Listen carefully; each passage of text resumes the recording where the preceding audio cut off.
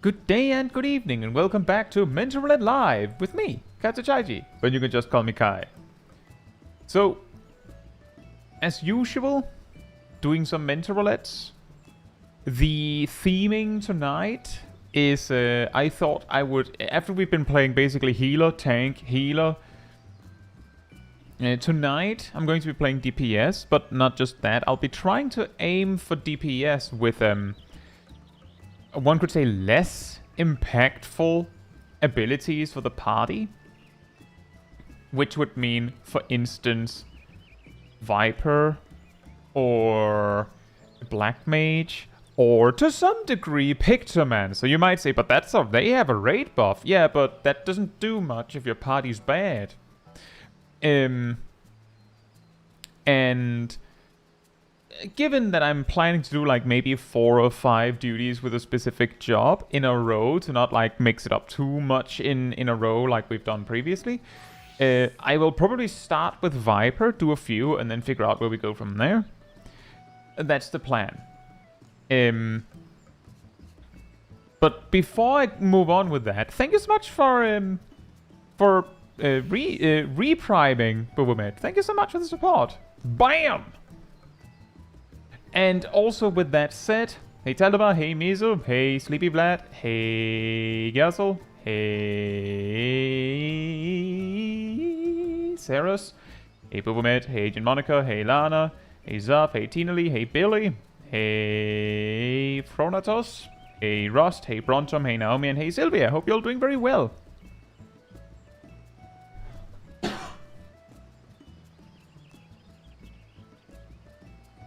Thank you for the reprime. Bam!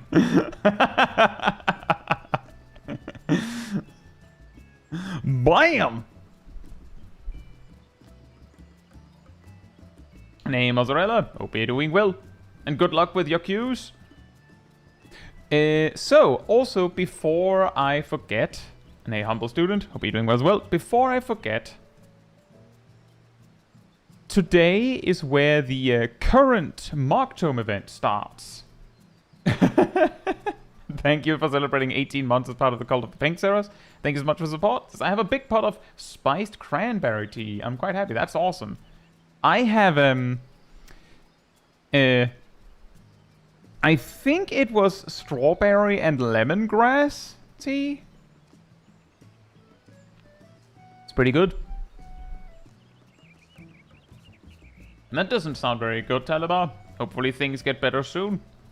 So, in regards to the Mogpendium event, for those that have not been participated in the Mogpendium event before, in each of the main cities near the Aetheryte, there is like a Moogle that you can talk with that will give you this Mogpendium and sells like a bunch of things for these particular tomestones. You can still buy some of the rewards from the previous event when like it ends, but generally you should buy the things like during the event to have the greatest like list of options.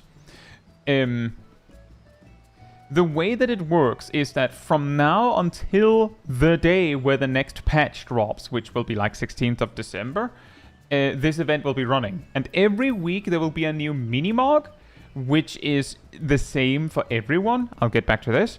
And there will be a weekly objective, which is yours. As in, you have this one. There could be other people that also have this one, but this one is technically random. So you could get screwed by getting something that, like, you're on the free trial and you get a duty that isn't in the free trial. That is a possibility, and it does come up. And then finally, the Ultimog. This one, you have the whole length of the event to get done.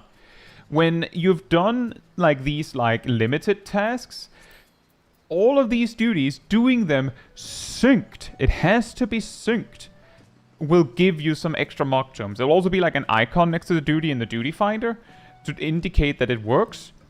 My favorite way to farm Mogpendiums is to simply park myself in the gold saucer.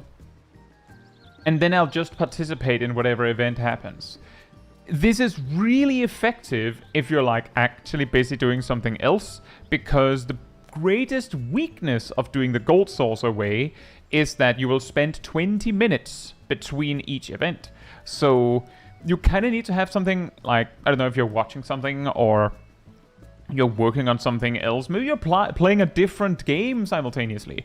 Then you can just do this every 20 minutes if you can pause whatever you're doing. And then you will get a very, very good return on your time. Some of these tasks can give like 10 mock tomes for effectively 1 minute of effort, if even that. So that's how I usually do it. The thing that is important about the mini-mog is, some of you may have seen the announcement, there is a bug with the Chocobo Racing one here.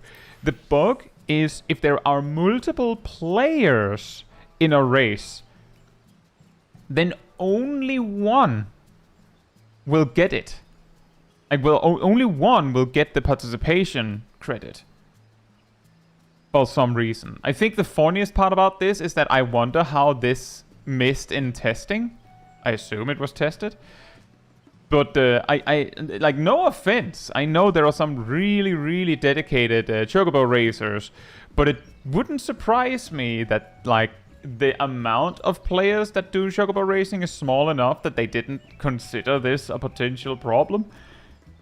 Still really, really silly. My advice on this, and this is also the advice given by the announcement, is the tutorial for Chocobo Racing can be repeated. And the tutorial is always only one player. Or alternatively, just do fates if you can reach the zones appropriate, which are Endwalker zones.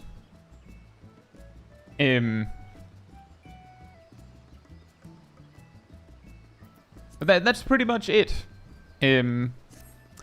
Now the question is whether I will see any mock tome event duties in this round, because the last few times I feel like it was basically like it non-existent.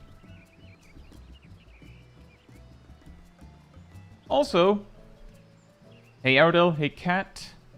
Hey Kiwi, hey Sally, hey Byron, hey Stingera, hey Milo, hey Eaterette. Hope you're all doing very well. Now,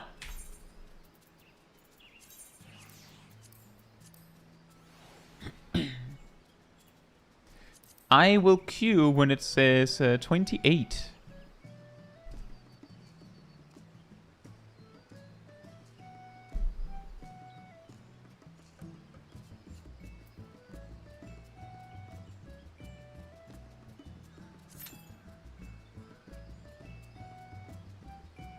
The classic, a funny thing with the Ultimog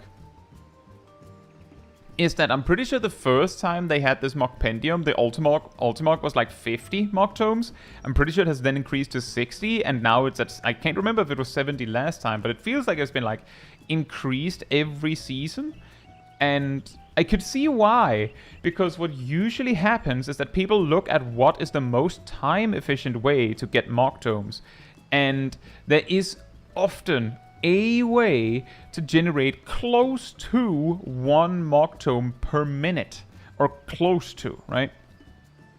Which means that if they present you a task that takes over an hour, then unless you were going to do that objective anyway, then a lot of players will look at it and be like, why would I do this when I could do this other thing that is more time efficient? And I'm pretty sure if you put your back into it, if you have a pre-made, you could probably run 6 times Mount Rockon in under an hour, or about an hour. I was like, Exodia and Snowshiro, hope you're doing well. The dungeons for this event aren't as good as the last few in terms of enjoyability. Well, Aurum Vale is a classic. That one with blue mage strategies can be done in about 4 minutes if you're really good. Like, see what I mean? The rest aren't super great for speed, I think.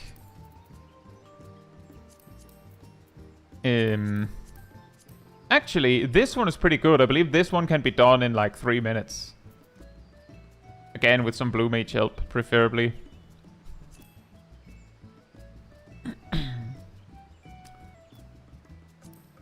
The rest is like... PvP can be really, really profitable in this way if you're good. Like, if you're good at getting it through. And if the queue time isn't too long. And the thing is, if you're good, it doesn't help that much, because admittedly, PvP is pretty random.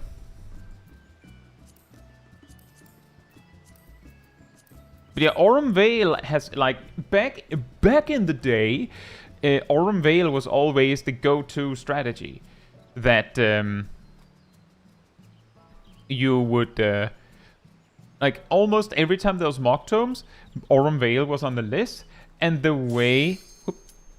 Instant replacement, where are we going? I'm not even surprised. Of course it is. Yeah, the way you would do it is you would bring blue mages, of course. You would usually bring at least 2, if not 3 blue mages. If you had 2 blue mages, they would usually be the DPS. If you had 3 blue mages, the third one would be a healer, quote-unquote healer. And if you went 4 blue mages, it would all obviously be a tank. But the reason why you would sometimes only bring 3 is because 3 was plenty to meme on the whole duty. And a real tank was often a little bit better at the whole pulling and not dying while pulling thing. And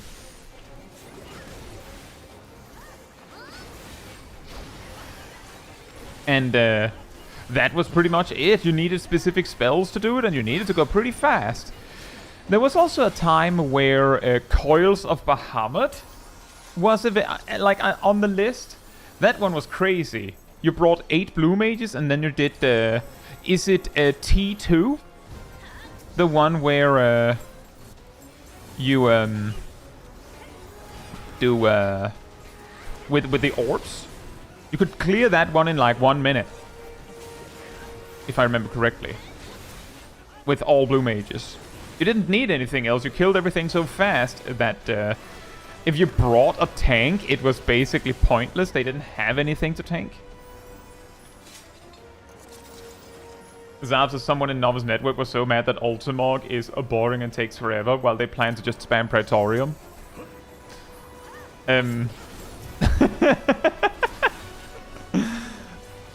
I guess their point of comparison is what they do with the time while they're in Praetorium. Yeah, Praetorium is awesome. I sit and eat steak while doing my mock farm. Question mark. Hey Vince, hope you're doing well. Hey Sip, hope you're doing well as well.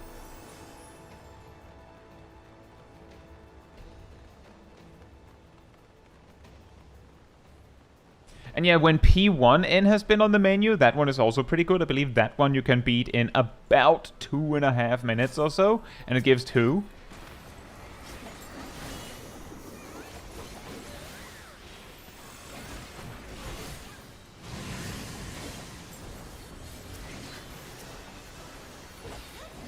You know, I've seen a massive increase in... I feel like I've seen a significant increase in quantity of tanks that will tank the dragon, like, smack dab in the center. It's a little strange. Like, this works, but it...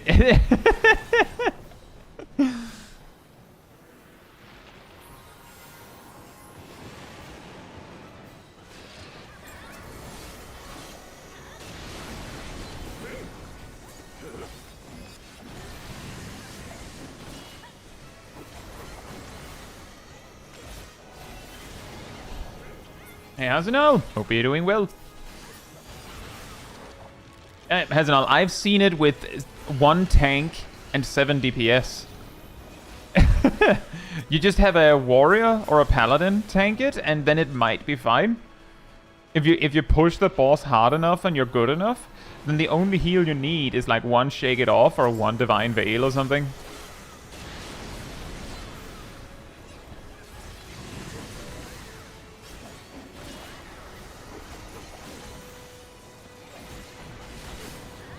I remember the one time where I did it, where P1N was on the menu.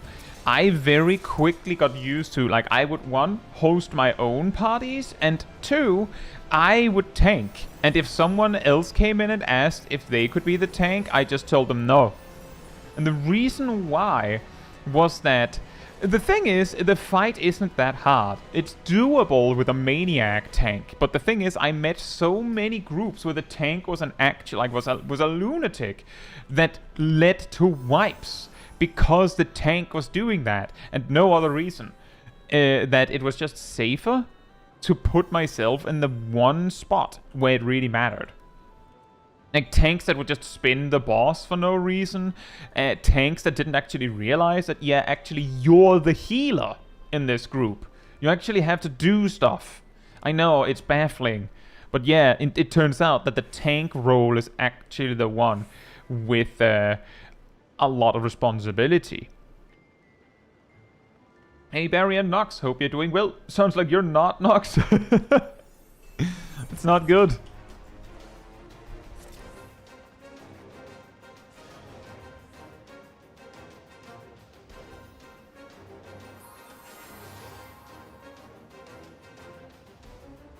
And the way that I went about it, of course, is I would just put myself in the position that such that no one else could screw it up for me.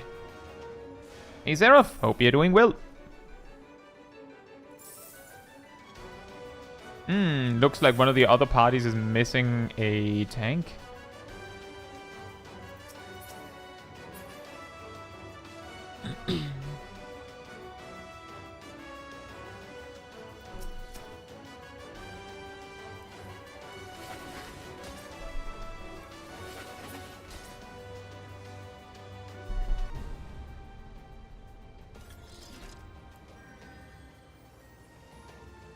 Guzzle, are you asking about the P1N thing?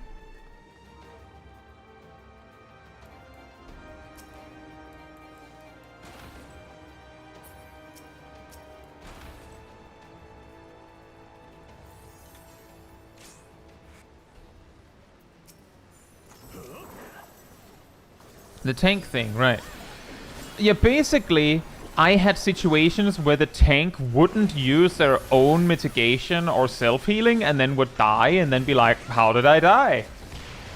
Or they wouldn't use Shake It Off at any point or Divine Veil at any point, and then other players would die and then the fight would end, would take too long and then the party would wipe.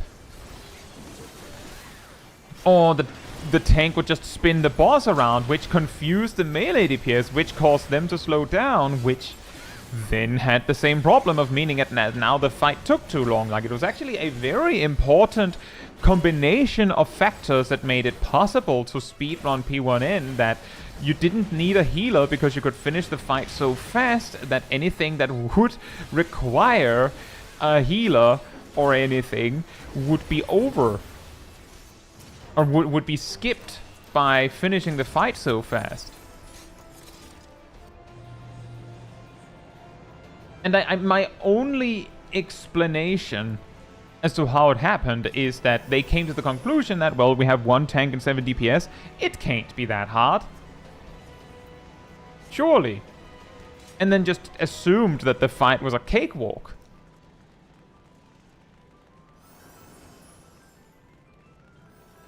Which is really funny when you think about it.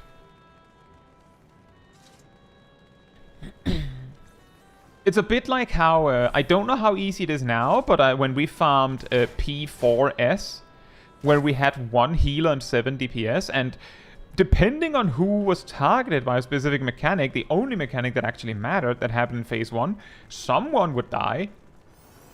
And then in Phase 2, we had to position somewhat specifically for the, again, first mechanic, the only thing that would happen.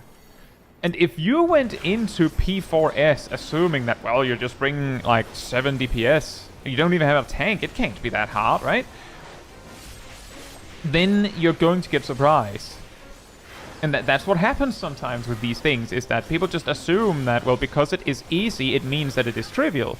It's the same, it's not exactly the same, but it's a similar problem to the whenever I point out that a warrior can solo a duty synced, there is or other people observe that a specific ultimate or something can be beaten with a wacky setup or something, some players jump to the conclusion that, oh, that means that this duty is easy, rather than these players are really good. It's not to say that such a duty like P1N with 7 DPS is hard, but it becomes really hard if you don't respect it at all.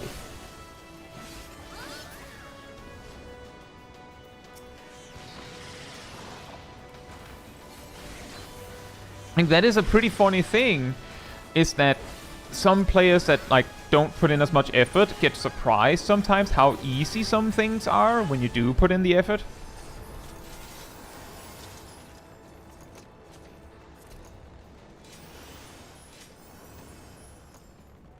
Can't wait to see Beastmaster strats for mock tomes. That would be wild. I guess we'll see when the job finally comes.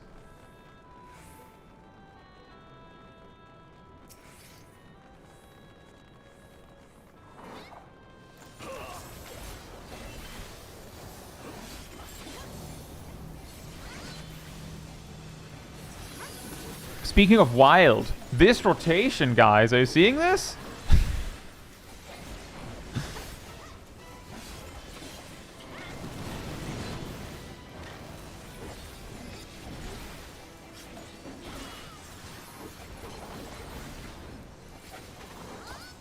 Five button rotation, barely.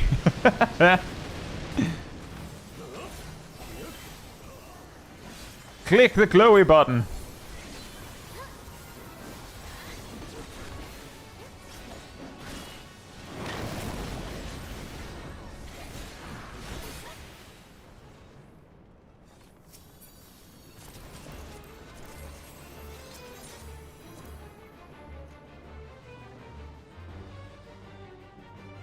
Hey Grimraven, hope you're doing well.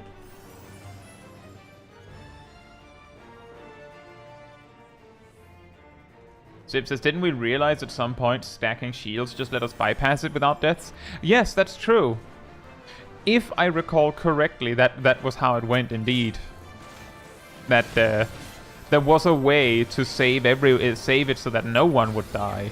The problem was, I believe we ran into the problem again at some point because we had some like...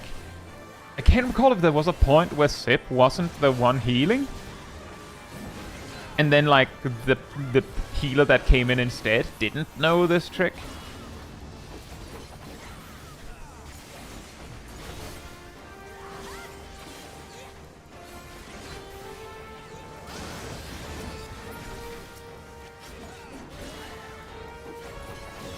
Hey Zoma, hope you're doing well.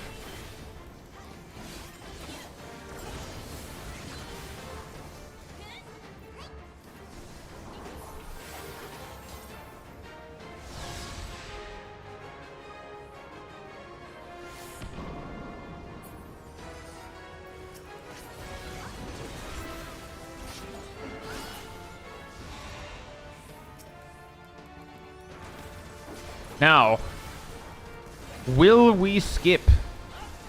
Will we bleed? Will you dodge or will you bleed? Ah!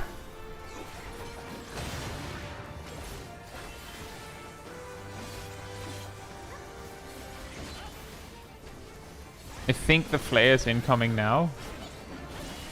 Oh, yep.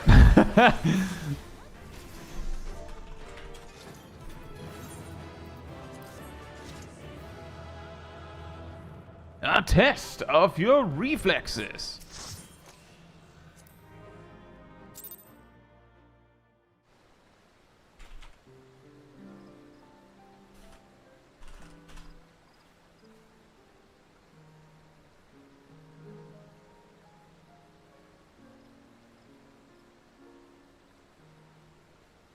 That's correct, Aldemar. It's such a weird quote. It kind of works when you realize that getting hit by the mechanic gives you a bleed, but it sounds really weird.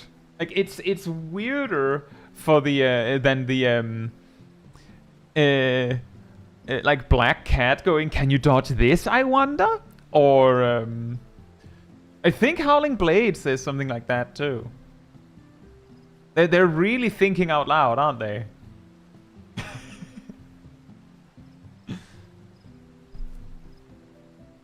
I will queue when it says 33. By the way, apparently that wasn't a Mogpendium task. I thought it would be. But nope. Maybe that's why it was a replacement. It's Heavensward this time around. Ah. Is it Guildhast time?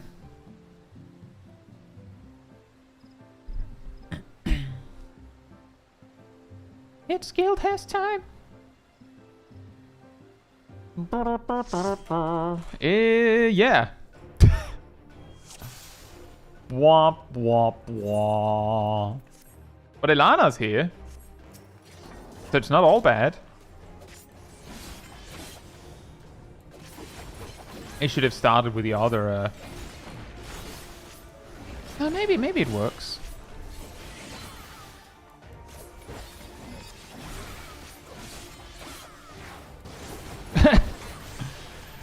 Imagine using a tank stance, right?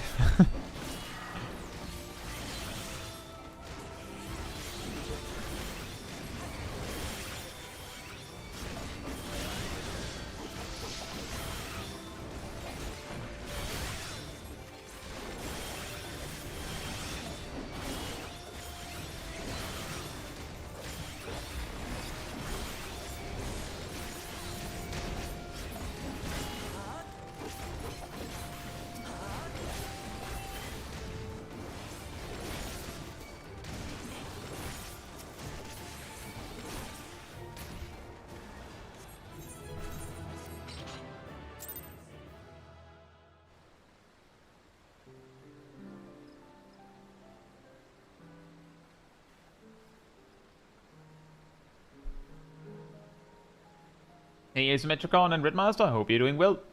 What's the weirdest thing you've ever replaced into? That's a weird one because I don't actually know. I feel like I don't quite remember, but I've seen some funny ones. My favorites are probably getting replaced into Ultima Weapon Extreme because every time I've been in a replacement into that one, I've spawned into getting immediately sucker punched by a mechanic, which is pretty funny, admittedly. The last time I got replaced into Thornmarsh Extreme, I landed into such an incredibly chaotic group pull that I was just speechless. It looked perfectly like I imagine how the developers envisioned the fight would look. It was just like the only thing missing was cartoon, dust clouds from people just because it looked like there was no strategy. Ecosarian Cole, hope you're doing well. To your question, Zorma, no, I don't. Maybe I'll use my specific role glams on other roles. Other than that, no, I've never really been a big making glams guy. I'm playing more selfish jobs, Cole. The logic being jobs that are not super impactful in a group setting where you need something other than damage. And I'm doing it a few duties as one job. And then I'll switch to the next so that I don't so I don't switch around too often. Next up, I will queue at 56.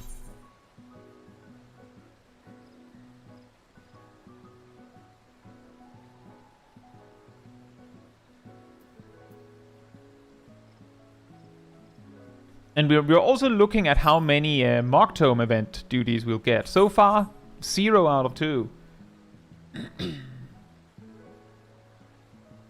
Sylvia says blacksmith chest wrap for so many things. See, I was made aware that thing exists when that announcement came, and I don't really dress my characters like that, so it doesn't really do anything for me.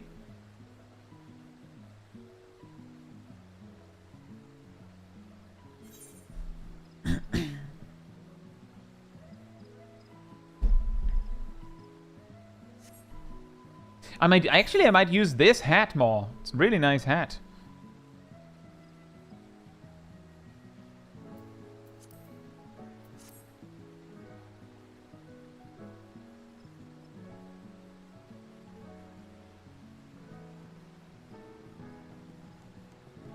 Yep, it is the I-700 scouting hat.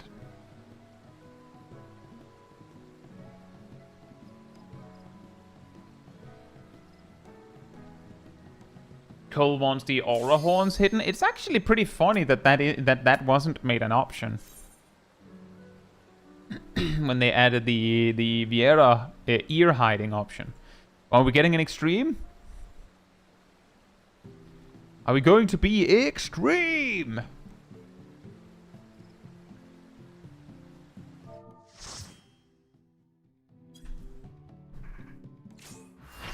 No, just normal. Gazel is here. Hey, there's a what? Someone actually left. The Archfiend of Fire has no equal. Thank you for the reprime, Cole. Thank you so much.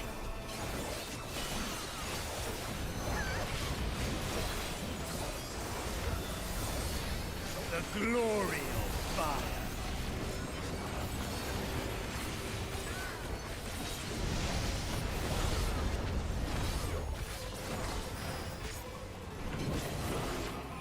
Flames to lick at your heels. Flames to lick at your heels.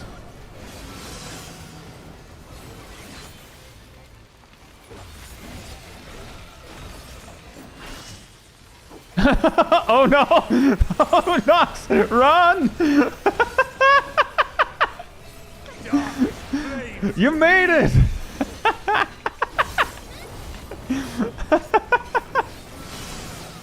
Just get plopped down right in front of the boss, or right into the mechanic.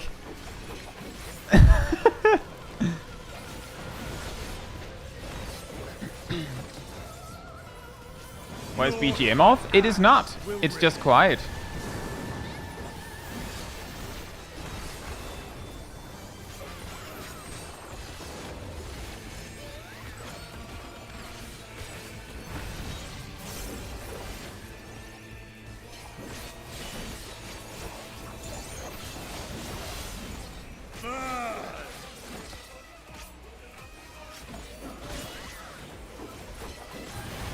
By which I mean, when I say quiet, it's a little lower than like game sounds. But yeah, it is one of the like less like loud songs, I guess. Surprisingly.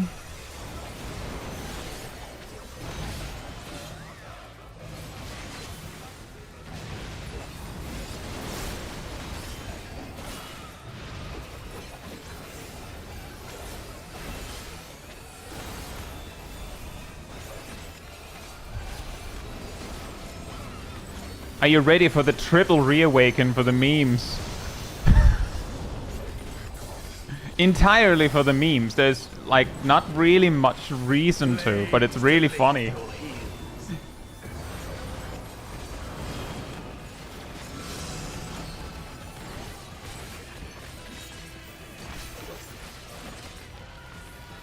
It's actually suboptimal because I let my buffs drop as a result. But it's pretty funny.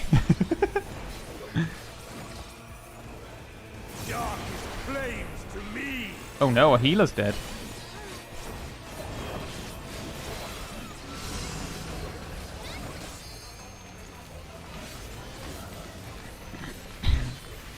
Difficult mechanic, guys. Are you ready for this?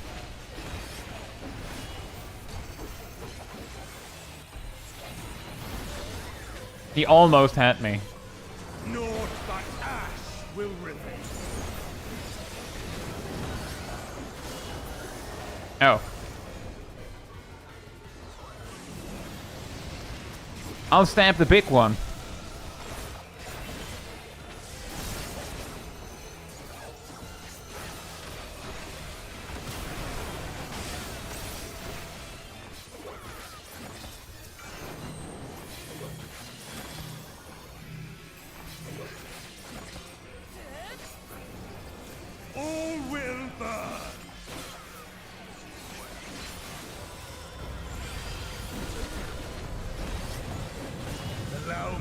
show you real flame. If I recall correctly, there's like cutscene memes. Strength worthy enough of pride. Hey Dan, hope you're doing well. Hey Kraken Mo, hope you're doing well. I am one with the flame. Yeah, exactly. Next burst is in cutscene. I was like, I could see my serpent's eye. I was ready. I was like, maybe not. I think I lost one step of my reawaken here. You are the first to In special restrictions, I'm trying to play DPS jobs that are less impactful in the context of a party that would need something other than damage, which I know sounds really weird, but it kind of makes sense when it comes to actually difficult duties.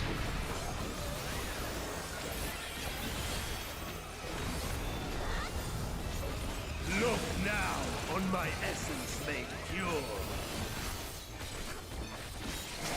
Destruction incarnate. And it's a wave. It's a wave. New. Exactly. No utility, only damage. A personal barrier is acceptable, though. Even in fact, I would even go as far to say if the job only has utility at higher levels. Uh-oh. I'm probably still gonna pick it. Which would mean something like Victomancer. Ah! Wow. I feel like we got assassinated.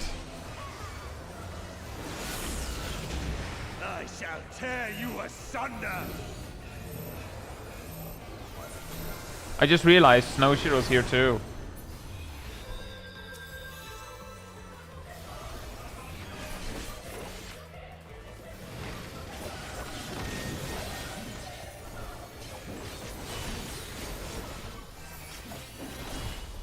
Is LK Angel? No, I don't believe so. But KS is Nox, and FK is Snowshiro. Your heels.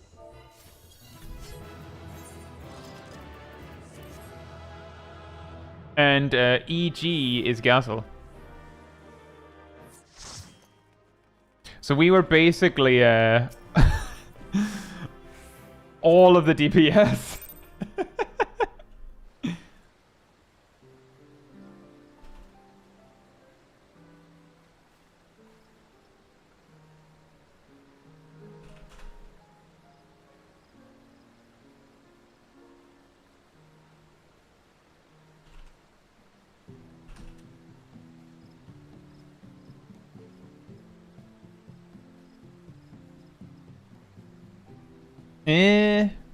I will queue when it says 8.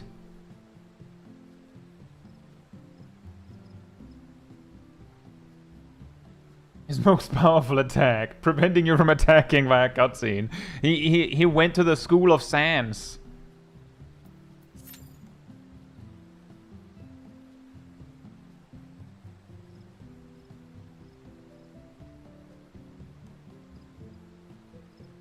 Yeah, that cone tank buster was crazy. I'm very curious what the plan was for the tank.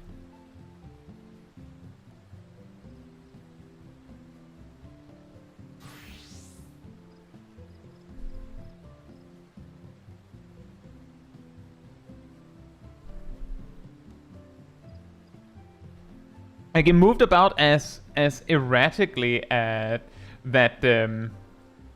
If he had said I was trying to avoid it, I would have actually taken his word for it.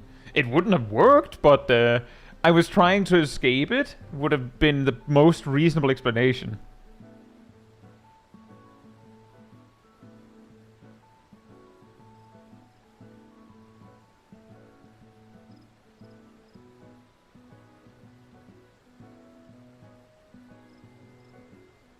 Yeah, exactly, Zarf.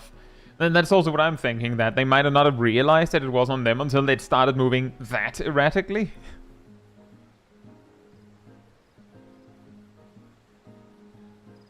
You could have also just been memeing. That's also a possibility.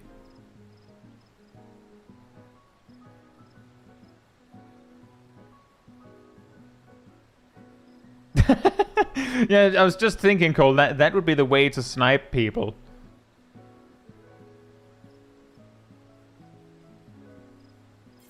Oh, that was a Mogpendium task. We have 2. That, it's not a very effective one.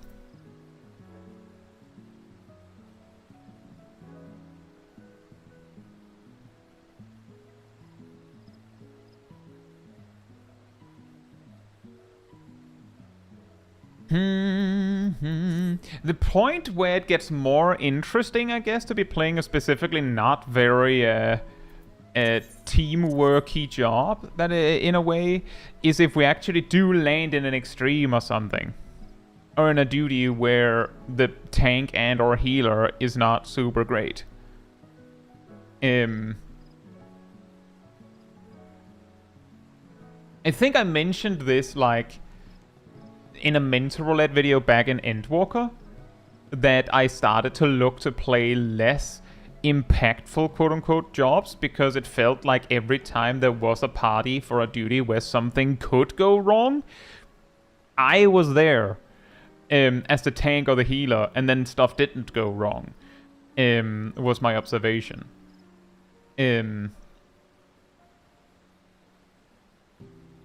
But to be fair on that one, usually, even if you have a duty where something could go wrong and you're a job that can impactfully affect that, things can still go wrong. It just requires a little bit more.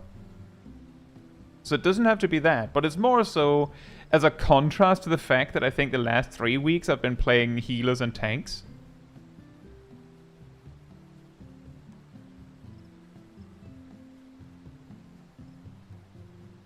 Guys, I think the game is dead. Clearly.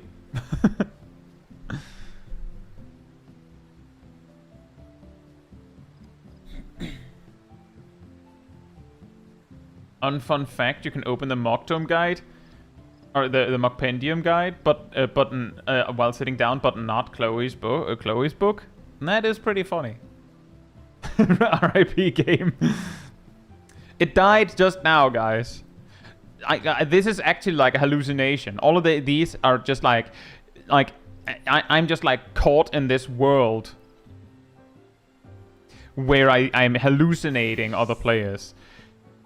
And it's such a strong hallucination that you can see it too. Right, guys? You also see them, right? Everyone knows the least impactful job you can play is White Mage. We're not real. Wait a minute.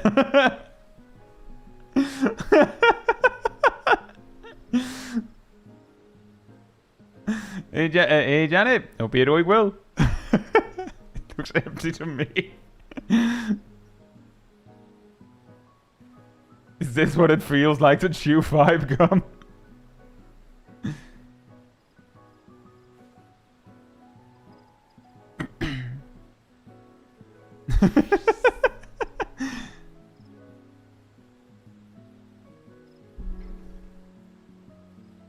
Now you're all real. Surely you are.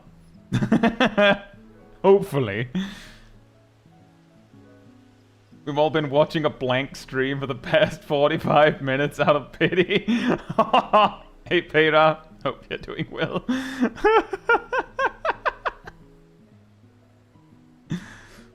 The game doesn't even exist. I'm actually just looking at my desktop and just randomly suddenly pressing buttons.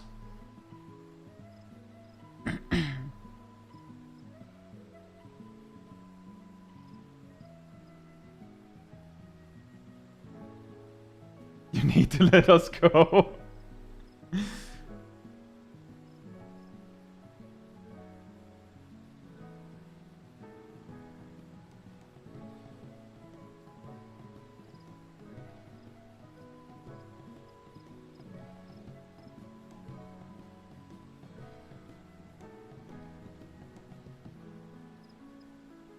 I will say on the least impactful job situation that a large part of my consideration when choosing jobs on that is if I was that specific job and landed in an extreme,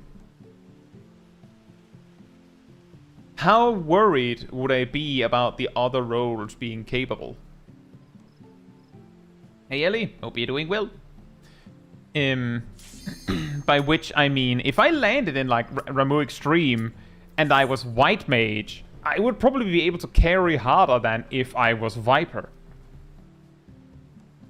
Or Pictomancer, or Black Mage, or Red Mage actually, but if I landed in like, hypothetically a level 70 duty, as Red Mage, then it would be very impactful. That is weird. And Ilana and Gazel and Taldem are here? Guys, it's the community takeover of chaos. You're ready to be ripped to shreds. It has finally arrived. You thought it was in a weirdly, ominously timed Dailies Hangout stream from a few months back. No, it is actually today.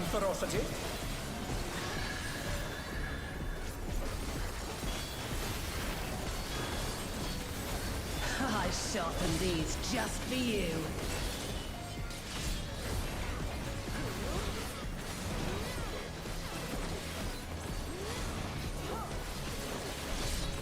Beautifully dodged.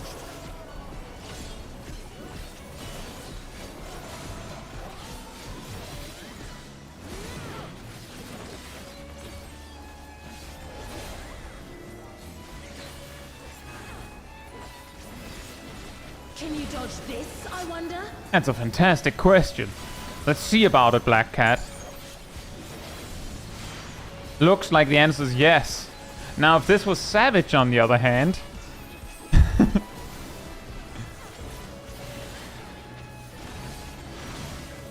Try this. Hey, Mask, hope you're doing well. And Mistel, hope you're doing well as well.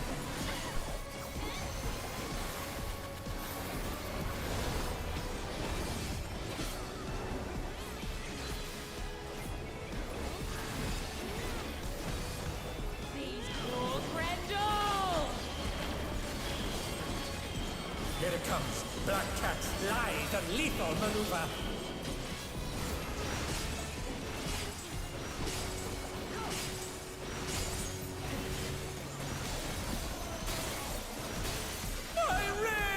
My ring! Please bear with us while we repair the ring. Going up.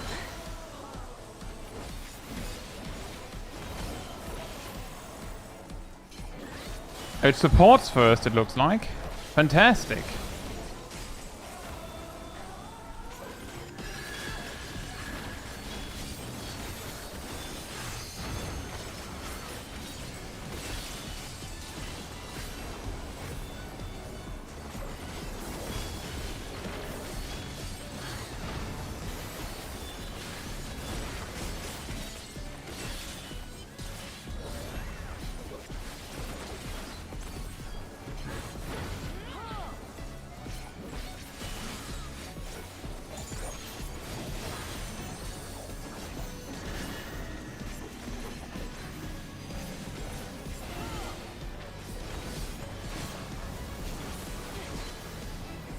Oh.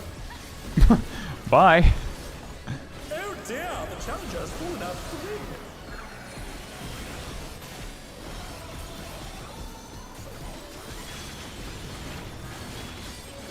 I'll gut you like a cod. They're back on their feet. What crit?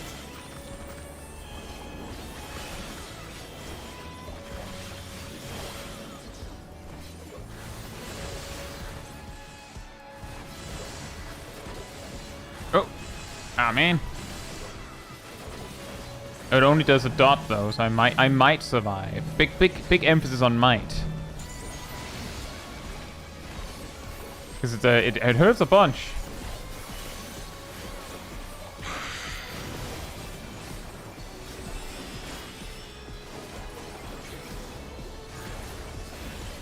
You'll miss me.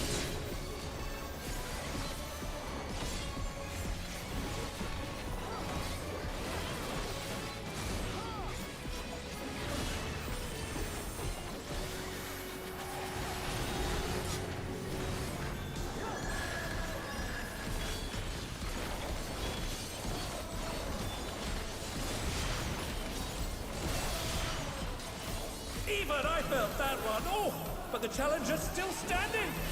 The challenger's still standing.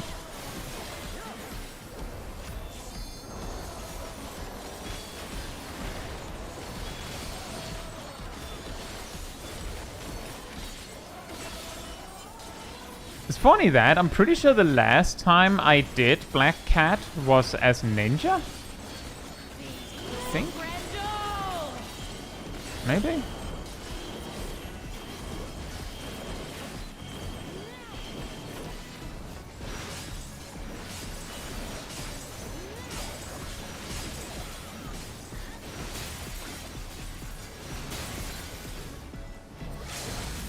Oh, right.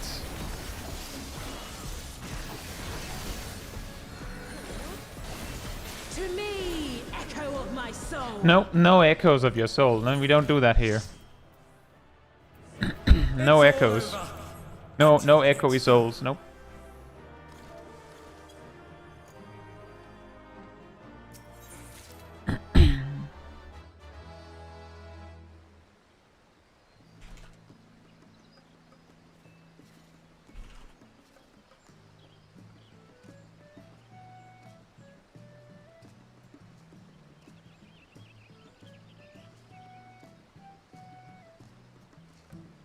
Double battle callouts. Can you dodge this? I wonder.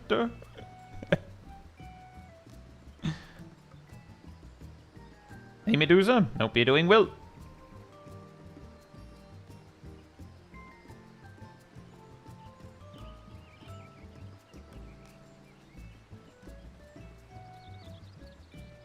Humble student says, I wish Summoner was more of a quote-unquote pet job, like you had to swap each summon for specific reasons like stances instead of just rotating through each one.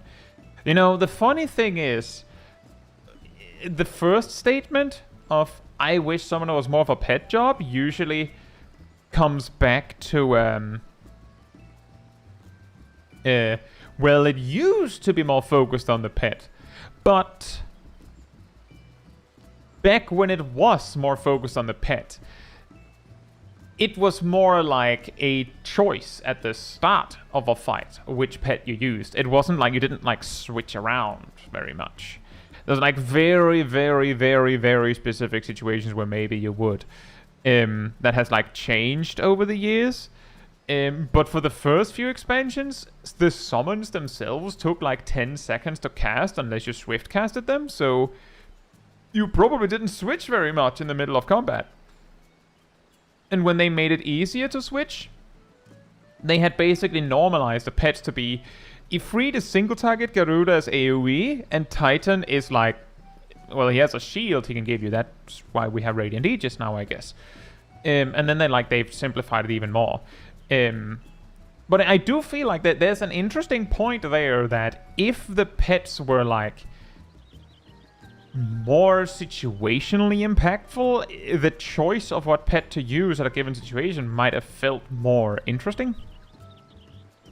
Hey Ham, hope you're doing well. And hey Yannick, hope you're doing well as well.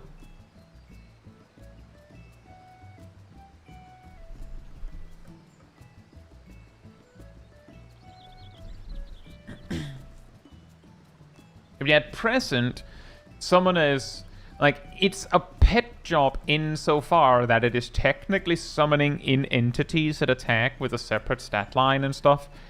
It's not that much of a pet job, but I know what you were going for, which is what I also focused on commenting on.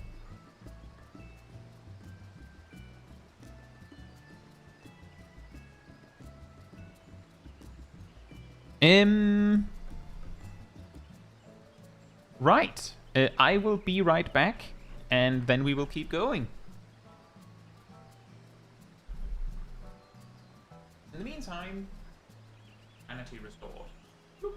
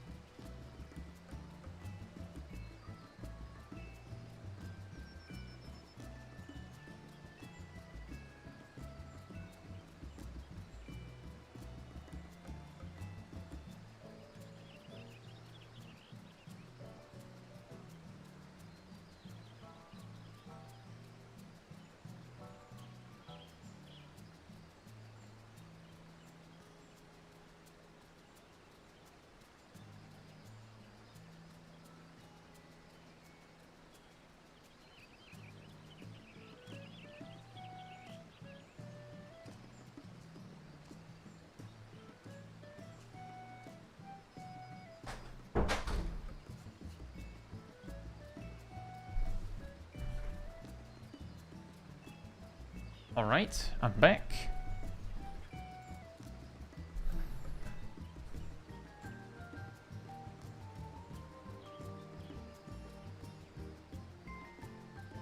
Medusa says, wish that the summon did more than just a big damage. I feel like there's a lot of things in Final Fantasy XIV where a lot of attacks...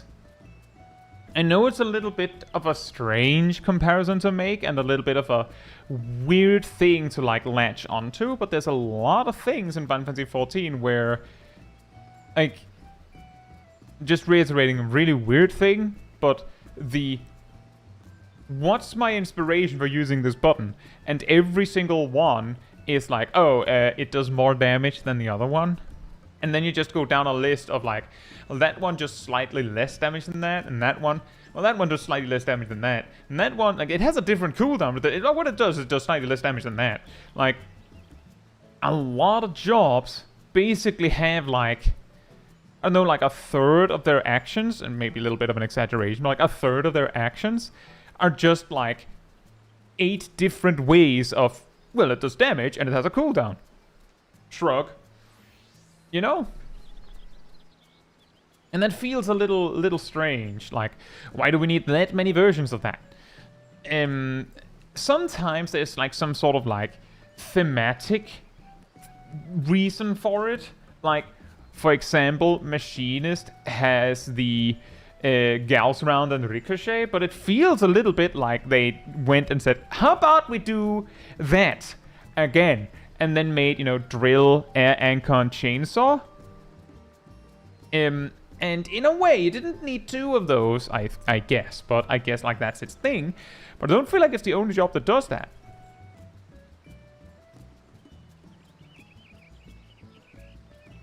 Yannick says, here's my idea. Each use of a summon pushes you into a direction of an elemental triangle gauge. The closer you are to a corner, the more damage you do with said element. Reaching a corner is punished, so you have to balance. Wouldn't the way you would go about that...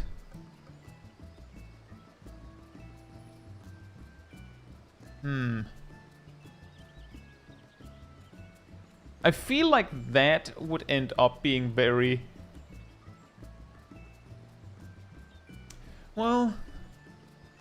I guess if each of the 3 summons were like if Garuda and Titan were slightly more distinct from each other, then we'd be in business, because it could be like, if Ifrit is the one that does the most damage, you'd probably want to like lean your triangle closer to Ifrit and then like just switch to something else, like pull you a little bit away from the edge and then pull like back to Ifrit. Like, you'd want to have Ifrit already set up for a burst and things like that. But at the same time, if the burst is situated in a point where you can't stand still and just spam, then it would be better if you had already moved over to, I don't know, Titan or Garuda beforehand and things like that. Jose Yui, hope you're doing, and Rose, hope you're doing well. But it would possibly end up being similar to what we have now, just that you would start a fight by using one summon a little bit extra. I don't know. Right, I will queue when it says 48.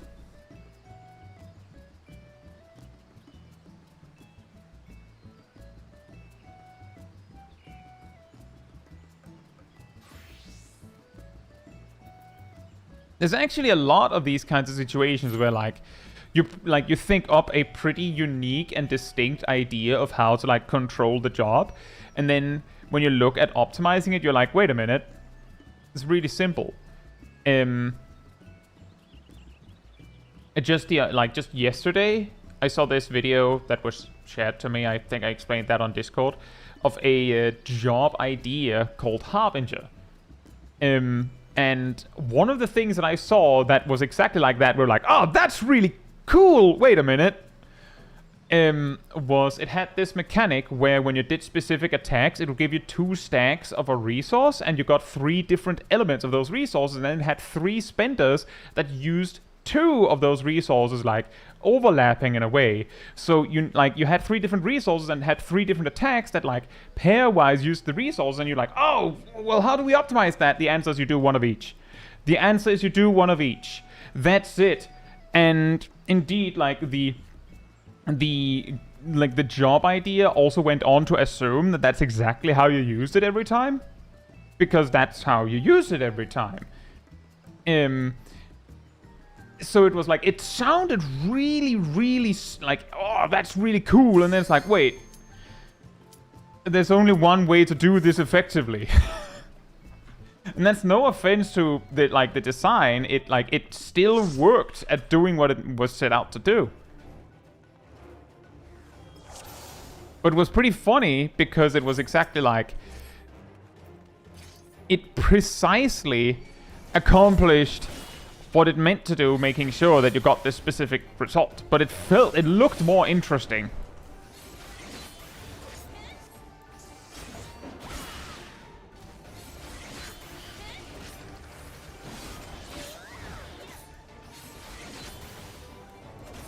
Did it have some reacting to procs to achieve that goal? Yeah, it did.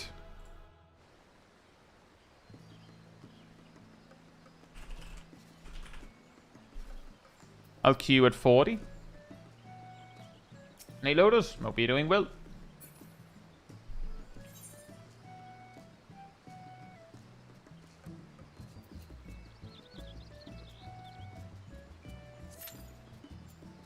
And then it's actually a really interesting point, Lotus, because that's also a problem I ran into myself with using Summoner back in the day. Is that in Stormblood, Summoner ran into the problem that once you got access to Bahamut, like every 2 minutes or so, whatever summon you had would just like peace out and be gone for like 20 seconds. Which, for Ifrit and Garuda, maybe not that big of a deal, but if you had Titan out and tanking for you, well, first of all, Bahamut can't tank for you, and second of all, Titan would come back with the enmity reset, so now he couldn't tank for you anymore. That was solved by in Shadowbringers going, oh, well, the summons don't have aggro. They're not actually, they're not actually corporeal. Enemies can't attack them. They can't aggro things. Like, you will aggro if you attack something. You get the enmity they produce, and things like that. But then in Shadowbringers, they also made it so that every minute you would get rid of your Eggy for 20 seconds or so. Which essentially made the problem even more clear. And then in Endwalker, they just made it, it doesn't matter. Like, the problem was there, and instead of like going, that's not super great, like, they just went all in on it.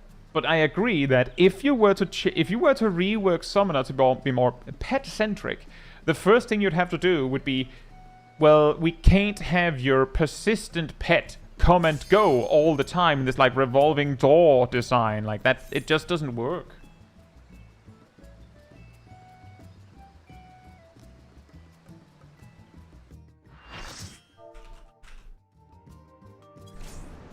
Oh!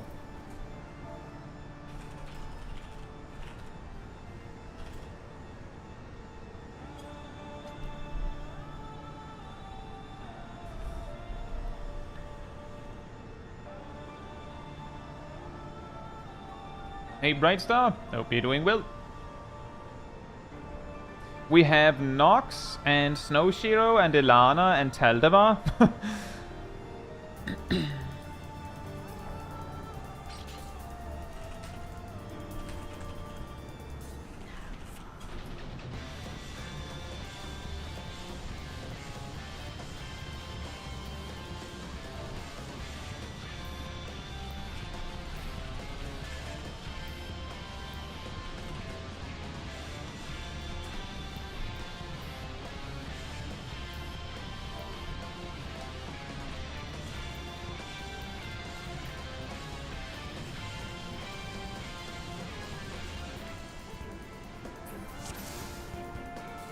Our Sprout tank said, does she have other mechanics? That is a little concerning.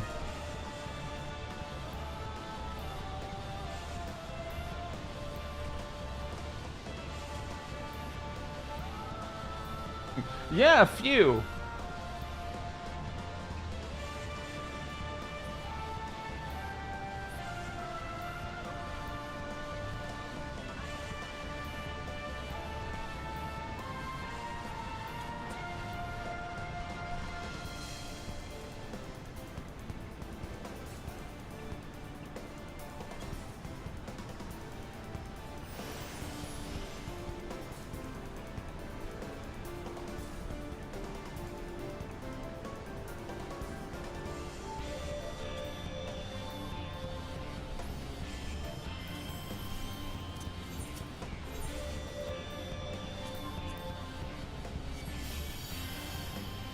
birthday cookies.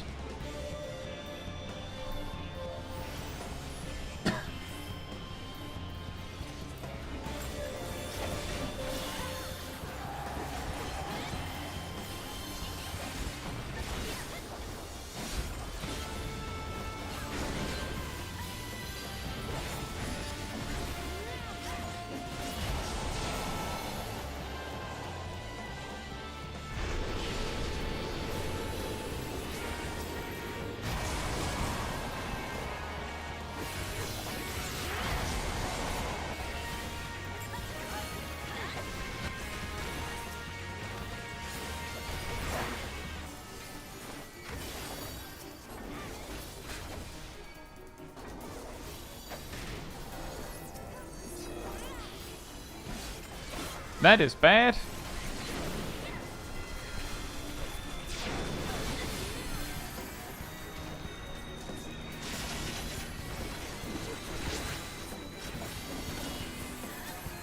I don't know how we managed that.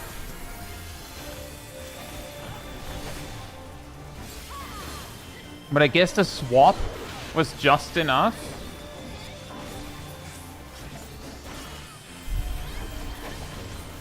Although the chaos happening right now might not be good.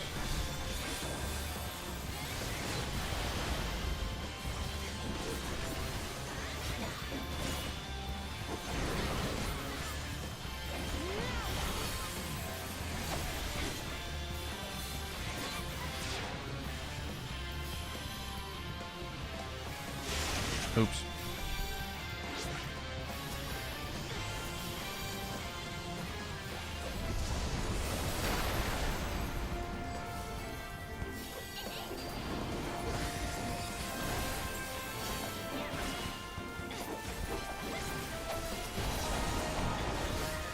I don't know why people always mark that one.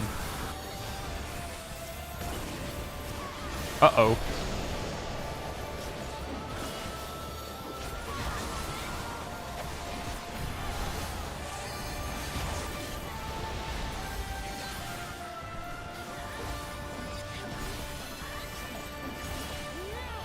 If Garuda leaves, remember that we will need tank LB to survive when she comes back down.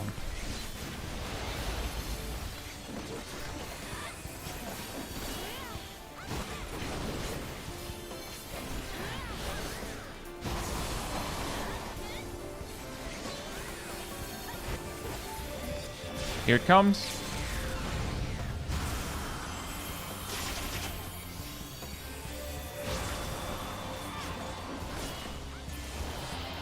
Nice.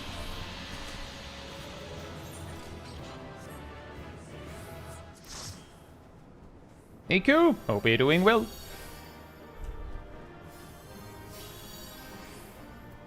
Oh, and the mount dropped.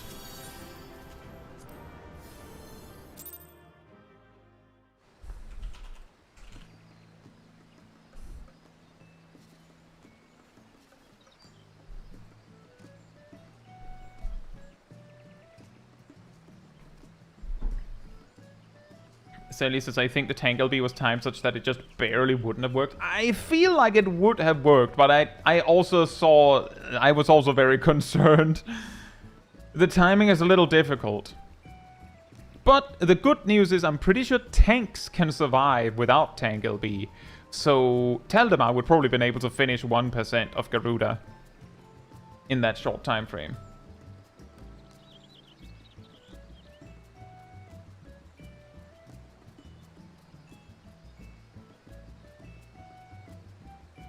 But I had a feeling it would happen like that due to the deaths we had and the chaos in the ad phase. I do find it funny because I feel like almost every time, it's not that much data, but almost every single time that I've done this duty. Yeah, but Taldemar, the LB we had 1 second left when the boss died. Like I was looking at the actual timer we had. Anyway, what I almost always see is that people go like that. the explanation of this one person needs to take Serpana and Garuda and the other one needs to take Chirata. And someone will be like, yep, got it, I will take Garuda then. And it feels like it's very reliable that person, like, it doesn't register that, okay, that means you're also taking Serpana. It's pretty consistent and quite strange. I'll say Tran, hope you're doing well. I will queue when it says 0-0.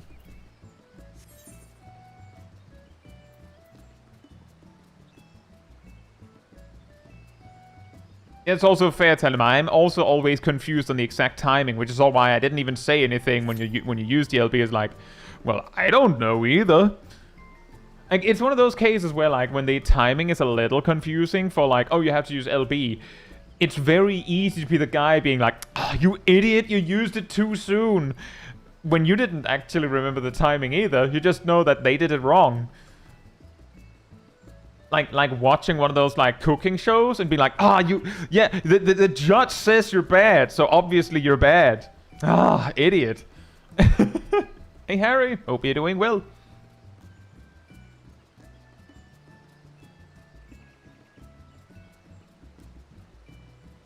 Just have the summoner summon Titan and tank the third one. I have been told a few times that a strategy is to have a DPS, like a melee DPS, grab Serpana and move to a third corner. But I feel like I've quite reliably seen Serpana is perfectly capable of soloing a melee DPS. Just so you can, but it's just not like it's not really worth the danger, I feel like, if you're not doing, like, some situation where you have to.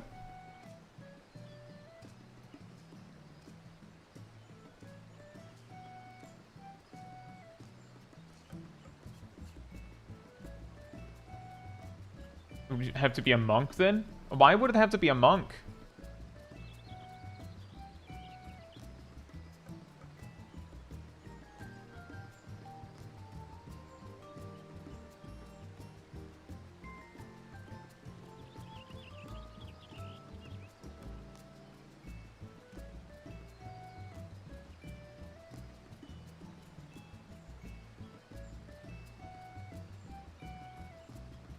Because Monk has Riddle of Earth, they don't have that at level 50.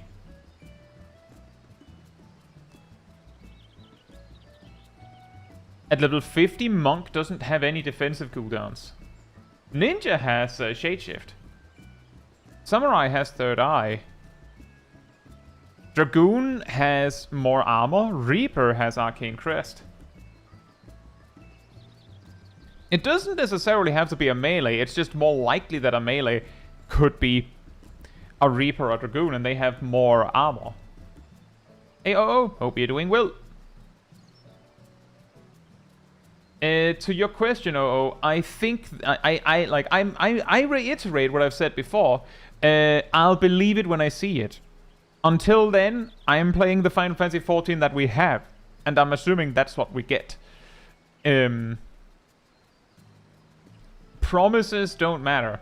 And until then, I will assume that what he said there is a businessman speech. You know, have to make it sound good for those listening. And that's fair.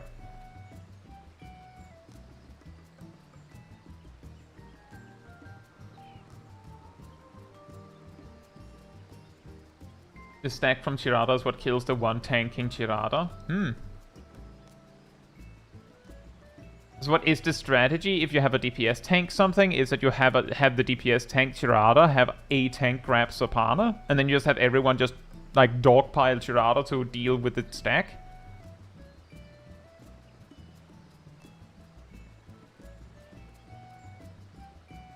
Ah, that explains a lot. Q says, I think the idea of some massive changes is just as or even scarier than the idea of nothing changing.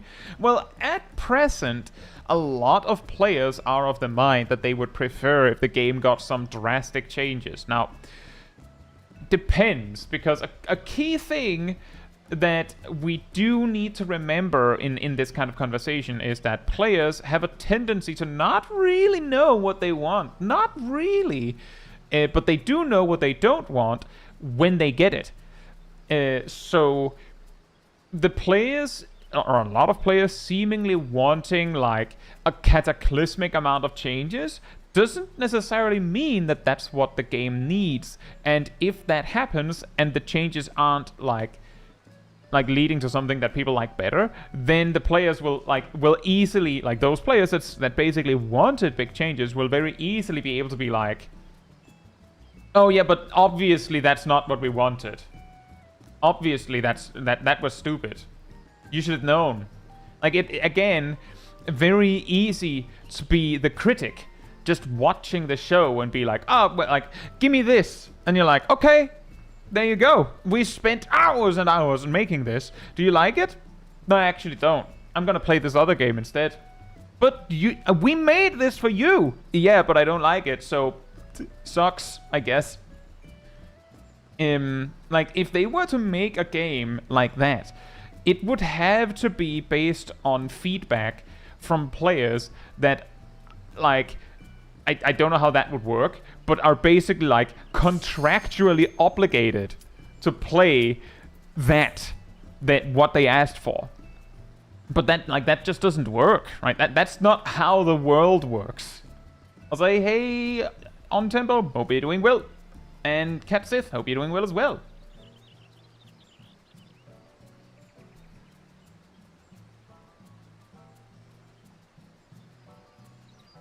And yeah, exactly, Sleepy Vlad. On average, a lot of players have no idea what they're talking about. It's very easy to be the idea man, right?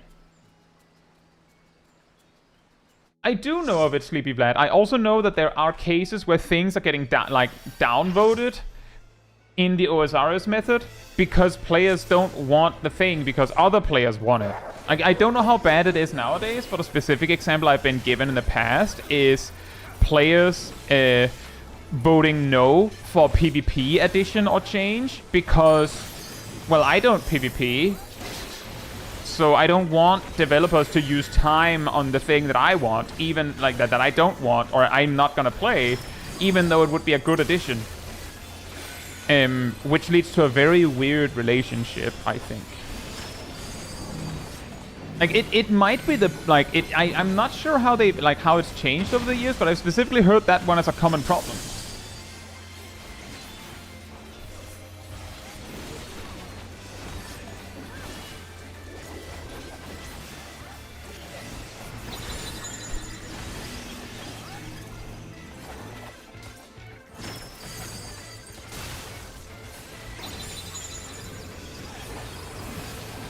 PvP is dead in OSRs and has been for years. I mean, I'm going to be very difficult to convince on that one, Sleepy Vlad, because just a few hours ago I was told for the 100th time that Final Fantasy XIV is dead, and no one plays it.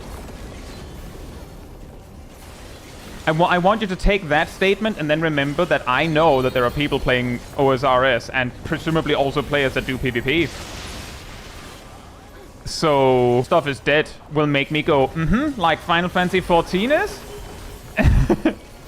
Right, yeah? Hey Tenkai, hope you're doing well.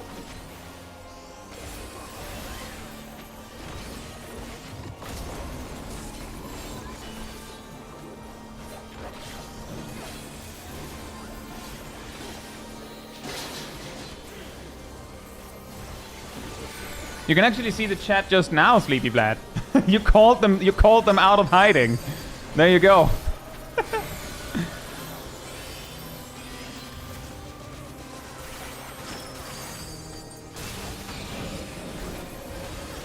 Hey Barkshark, hope you're doing well.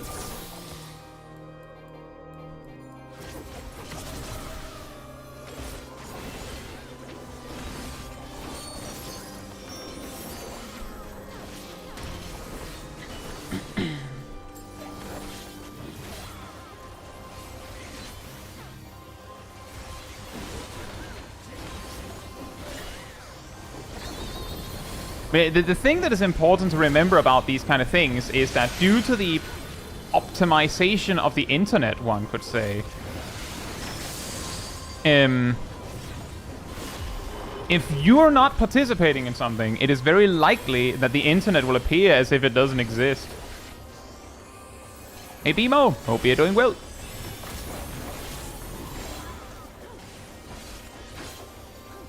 And then some people will assume that their reality is the actual, complete reality, and then, like, things get weird. Hey Matthew, hope you're doing well. That's true, Medusa, but there's a huge difference between the game is dead and there's less players.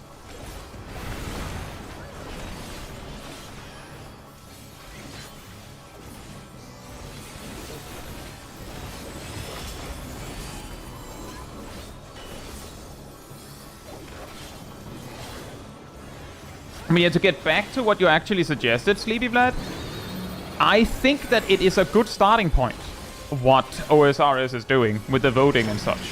It's a good starting point.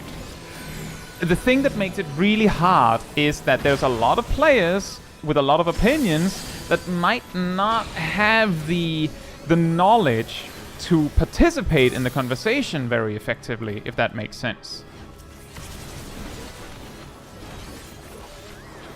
And sometimes it makes sense to listen to, like, the more casual player that isn't so super focused on optimization and all that, for instance, a job change. Other times, it is really important that you know how much experience the specific player has. Like, if it's like a Savage Raider or something that is giving feedback on something.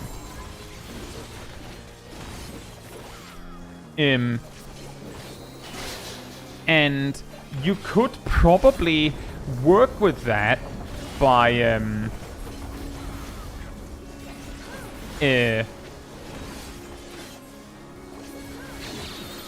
how do I put it? By making sure that like when you like cast your vote, you like your skill, like you're casting your vote with your actual 14 account.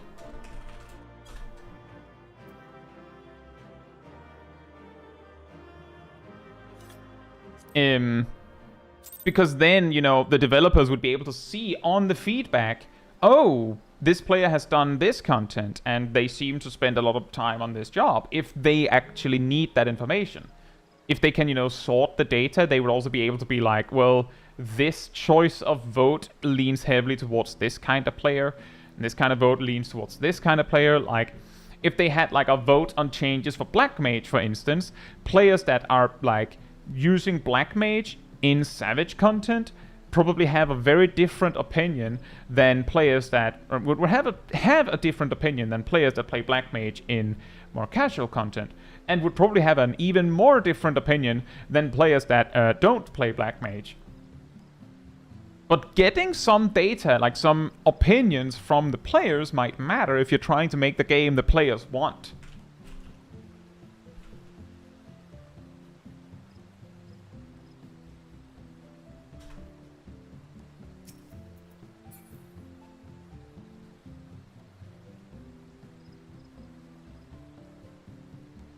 Hey Neon Sparrow, hope you're doing well.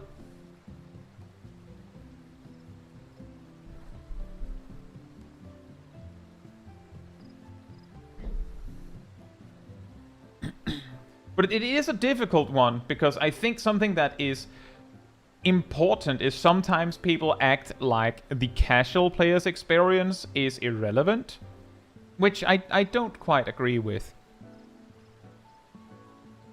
Hey Agatosaga, hope you're doing well.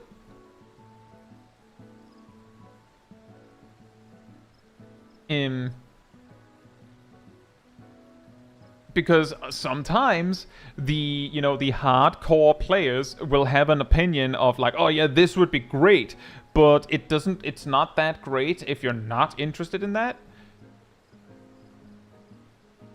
I can't really come up with a specific example, but I think that I've heard that this is a problem that other like competitive shooters and such have had to deal with as well, is that if they ask for feedback from more hardcore competitive players, then and they make the game they want, then it'll be a very different game from what the more casual player wants. And that might not be the best, because the thing is, the competitive player will probably just, you know, make the most of the game. If they don't enjoy it, they'll of course not play, but making a game that is generally enjoyable first is very important, because the more hardcore player will be a smaller, like, concentration of the players.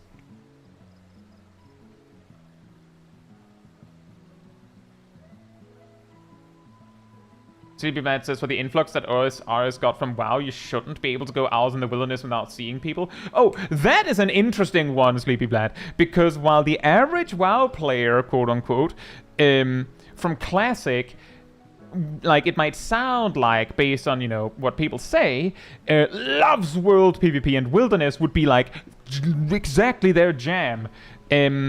Let me put it like this. When Classic WoW came out, this sentiment resulted in Blizzard making like 1 or 2 normal servers, 1 RP server, and like 1 RP PvP server, and then like 20 open world PvP servers. And the normal servers instantly filled. Just boom. Overflow, like complete queues, because as it turned out, while the players that want the world PvP are very vocal about that, there's a lot of people that don't want that.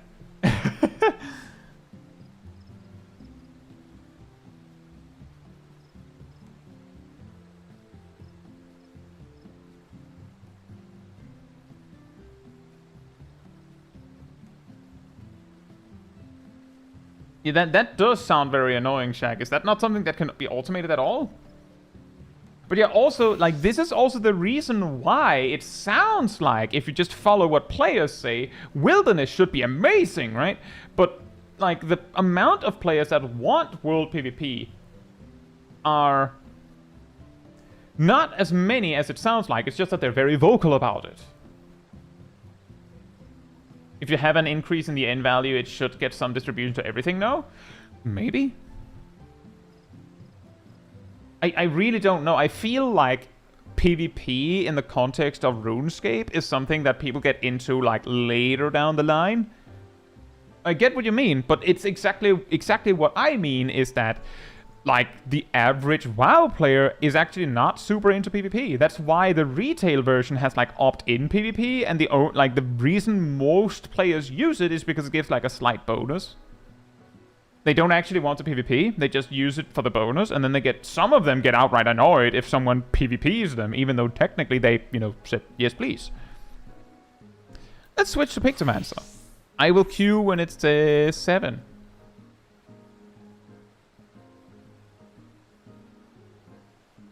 But that is something that we've seen quite reliably when New World was in like a beta version, I believe. It was basically a full loot mandatory PvP game. And it didn't take very long before people were like, yeah, this sucks. Which is why when New World finally released for realsies, it wasn't that anymore. Strangely apt to bring up now with what we've heard about New World. Sucks for the people that really enjoy the game, by the way. Really sucks.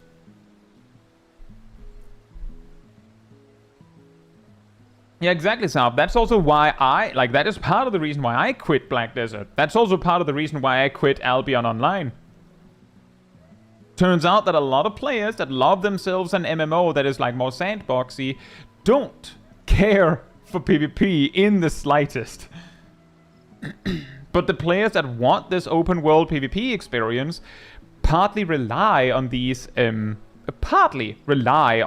unwilling participants to, you know, have enough people.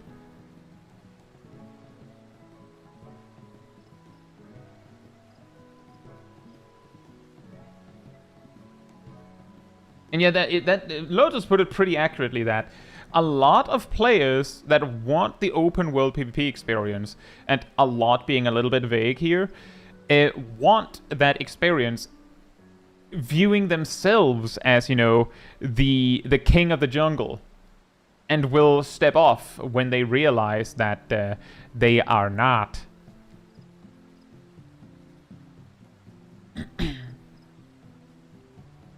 And the general, like, classic WoW open world PvP situation was usually not a 1v1. If it was a 1v1, it's because one was a significant, like, wasn't an advantage. You run around the forest and you meet, like, a warrior while leveling, but you're a frost mage. That warrior's going down. But if you're 2 players running around together and you meet someone in, like, the same-ish level, well, they're dead, possibly. Hey, wife Ritsu, hope you're doing well.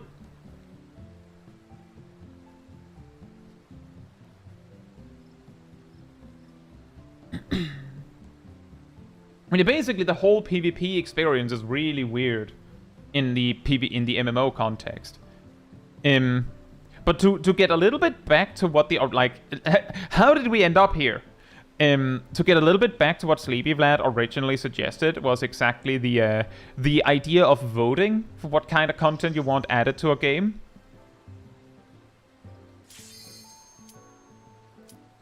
Which I think is a good starting point. Oh boy!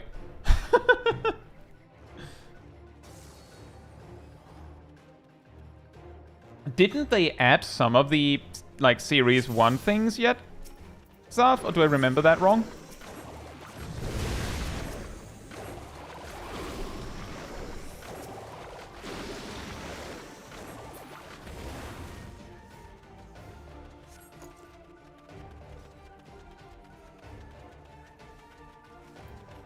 The first 2 series have been added. It is still quite a while that we needed to wait for those, right?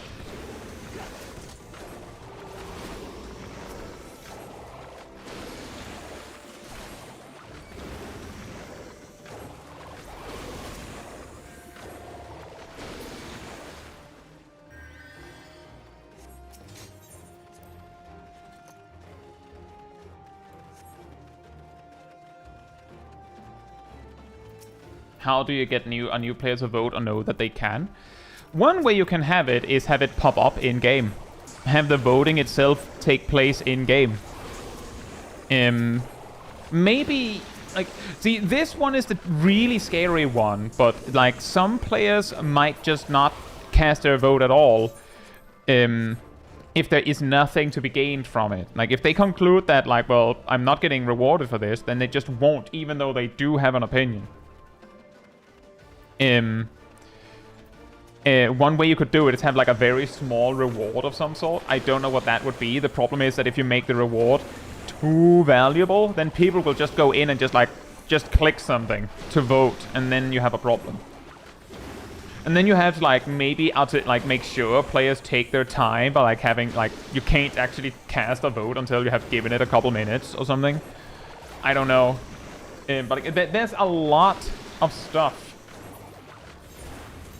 that makes it really hard to make something like this work well.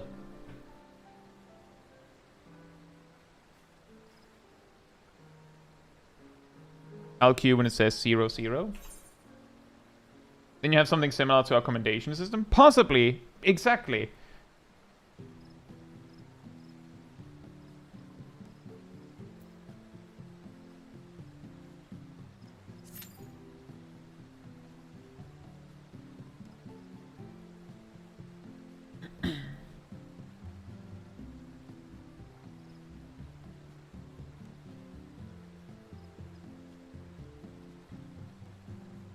Your point being that it makes it really, really difficult to figure out how to do this.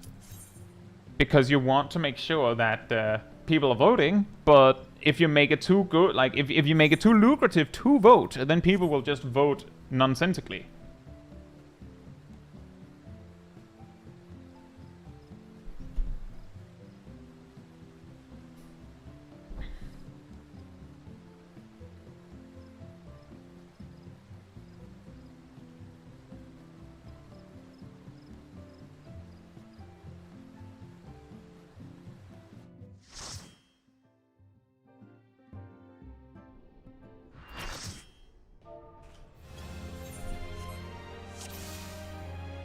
Oh, Tenkai, I think you're misunderstanding what Guzzle is saying.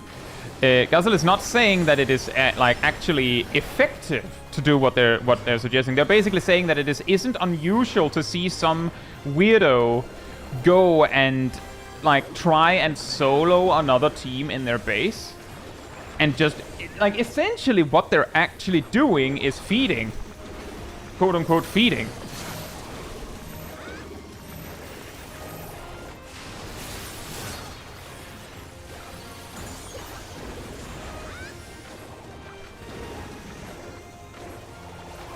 It's not like super common, but there's really frequently like one guy doing it.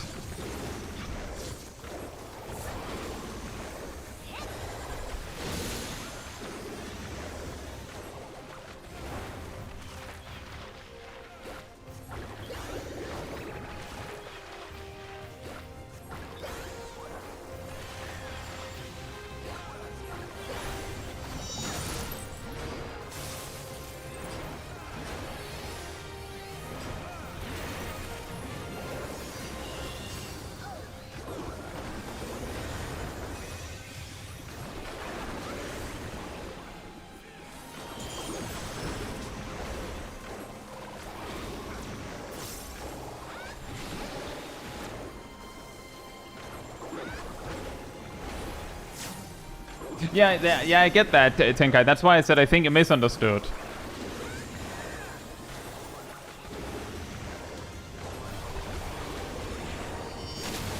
But to be fair, it could have been interpreted like that, which is also why I jumped to the assumption that that was what was happening. Did we play all the magic range DPS? Yes? No, I was actually playing Viper early. I'm playing jobs with less impact on the party when things are going badly.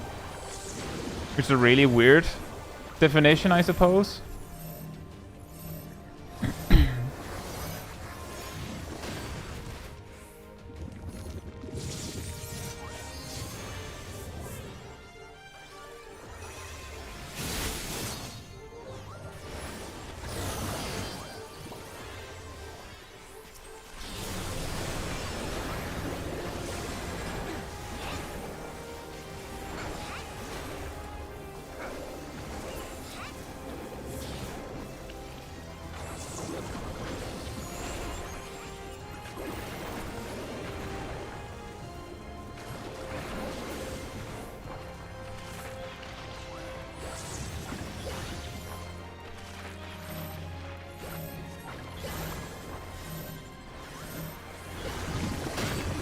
Oh boy.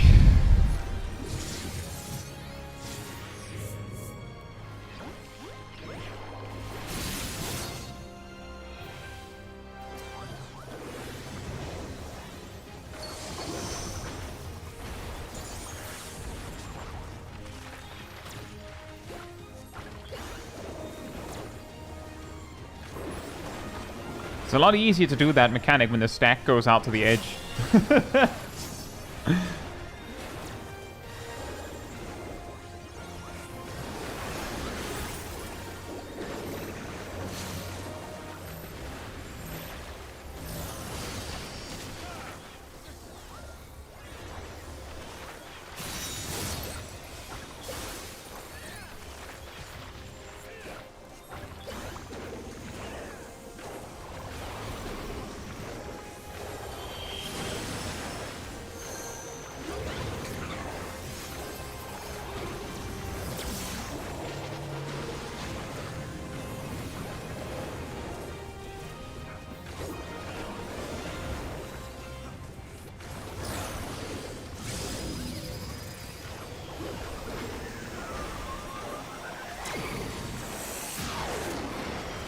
Ow.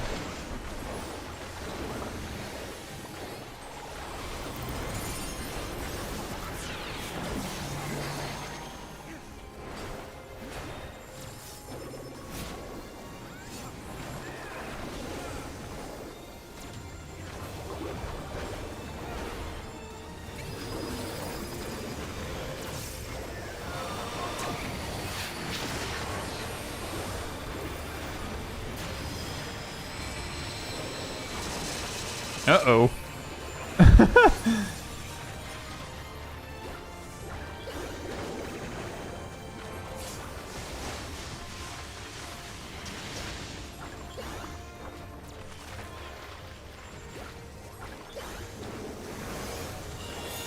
don't think there will be another Starry Muse in this fight.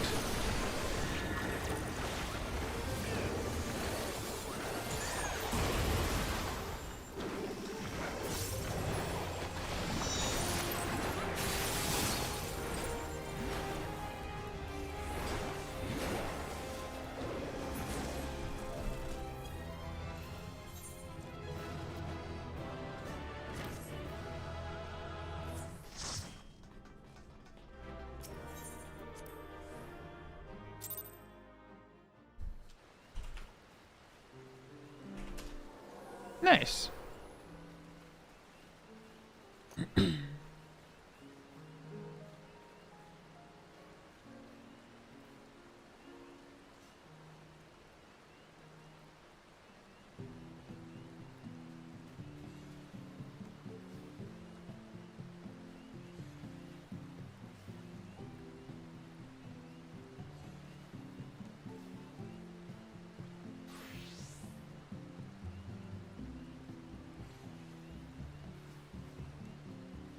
Oh, see, the thing is, Tenkai, I don't think there's anything, like, I wish that Frontline was more popular. Oh. Hey, yes, it is. Hope you're doing well. And thank you so much for the gifted membership. Thank you so much for the support. I think Frontline is fine. I think that Final Fantasy XIV, for some reason, despite the effort that they put into the game, are putting very little effort into actually making sure players know that it is a thing that exists. Like, just yesterday, and like, I specifically had a short, very brief conversation with Sally about various things, and I said one of the things that I feel like is like low-hanging fruit, like easy pickings to help the game. So thank you for the gifted membership, Harry. Thank you so much. Thanks so much for the support. A really easy one is get rid of this and straight up this box, just delete this. Delete this too? This is stupid? What's the difference? Daily challenges? It doesn't say PvP or anything. Just delete this. Delete that. Now Frontline is more prominently displayed in the roulette menu. Then maybe like you might need to like make a little bit more space for this, but in addition to Frontline, like just under it, just right under it, put a Crystalline Conflict daily for just casual Crystalline Conflict. Actually, like I don't care if it's ranked or casual. It could be either one.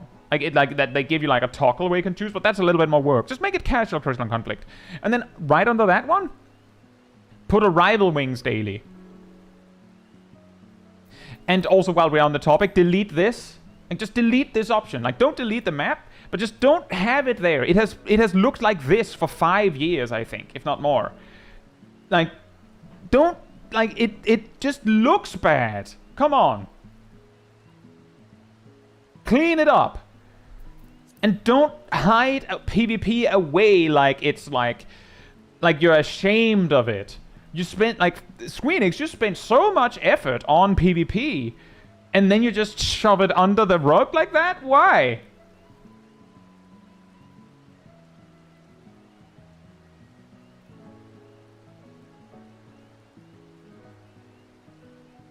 Mr. says playing with people from Roulette and Crystalline Conflict sounds like a nightmare. But see, that's the thing, is if like you're actually interested in it, you would do PvP on it, like you would do it in ranked.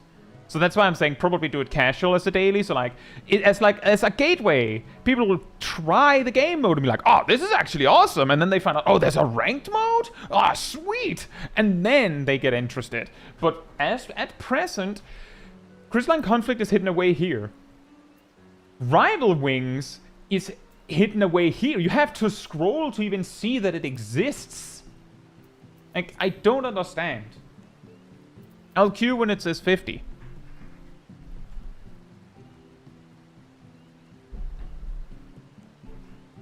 And hey, Volvian, hope you're doing well. And thank you for the reprime, Volunteer. Thank you so much. Smudging into month 2.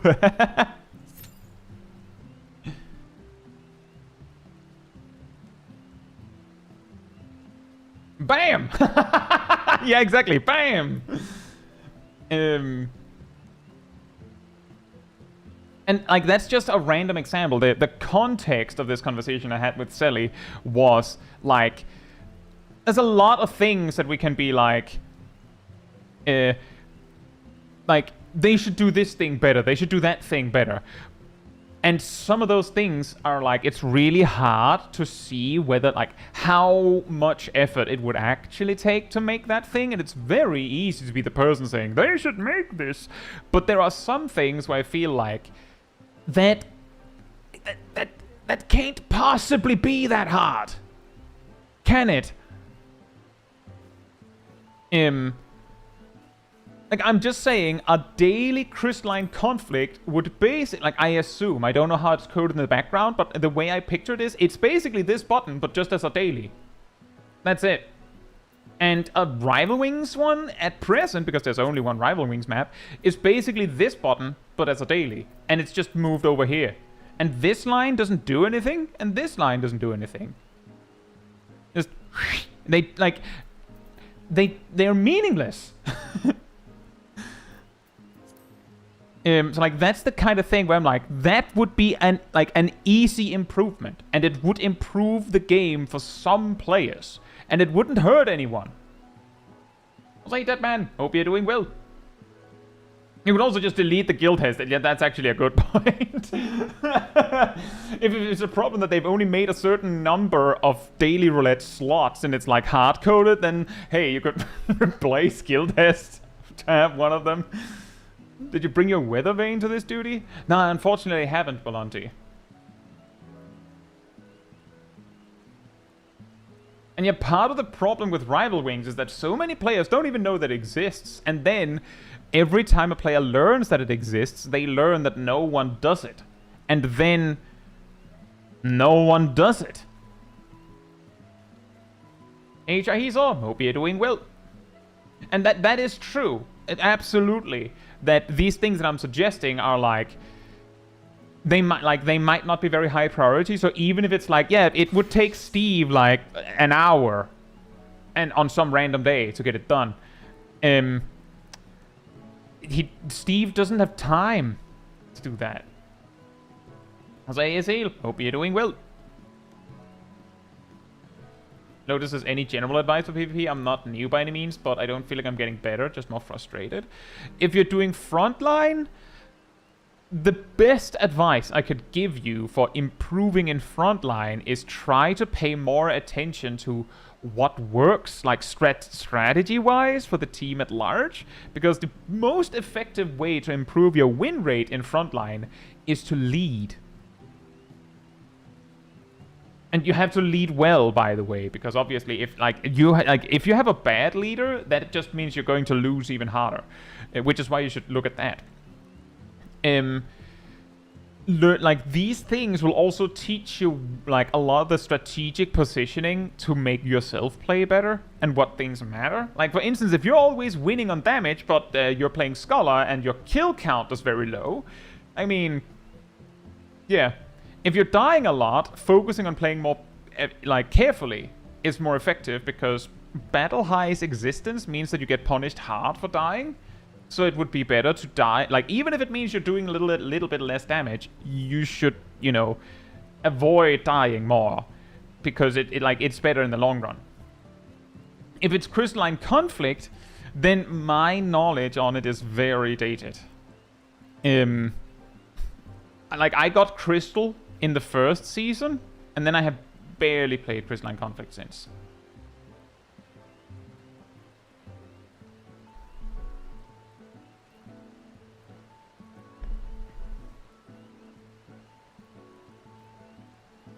Hey, Kaif, hope you're doing well. And yeah, I will say, in the past, Dark Knight was a lot more obnoxious. Nowadays, there's a little bit more of a mix. Let me put it like this. You can have a really, really, really bad time if there is a 4 stack of 4 Astrologians. They don't even need a Dark Knight. They just teleport in, press Macrocosmos, and if they have a Lord, use that one too. And then they just wreak havoc. And then they teleport away again. Like a Dark Knight, like a more like mixed company of jobs that are like really obnoxious would probably be more effective. But like there are different combinations. Being a pre-made that is working together is really what makes it happen. And also the tip Gazel gave. Don't like if you're leading, don't do this and then like send. Don't do that. The console players or controller players will not have any idea what you're talking about.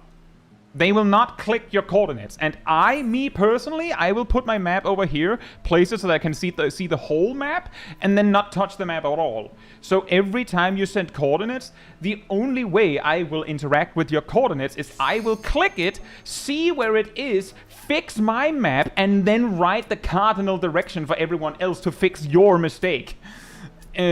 Otherwise, I will not do anything. Just say the direction. Your party will likely go, yeah, there's one node in that direction, and we'll probably be able to know what you're talking about. Oh boy.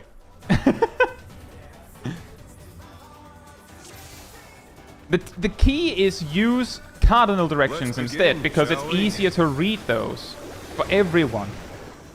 Can the challenger defeat the wolf in his own lair?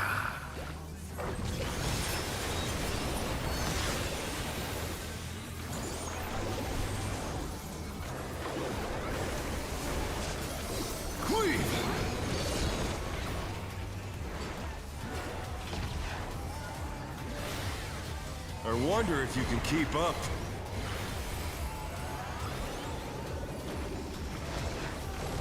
Such speed, it's as if there's a pack of him. Oh, whoops. Legacy controls. A stylish evasion, well done.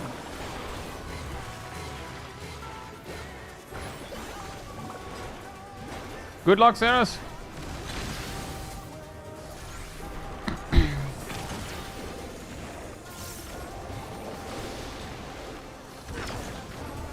And also that, if you're having trouble writing the cardinal directions, just have 4 macros for that.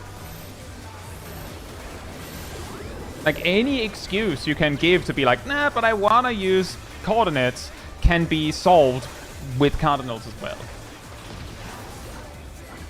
I do like toying with my prey.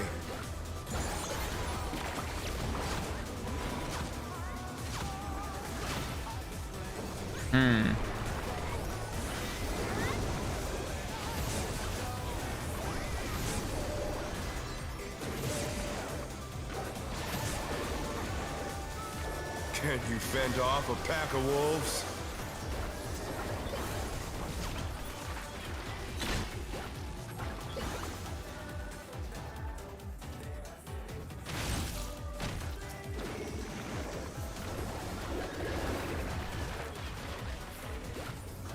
Fly true!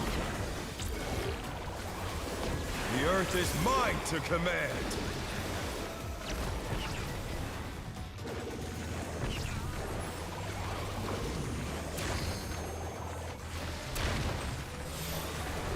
Oh boy. This works, right? I didn't quite plan that right. Should have done my burst differently. Not bad. Hey, Leon, hope you're doing well. Not bad, but we've scarcely begun.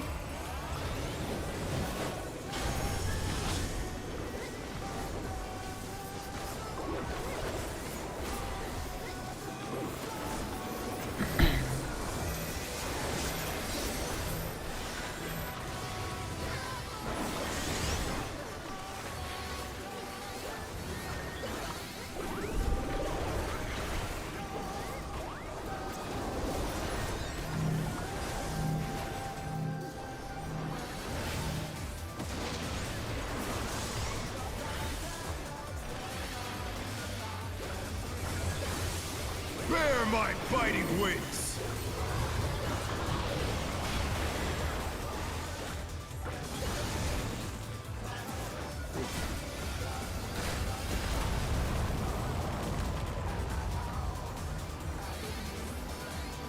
Still you stacked.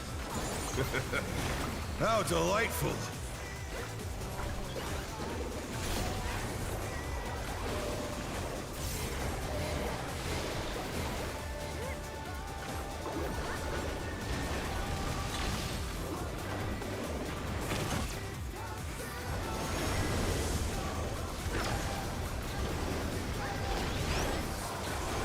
Fenrir's power can be wielded Oh boy. in surprising ways. Oh, where did that colossal thing come from?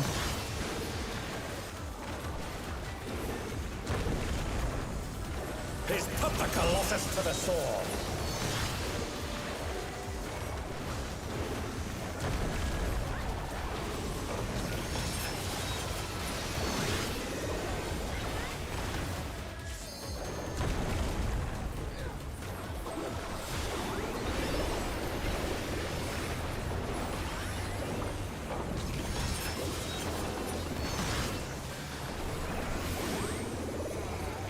Hey Joshua, hope you're doing well.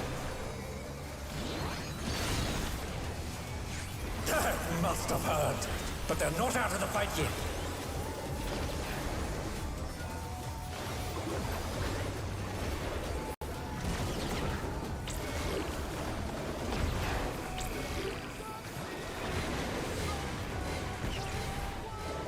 Oops.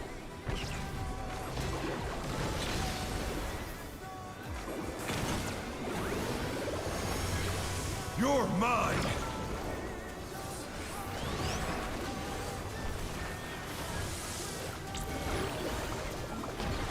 A pack of wolves!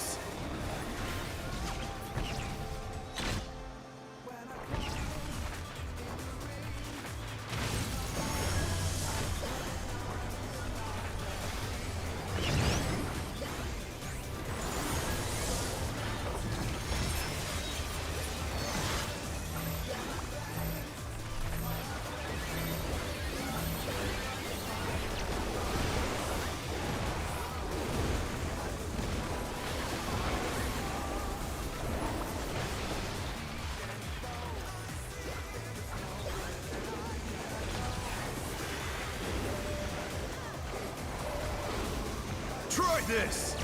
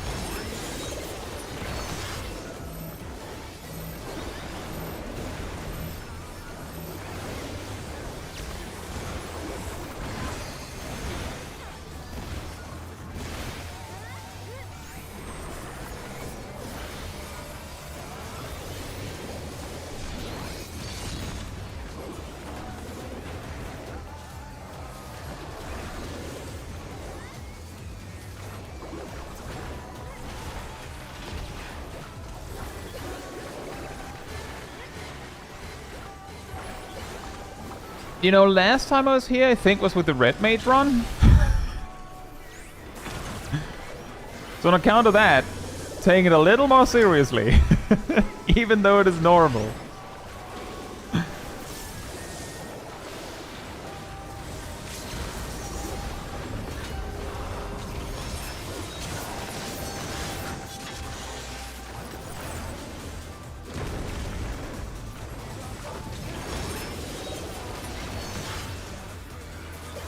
Oh.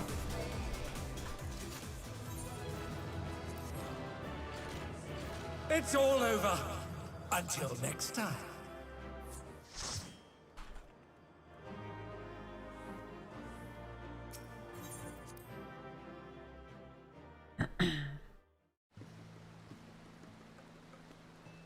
An interesting thing. So I did see Sally's question about it. Let me just see if I can find it. How do you feel about the follow the marker types? The follow the marker thing, I'm pretty sure that people do that with a Plogon. which I feel like if... Like, I mean, okay, fair enough, whatever. It's like, it's a really minor thing. But, I do feel like it can get a little bit obnoxious.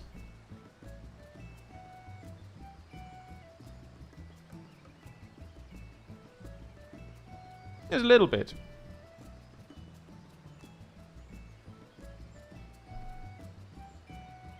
Hey, Regal Star, hope you're doing well.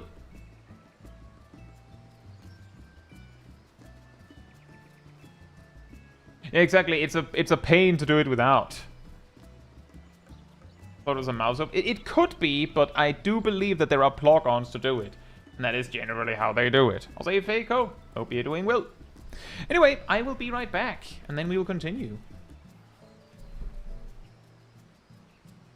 In the meantime, sanity restored.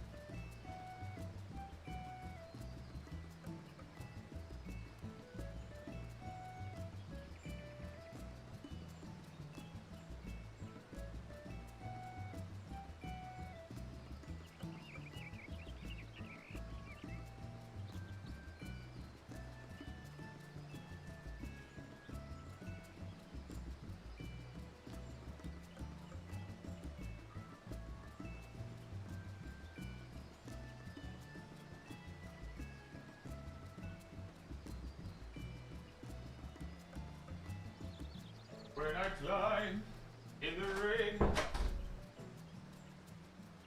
Just climbing around in the ring. Just...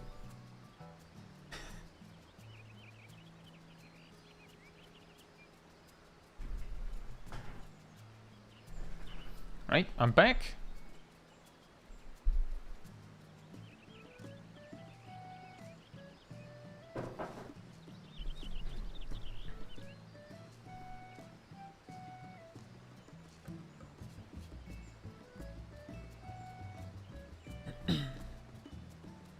There is a lot of chaos with PvP and plugons. The really strange one is the one that I've heard. I haven't heard about it much recently because, you know, less PvP going on. But one that I've heard is the plugon that allows you to instantly target your, like, a crowd control OGCD or something on someone, like frame 1 when insert thing happens. On the one hand, I could absolutely see that be a plugon. 100%. Second, I could also 100% see someone using it. But thirdly, I could also see someone do that. Like, actually do that.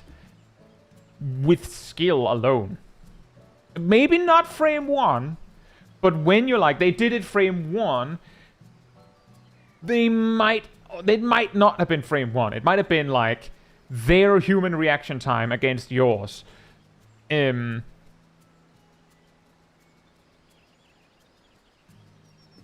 have some detection for that now, no? I don't know! the key that I'm talking about is that in this specific instance, it, like, there's a small difference between, like, scripted and human reaction time plus skill. And for a less experienced player, human reaction time plus skill looks like scripted. Which is what makes it a little awkward, right?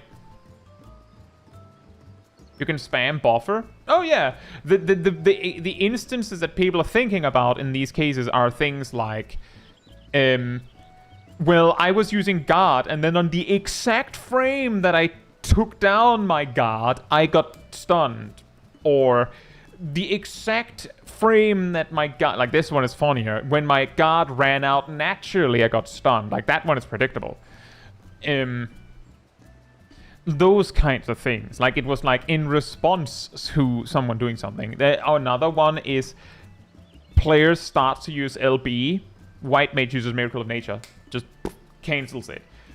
But the thing is, that can also be something that like, with like, if you just add a few more frames, you know, for human reaction time, it is suddenly very realistic that a player could do it, which is how I'm like, I don't know if that's a rampant problem. But we have also seen some really cursed stuff go down, right? Hey, Seki Yuri. Hey, Seki Yuri. Hope you're doing well. And hey, Huria. Hope you're doing well. Says, will you be attending FanFest next year? Nope. I will not. How's AGL? Hope you're doing well. And also true, it could also just be really lucky, but then usually when people start to get really, really tilted about it is when it happens multiple times in a row. That could also be immense luck.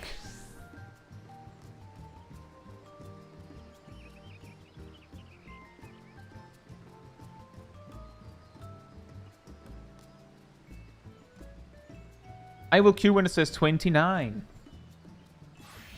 Exactly, Cat. Samurai dives into your group. I wonder what he'll do next. And this, on the Samurai's end, when he just gets stunned and insta-gipped, he's like, how did they know?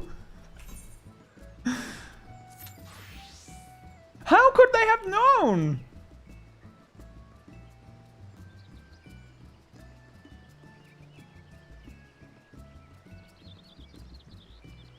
I'm just saying the glint.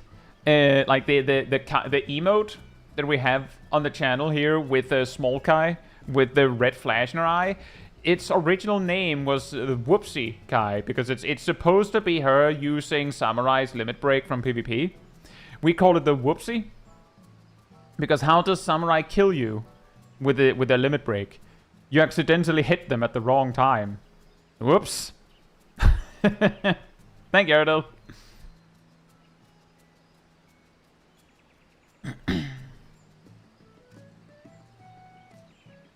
And that's a good point, Ham. I think that's also why my default was that I jumped to Miracle of Nature, because that's where people get really tilted, because it's exactly that. Like there's a white mage nearby, you try to pop off, and then they just go, nope.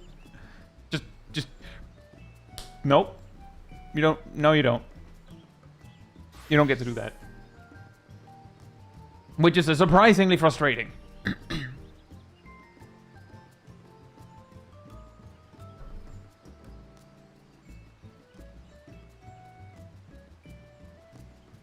Kyve says, what's the tell?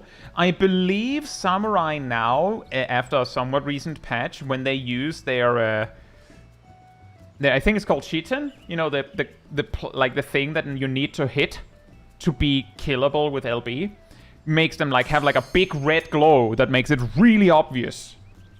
Something like that.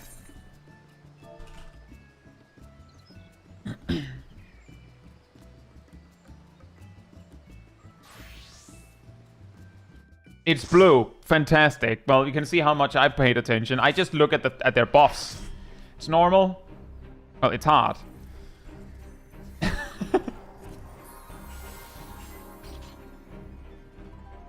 Like, I usually just look at their buffs and go, oh, there it is. And target something else. So you're in. Hope you're doing well. Oh, Nox is here.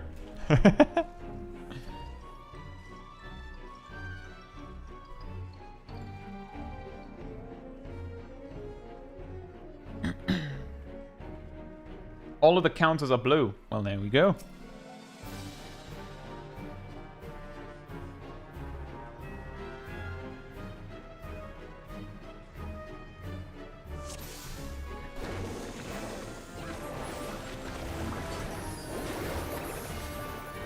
Send the cooldowns. All in.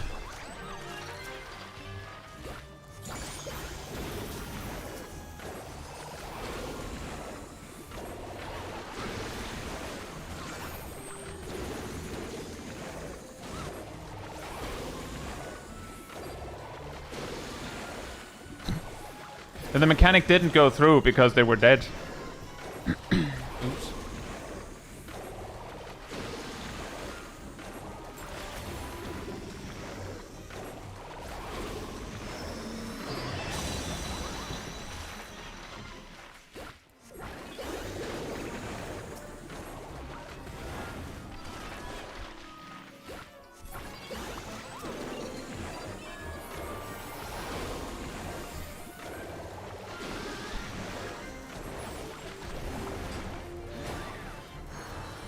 Music is going faster.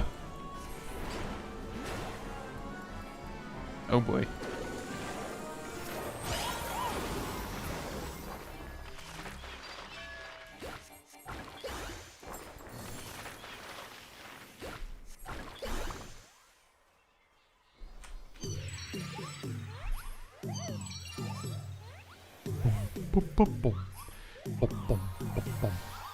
So here comes the funny Pictomancer opti on a fight like this at level 50. Is that you only want to use an even number of living muses. There's no point in painting a palm muse if you can't have a winged muse. It's actually a DPS loss. I'm pretty sure it is. Oh yeah, it still is. Fantastic. Specifically at level 50. It's really important at level 50. This is the case. Meanwhile, Hammer Stamp is amazingly good. And yeah, also true, if there's downtime, then it's free.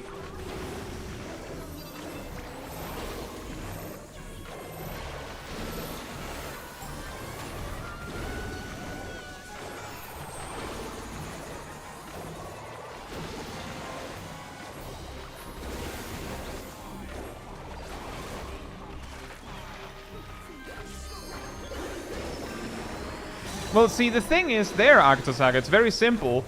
Them not having changed that means that they either A, think it's fine, or B, haven't, like, it's low prio. Those are the options, generally. Based on all the things we can look at in the game, Art of War being a gain on 1 at level 50 is probably pretty low on the list. I also think it's like it's a funny thing to have. I see it more as like a funny little thing you can do, like so many other optimizations that you can do at level 50 that like come about due to jank. It's also a quick fix, is it? Akatosaga, the potency is 150.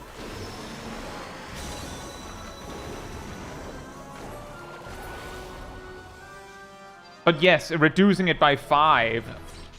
Actually, if you reduced it by 5, it would just make it even more confusing. Because, are you ready? Due to the auto attack potency gains, there would be specific item level ranges where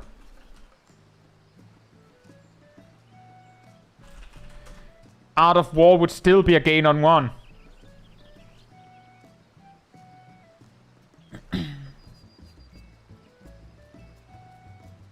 The reason why Art of War is a gain on 1 at level 50 is because at level 50, Ruin 1 is 150 potency, Art of War is 150 potency, and Ruin 2 is 140. Hey, Yowza, hope you're doing well. Yeah, the thing is, it makes sense. I've explained this before, but basically due to various other changes, this would actually be the first 8-man duty a player would experience nowadays, where back in the day there would be like 3 before it.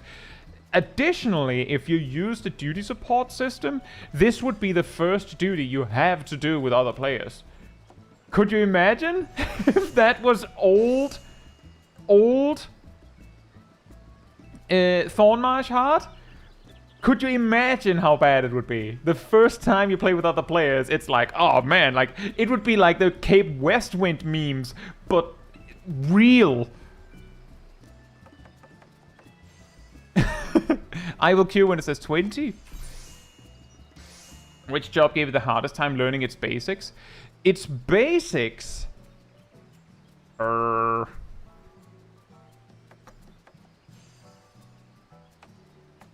That's going to be really complicated because most of them I learned like years ago.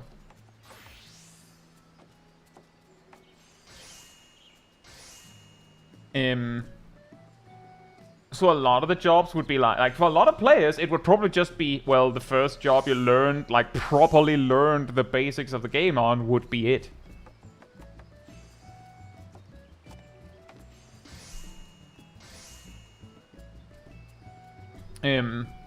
But I would say, despite everything, well, not despite everything, I think that the job that I think would be the hardest to learn the basics of, like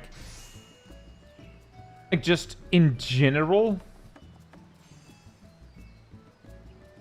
I think it would be Bard, would be the most confusing one.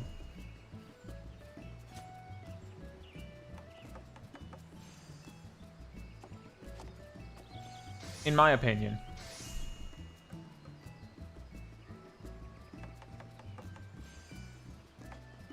When I got into the game originally, it was probably, like, for me, the hardest one was probably Black Mage. But that was in Stormblood.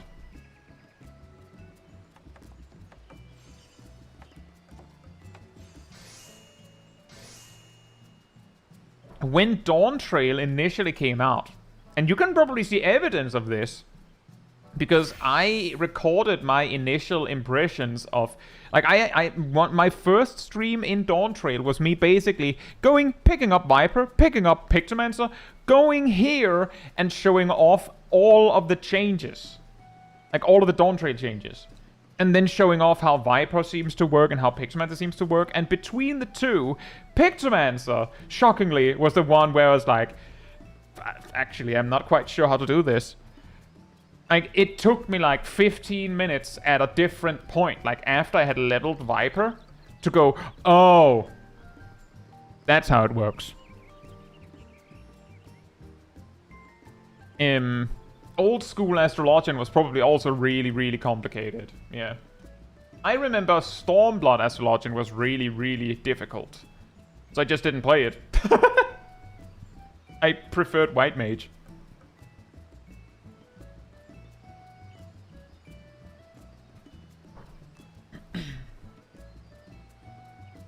The trick there, Agatosaka, is don't, like, for ninjas, mudras, and things like that, don't mash. Don't mash. But yeah, like, ninja would be pretty cursed if you have a high ping. But now, Redmaster's question was which one I found hard to learn, and I've always had, like, 20 MS.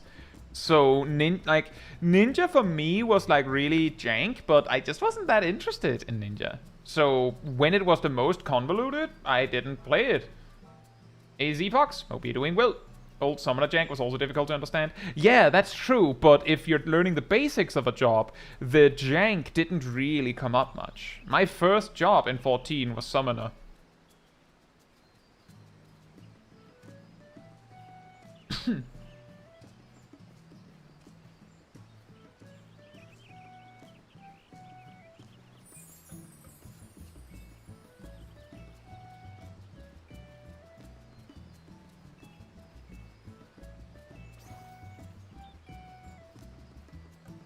The reason why I went with Summoner actually had nothing to do with the 2-for-1. It was because I like Warlocks. And in Stormblood, Summoner was a Warlock. I actually, like, I have some videos on the channel dedicated to the history of jobs. And if you actually go, like, dive into the history books on Final Fantasy XIV, you will find that Summoner in A Realm Reborn looks eerily like a job designer was like, they just like take note that A Realm Reborn was made partly based on the developers playing WoW to see what works. And some job designer was like, ooh, what's this Warlock here? Like, old school Warlock gets a ranged minion really early. Summoner gets, or Arcanist gets a ranged Kabi. Then Warlock gets a tank, Topaz Kabi. And then Warlock gets like melee pets. Summoner gets Ifrit. Summoner got like specific dots with specific side effects and cast times that all happen to coincide with exactly what Warlock got. Like, it was very, very obvious that they just went, can we just make Warlock?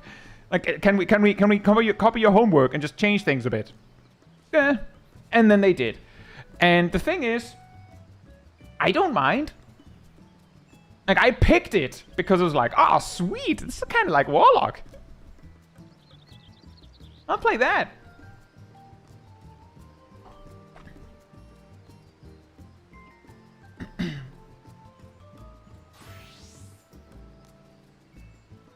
Ellie says, I have a really hard time having an idea of whether or not I'm playing my job optimally and even half decently. No one said anything to me. I'm used to all my WoW add-ons telling me if I'm messing up.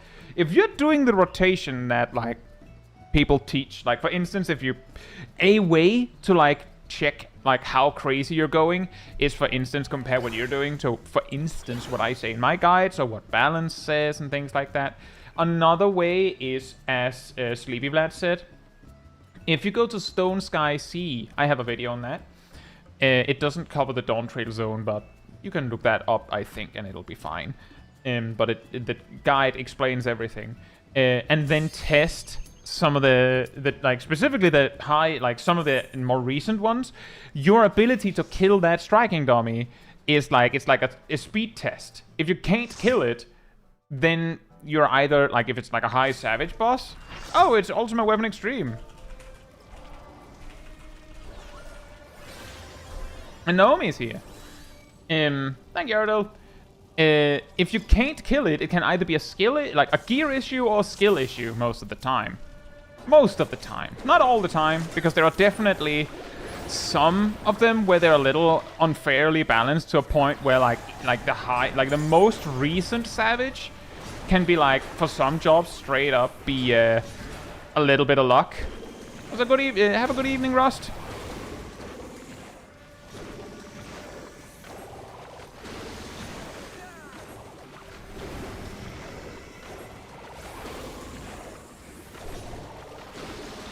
The only thing we need to worry about with this one is the orbs.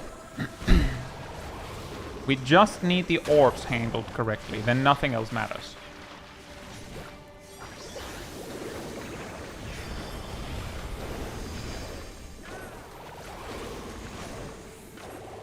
Oh, to be clear, GL, again, I was talking about Stone Sky Sea. You can't die there.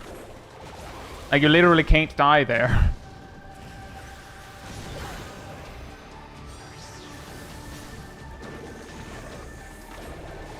If you're not making a DPS check in a Savage fight, that's probably a mechanics thing, or people dying to mechanics, or people not doing the rotation right. But if it's Stone Sky Sea, it's either gear issue or skill issue, and there's not like that. Those are your only options.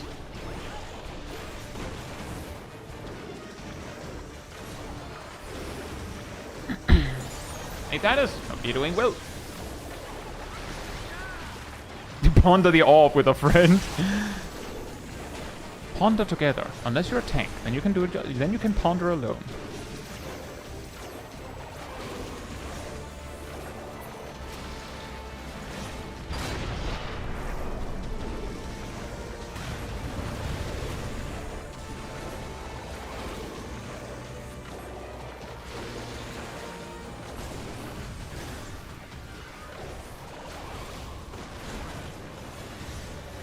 Oh, we got them. Fantastic.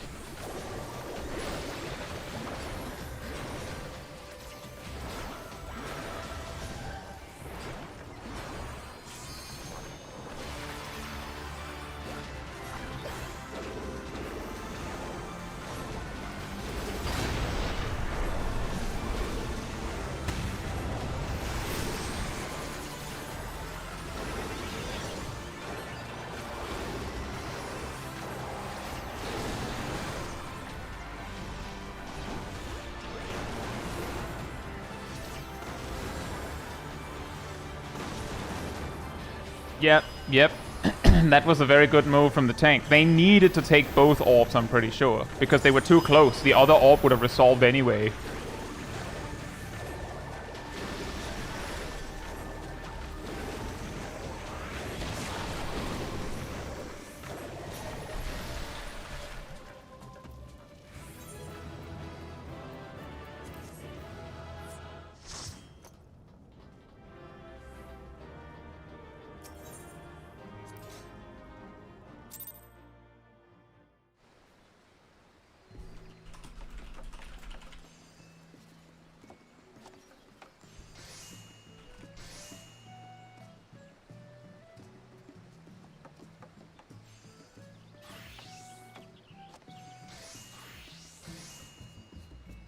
Saga says, is that what catches pokes on this extreme? They get overlapped by two AoEs and die? Sometimes. But what usually catches groups in general is if two orbs actually connect, you immediately wipe. So that is why people often die. Because what you need is, like, the orbs are so important that, like, I actually ran into a second orb expecting to die there at the end. I didn't because there was not people in range, but if I were in a position where I could sacrifice myself to take an orb and it was needed, like an orb was still like connected to a tether, I would do it. Because if just the tanks survive, then at that point in the fight you have won. You don't need anyone else. They can do the rest of the fight if that's what you need. That's usually not how it goes down, but like if you have like 3 players alive, you're good. So I'll gladly go down for that. I was like, okay, hope you're doing well. I will queue when it says 25.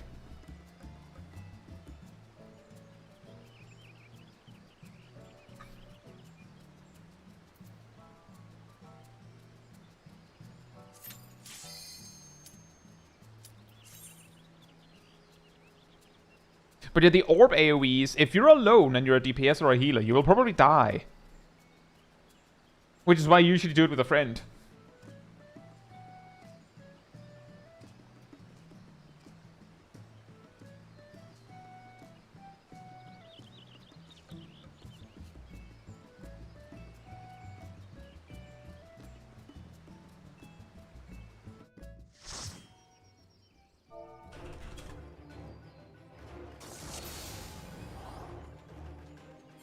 Hey, Jack.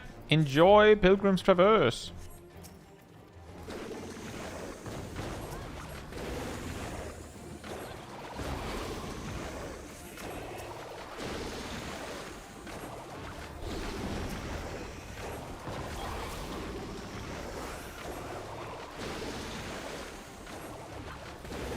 Mr. says, I love eating orbs with my friends. It's a very weird way to eat, like, I don't know, like burgers or something. That kind of orb-shaped. Orbs with friends. Oh, boba tea. Yeah, that could work too.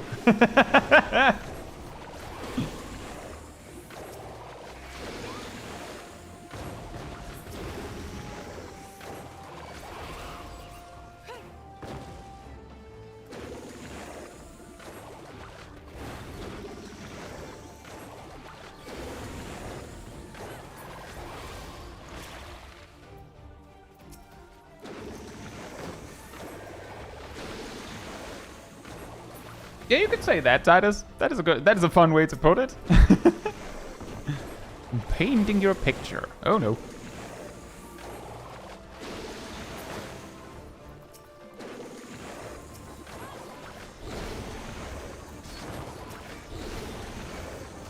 Hey Neko, hope you're doing well.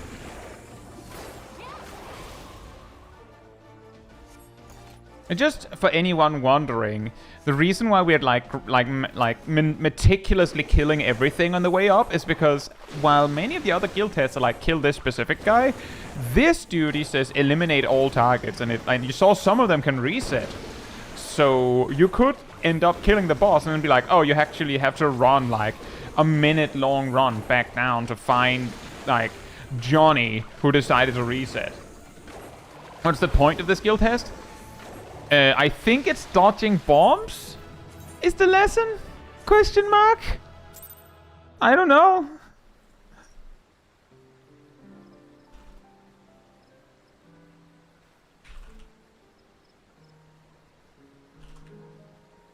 I will queue when it says 34.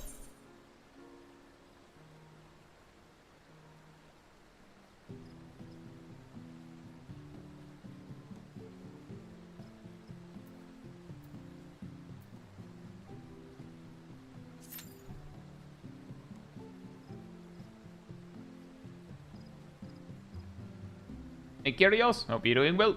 I actually put out a video a while back called something to the effect of guild tests a lost opportunity. Because the thing is, the guild tests could teach things. The problem is, they don't, like most of them don't teach relevant things now. And even if they did, they're far too undertuned to teach that. So they could have done that. And in my opinion, there are two paths to fix it. Again, if we talk, like we talked about this earlier, is that a high priority thing? Probably not. But if we assumed that it was, then one option would be to like actually rework the guild tests to be actually teaching you something. And if they did that, my suggestion would be rework them to be like ran with NPCs, like duty support style.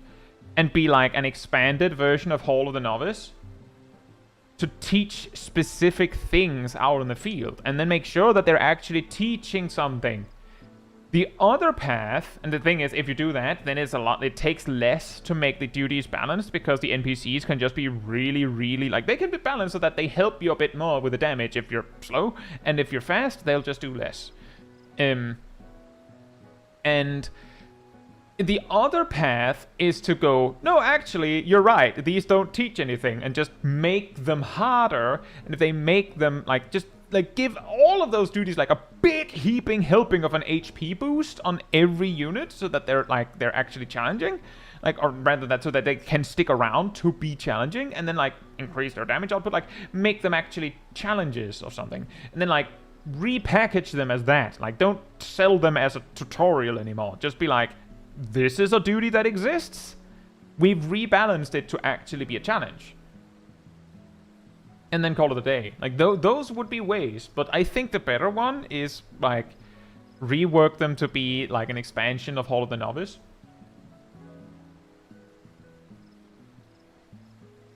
No, Agato Saga, I'm saying the rework would be that they ran with NPCs instead of with players. As in, I'm not saying make them available for duty support. I'm saying they don't offer being ran with players anymore.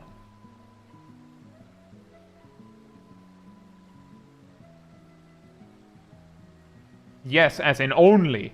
As in, this is gone. And this is gone. However, if you go in here and click this one, there would be like a menu to switch to guild tests.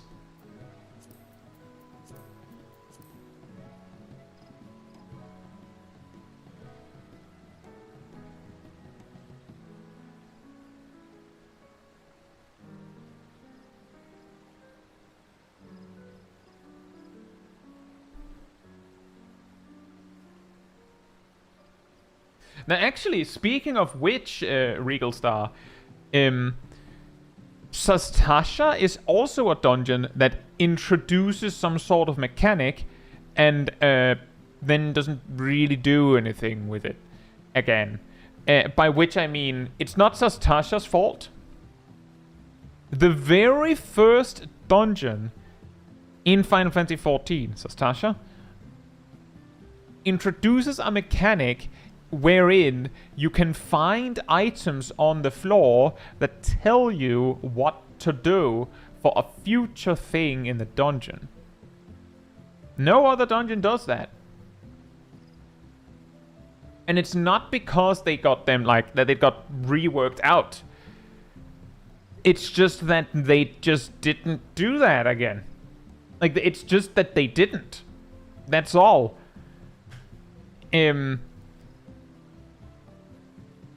Counter-argument, Lighthouse tells you what prime numbers are. That's true, but the key difference here is that those papers are not necessary to guess correctly. Whereas if you don't read that parchment in Sastasha, then it is a 100% guess which coral you pick. I agree with that, GL, that technically it doesn't really do anything. Ilana says, doesn't Temple of Khan do that too? It's not on the floor, but it's similar. That's a fair point. That Temple of Khan has like environmental storytelling in a way where there are things that you can learn in the dungeon and then get the correct answer. Unfortunately, the two items, the correct answer is in a very obvious spot. If they randomized the positions of the items a bit more, so you actually had to like think a little bit, then I would be a lot more, like I would feel like it would be a lot more interesting.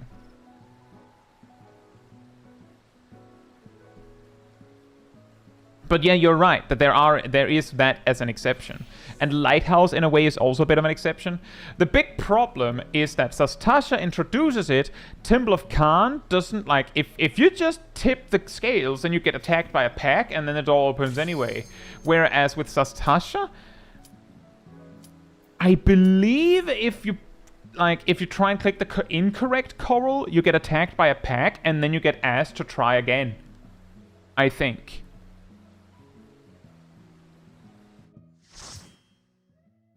Balanti says, is there a reason to use a Flatus Solace? Or versus your OGCDs on White Mage and duties where you don't have a Blood Lily?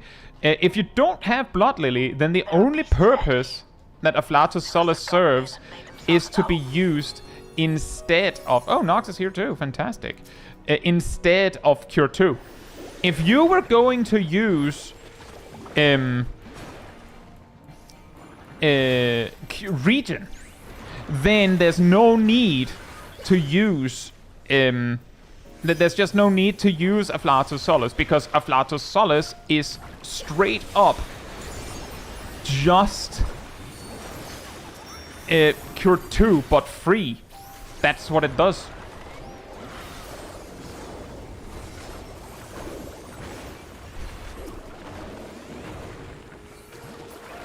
Oh man, that's sad. I should have done that in a different order. Oh well. Oh well.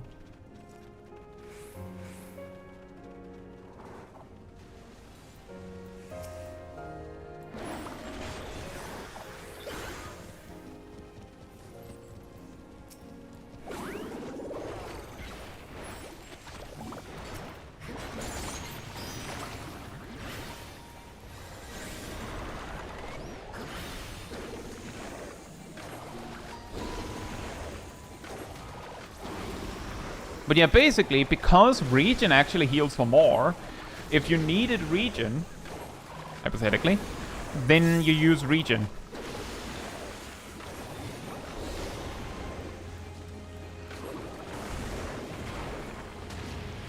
But any situation where you weren't going to be using Cure 2, you wouldn't use a Flatus Solace. Enjoy, Belanti!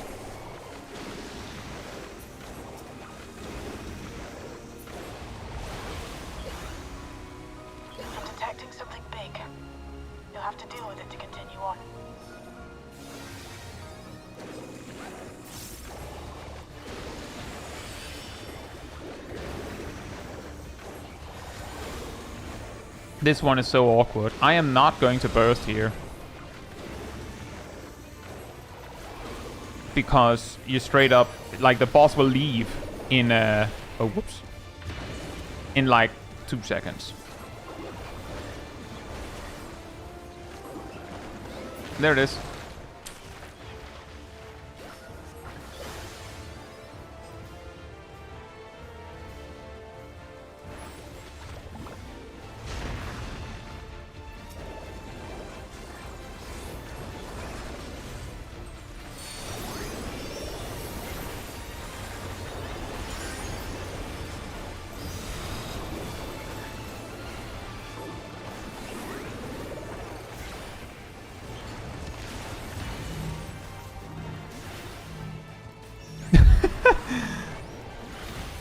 Be afraid, for I am the Pictomancer of the middle of the arena. Be afraid.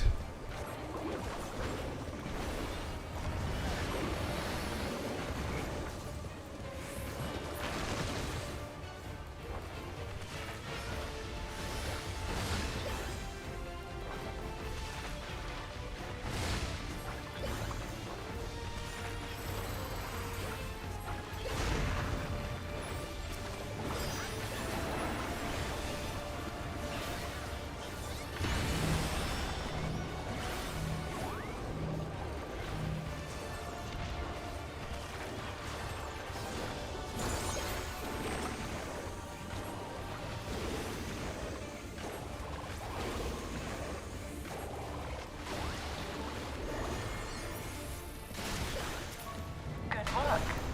Now, proceed to the access hatch and head inside.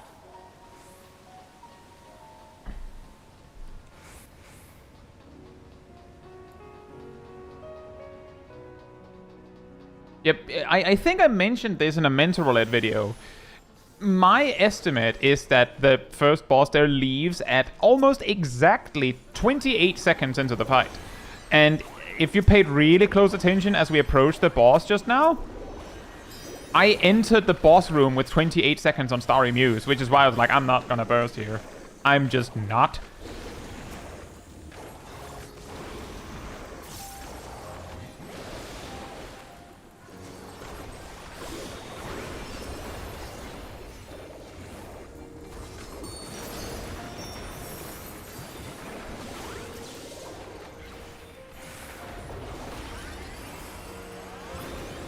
Everkeep's construction was apparently a constant battle against Good thing that I didn't use very much. I just barely used the lawn. labored to maintain the castle.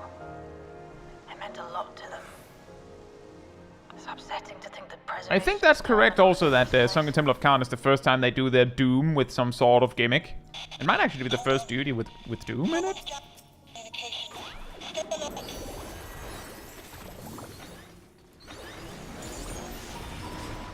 Actually, I should have held that. Oh, too late.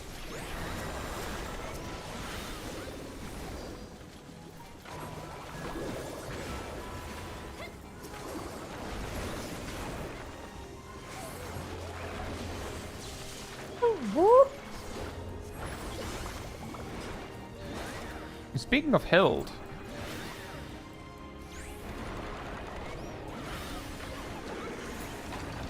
So, you have come. Let us measure your strength.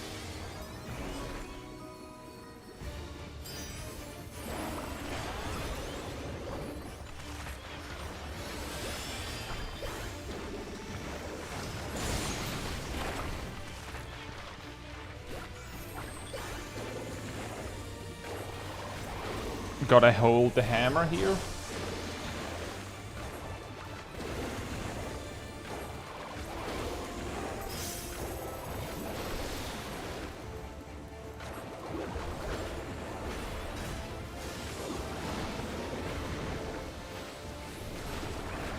Oh, nice.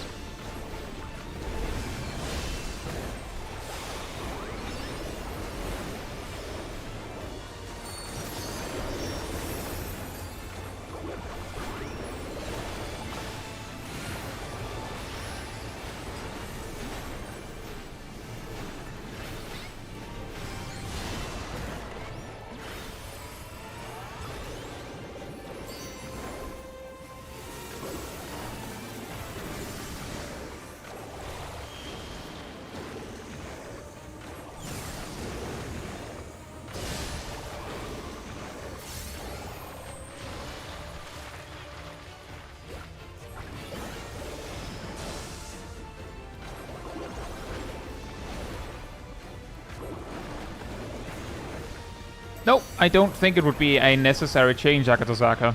I feel like it makes sense to introduce a mechanic that can only be dealt with environmental action, if that's what they want to teach the player.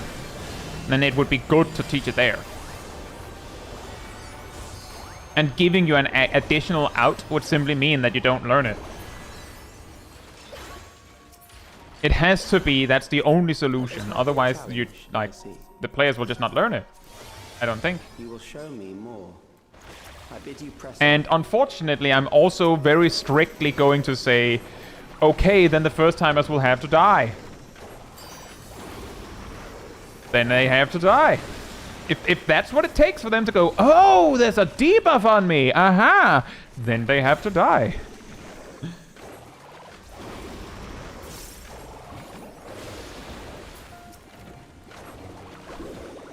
Because the thing is, they'll see the other players do it, right? And then just not pay attention to that. Then they'll learn it by possibly paying attention when it kills them.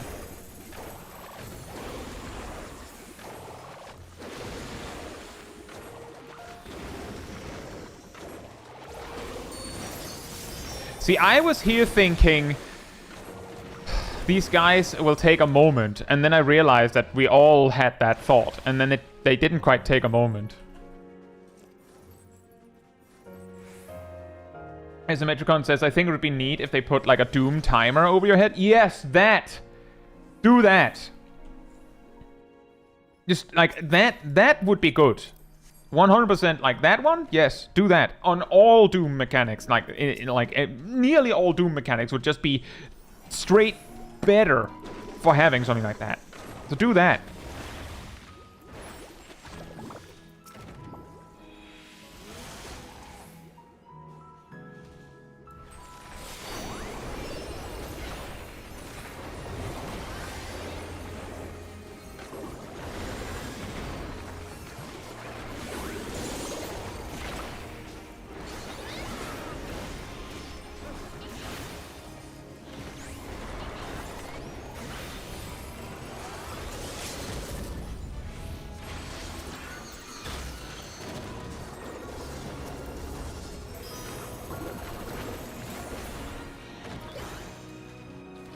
You are untroubled thus far, but I have something that may test you yet.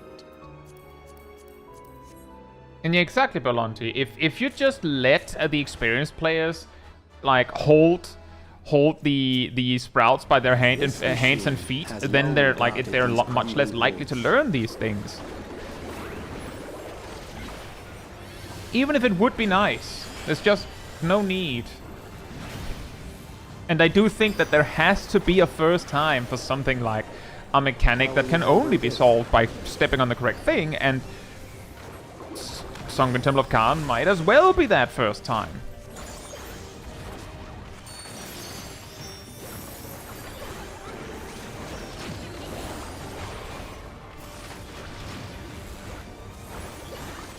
Hey, Blobby, hope you're doing well. Let us introduce more weaponry.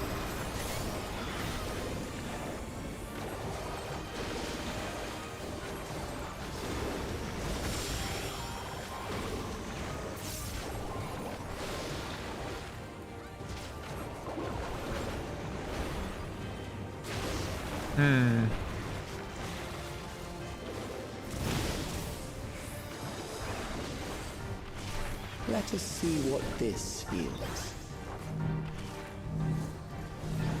You're scared to go into mental roulette? Why? Perhaps a new approach to assess your adaptability. Because you're scared of getting AI extremes? Yeah, I get that. That is actually part of the reason why I made somewhat recently a video that is basically a 2-minute guide for every A Realm Reborn extreme, specifically designed to address the kind of problems that you would meet in Mental Roulette. Still alive. Thank you, Ardell. How unfortunate.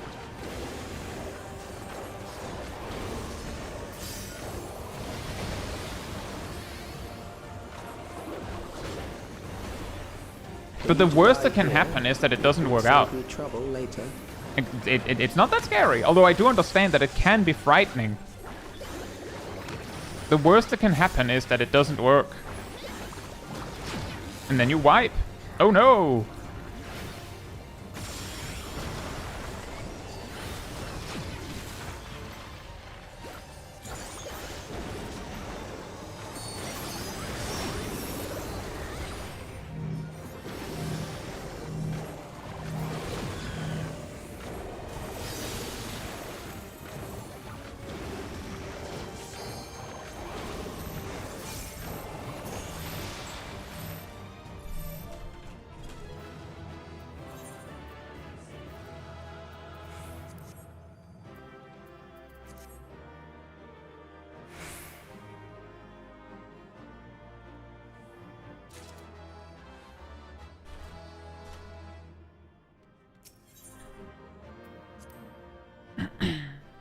What's your typical distribution of trials, dungeons, raids, alliance, and inventor roulette?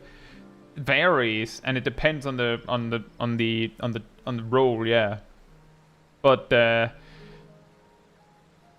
very varied.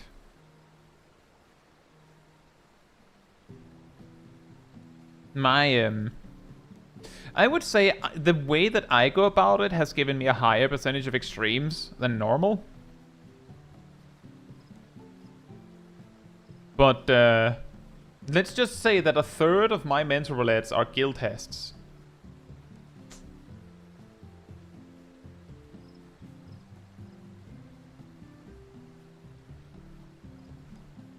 Regal Star says, how do you skip cutscenes that fast?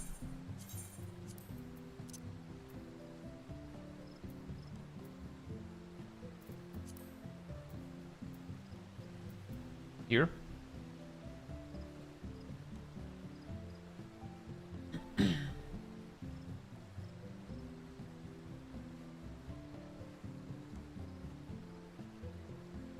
But yeah, if you land in an extreme duty in mental roulette, the worst that can happen is that it doesn't work out.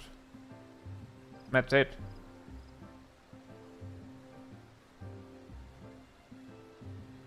If you want to give it your best go, then do that. And that would be how I do it. And if you land in an extreme, the way I usually do it, and you can see this in this stream, like if you rewind and see some of the extremes, is I land in there and I say, should we talk strategy or just give it a go?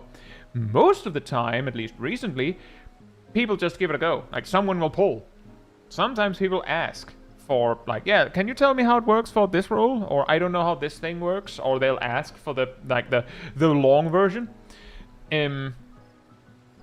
If I don't know, then I would have called that. Then I would probably ask something in the effect of, I haven't done this one before. Does anyone else know what to do? And if no one answers, or the answer's, I don't know either, then that is your opportunity to just, open a browser, if you can, and look it up. Unless someone pulls, in which case, try your best!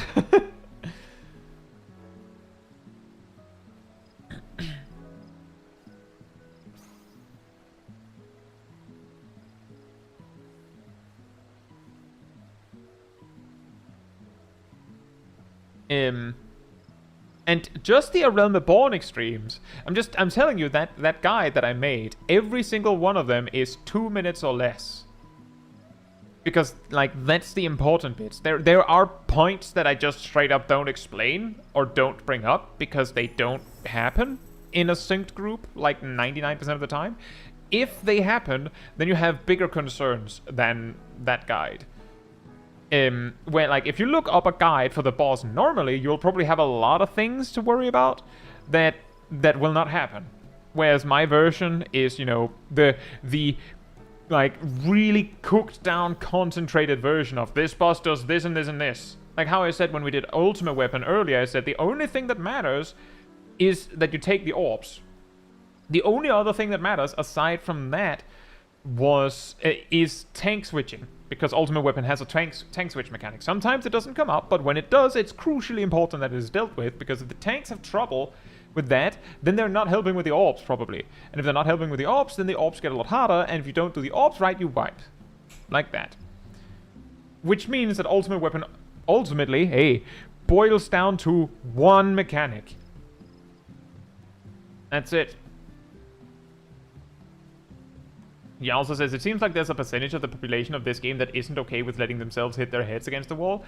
I would say that there is a percentage of gamers, just like at large, that feel that way. And arguably that expands into real life as well.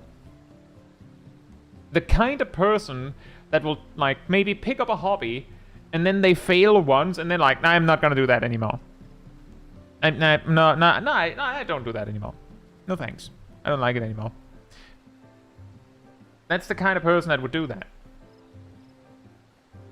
Hey, Mizumono, hope you're doing well. Says, wish there was a way to increase the likelihood of getting extremes in Mental Roulette. I love doing them, especially with sprouts. It's the dungeons that wear me down. Yeah. Yeah, I get that. I have also said it would be nice if they just put a separate extreme Mental Roulette or something.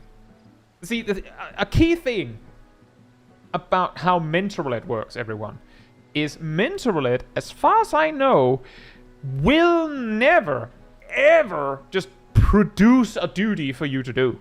Like, that sounds weird, probably. With Expert Roulette, if you queue Expert Roulette, it will grab 4 players that queued Expert Roulette. Failing that, it'll take from the pool of Mental Roulette players, make a party of 4, and give you a duty. Mental Roulette, if you're not needed anywhere, like if there's no other parties needed, then you will just sit there until there is a party for something. Which is how you can queue Mental Roulette, which is basically all the other roulettes combined. And then they also just sprinkled in extreme trials on top. Like, it's everything all at once. And you can sit there for 5 minutes sometimes. It's because you weren't needed anywhere.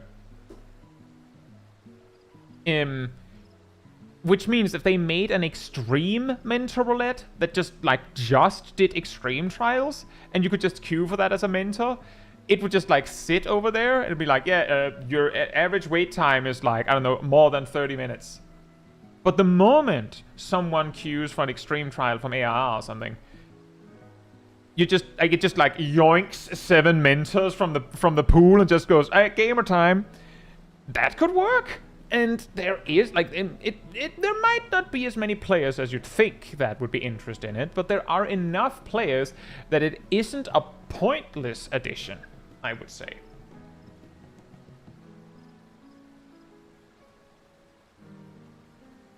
Enjoy, Ellie. If you're still leveling, you might, if you haven't already checked it, you could also check my dancer guide to see if you're missing anything there.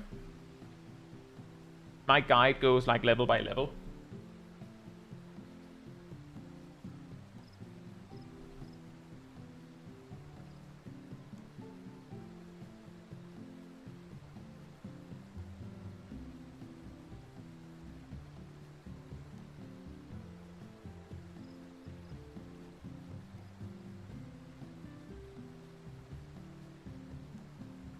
Thank you, Gyarados.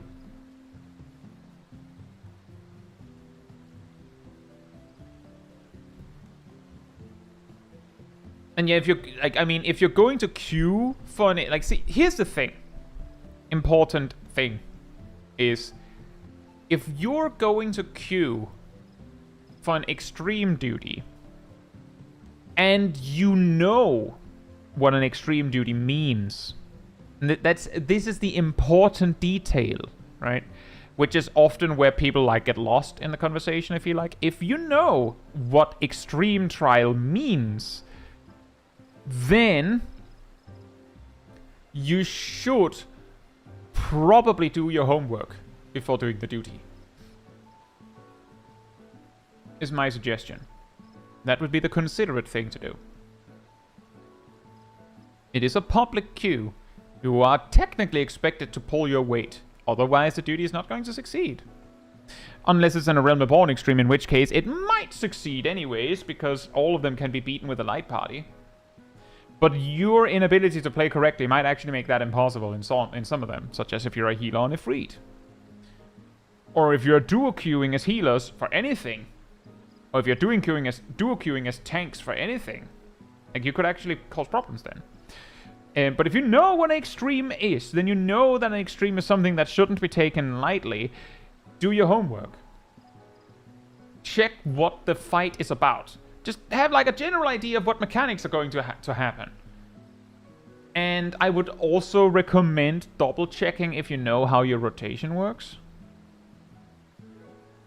I'm not saying watch go and deep dive into guides and stuff. I'm just saying, if you're about to do an Realm Reborn extreme, just check a guide. Just see if you're if you're somewhat on the right track. And I'm saying that in the nicest way I can, because, and I've said this before,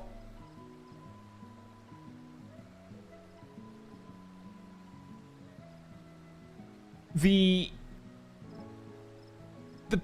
place you'll find the most weirdos doing ridiculous rotations is in MSQ Roulette. With generally the understanding that they don't care, that's why they're leveling through that. But the second most likely place to find these ridiculous rotations are in extreme trials, in my experience. And it's not because there's more of them, it's because there's less on the other players. Because if you have looked up enough on the game to certainly know what your rotation is, you have probably also stumbled upon the general agreement that a lot of players believe that the only way to do a Realm Reborn extremes is by doing them in Party Finder. Or with a pre-made. Same, right? So you wouldn't queue for them at all, ever. Or maybe you would anyway. But it means that there's a higher probability that someone that doesn't know the basics of their rotation also will be more likely to queue for an extreme trial. And not have done their homework on top of that. I'm not saying that you are not allowed to do these duties blind, but if you know what an extreme trial means, then the considerate thing is, if you're queuing for it, is do your homework. If you want to do it blind, then do it in Party Finder, because then you can get a full pre-made of players that are like-minded and also want to do it blind. And the thing is, if you're doing a duty blind, but everyone else is not blind, then you, my good sir, or ma'am, or something else, are also not blind. You're basically doing it blind, but with like a support dog. Actually 7 support dogs, all just leading you where to go and what to do.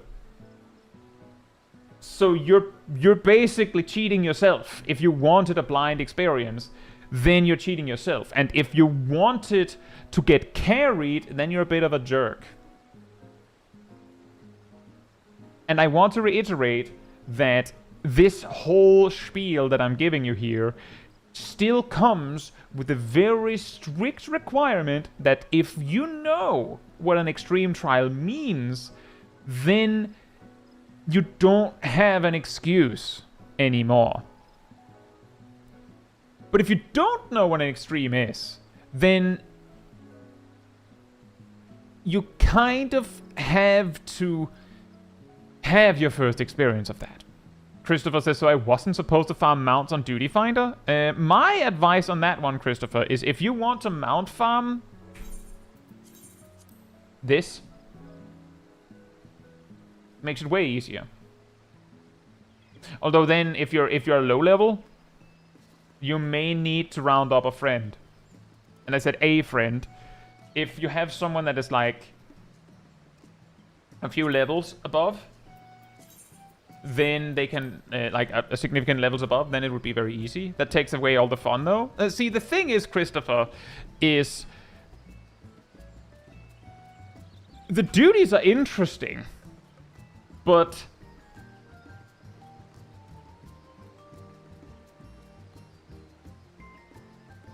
how do I put this?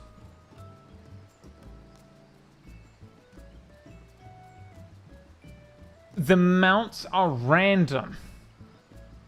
It's a little less likely with a Realm Reborn ones, but it might take 5, 10, 15 runs to get the mount. It might also take 1.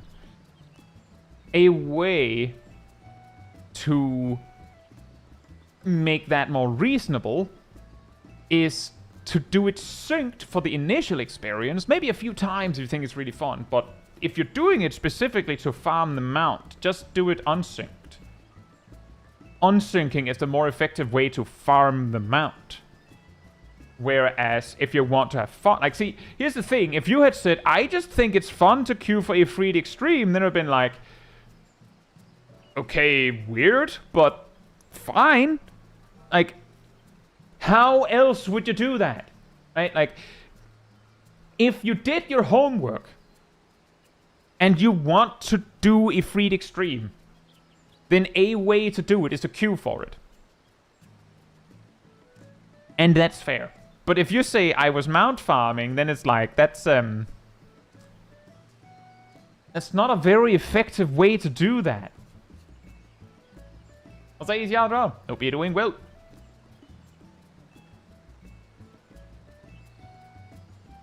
And also, if you actually zoned in and was like, I'm just here mount farming, some players would actually possibly be a little frustrated. Because the thing is, some of the mentors coming into this are like, they're technically, like, some of them are just there to, you know, just get their clears.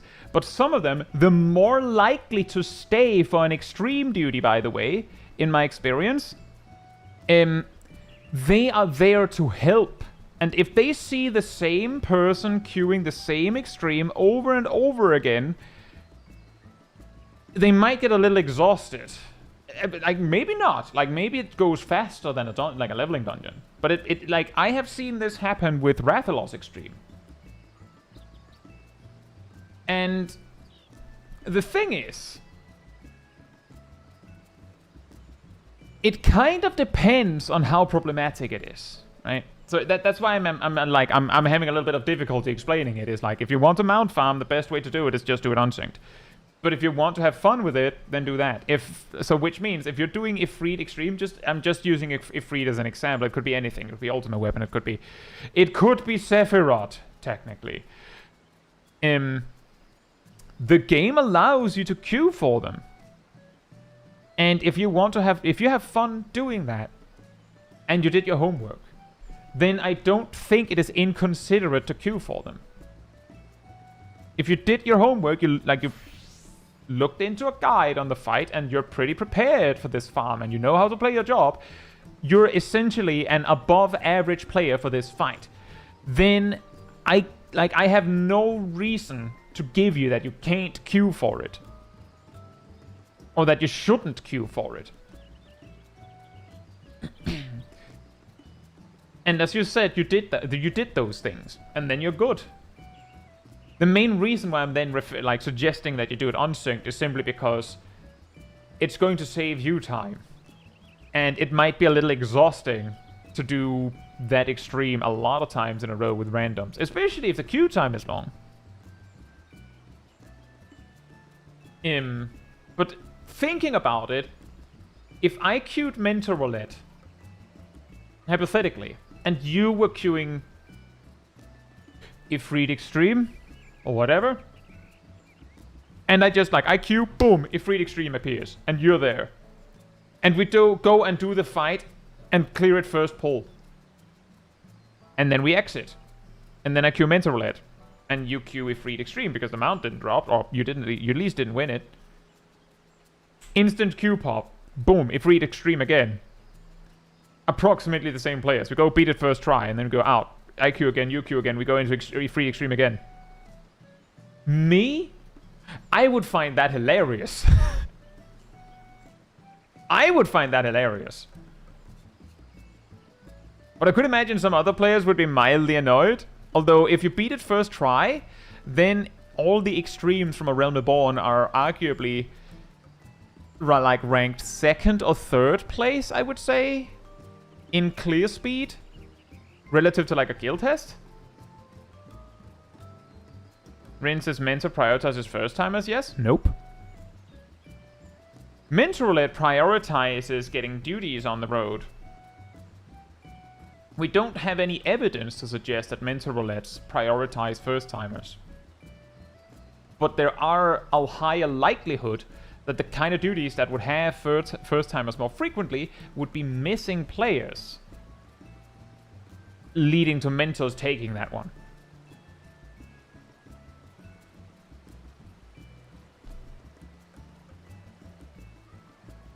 And also, Dawntrail extremes are not in Mentor Roulette.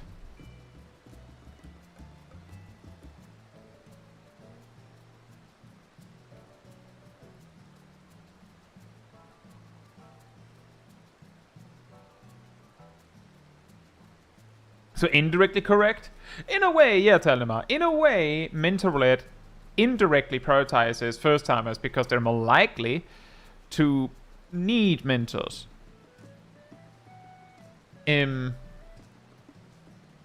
But to get back to my point that I had like 10 minutes ago, if you don't know what an extreme trial means, and like most players have to have this experience, unless you're like mega hardcore reading ahead on everything, you can't possibly know what an extreme trial is relative to a hard or normal trial. It'll probably be a bit harder than a hard trial, but it's just like it's still Final Fantasy 14, right? It's not that hard. Question mark. And then you experience it, and sometimes it goes well, and sometimes it really does not go well, and eventually a Sprout would learn what an extreme trial means. And when they learn what it means, then circle back to my original point. If you know what an extreme trial entails, then it is kind of inconsiderate to show up completely unprepared. It's a little bit of a jerk move.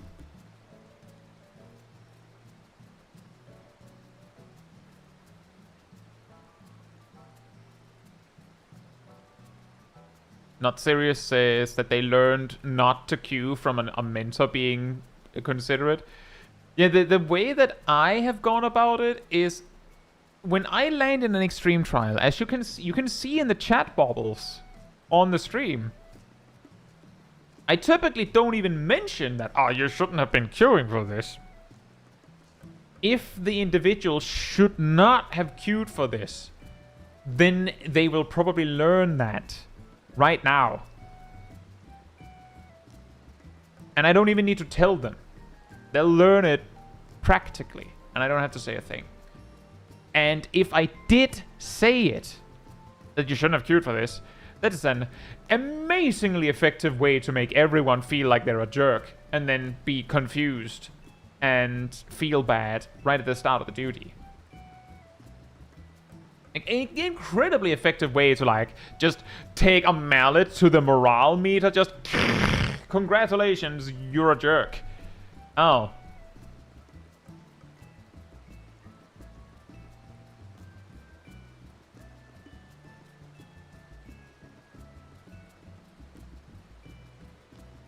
Oh, okay. Sorry. I think I misunderstood. I misread the order of things. Not Serious. Not Serious says, we cleared it in 10 tries thanks to a mentor. And then learned since then.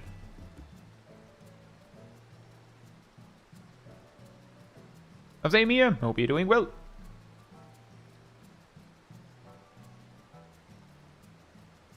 How do you feel about things like the Lupin Regine having the 10-minute queue time still? I feel like the Lupin Regine having that enforced 10-minute queue time before it sends you in is a... It's one of those like weird points where I don't know what would be a better solution.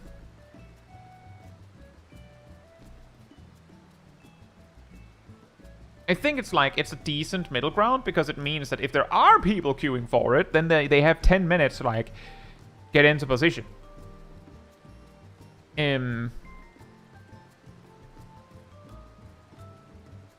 it also somewhat incentivizes. It still comes with the, well, this duty is meant to be done with more than those few people. So it has like an unintentional punishment for trying to do it undersized, which is not really marketed, quote unquote, as a punishment, so I think it's fine. I say no pun. Hope you're doing well.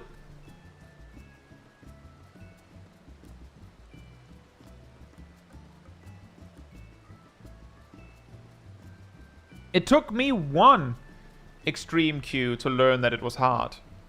Back in Stormblood, I did the same thing as Not Serious said. Oh, I have these quests that I should clear. Well, I mean, I'm on Paladin leveling a little bit anyways. I I could queue for one of them. Get Ultimate Weapon Extreme after a while. Don't know how long. We land in there and wipe. And the fight goes slow enough that the thing that stopped us was not orbs. The thing that wiped us was the tank switch mechanic. I don't remember why I chose to do it like this. I'm guessing the other tank wasn't being particularly helpful. But I died to getting 5 stacks. Just straight up, I died to 5 stacks. And then on the second pull, I was like... Because apparently we wiped as a result of that. Maybe the orbs happened right then. On the second pull, I was like, I wonder if I can invuln it. Spoiler alert, no you can't. We wiped again, and then people started leaving. Back at the day when you were still a learning player and didn't know how to swap? No, not at all, Saka.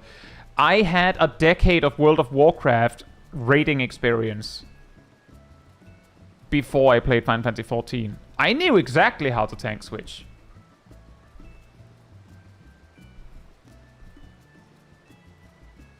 But I'm guessing, based on I remember what I did, that my code tank wasn't very helpful.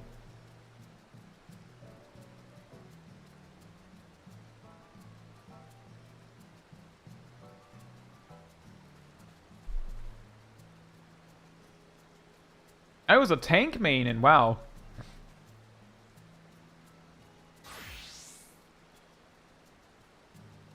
Okay, my guess is that they thought that the orbs were meant to be tanked.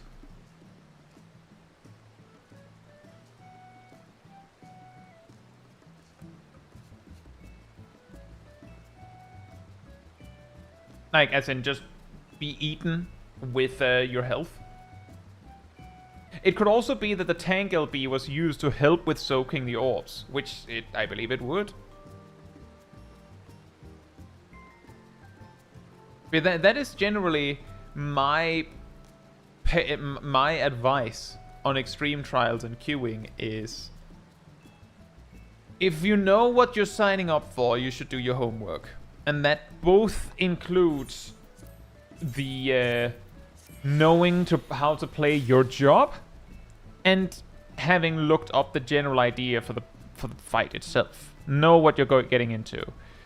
And it doesn't have to be much. As I said, I have a guide going over what I think is reasonable to know for each of the A Realm Reborn extremes for doing them synced.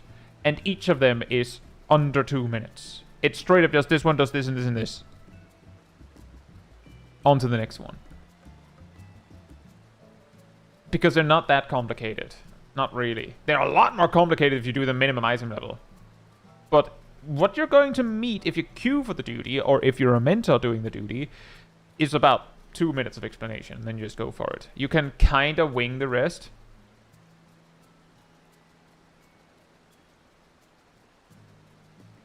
And sure, also try to have your gear in order, but just item level is fine.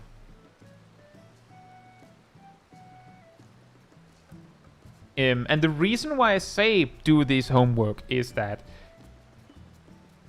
the hardest extreme trials I've had has typically been a combination of 2 problems. The first problem is players clearly having no idea how their job works or how their role works. Which means, for instance, tanks just not tanking very well, or healers that basically only use Cure 1, or never use something like Medicat 2, or Succor, or Adlo, or never attack. Like, I'm not joking, some of the A Realm Reborn extremes, the difference between them being really, really hard and easy is whether the healers are attacking. I'm not joking. Like, Leviathan Extreme, the adds that come in, notably the Wave Tooth, becomes way easier if the healers are also attacking it. And that's kind of implying everyone else is. Christopher, I've had a summoner spamming Physic, I'm pretty sure, on Sephiroth Extreme.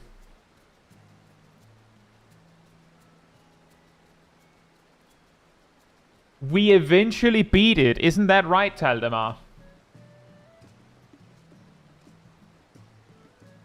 Regal Star says, how often do you encounter non-Around the Born extremes out of all extremes you get into in Mental Roulette? Very, very, very, very rarely. I think I've gotten Bismarck Extreme in Mental Roulette like 3 times. I think I've gotten Ravana 3 or 4 times. I've gotten Thornton in Dawntrail once.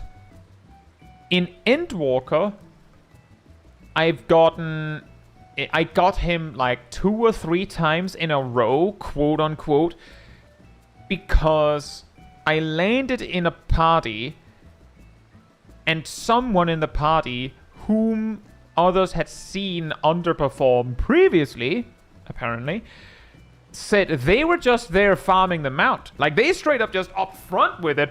I'm just here farming a mount. And then like 3 players instantly left. Like, that, we're not doing that. Nope. We're not doing this duty synced because you think it's funny to mount farm. And that circles back to what I talked about before, with some players take offense to you farming mounts with the synced version.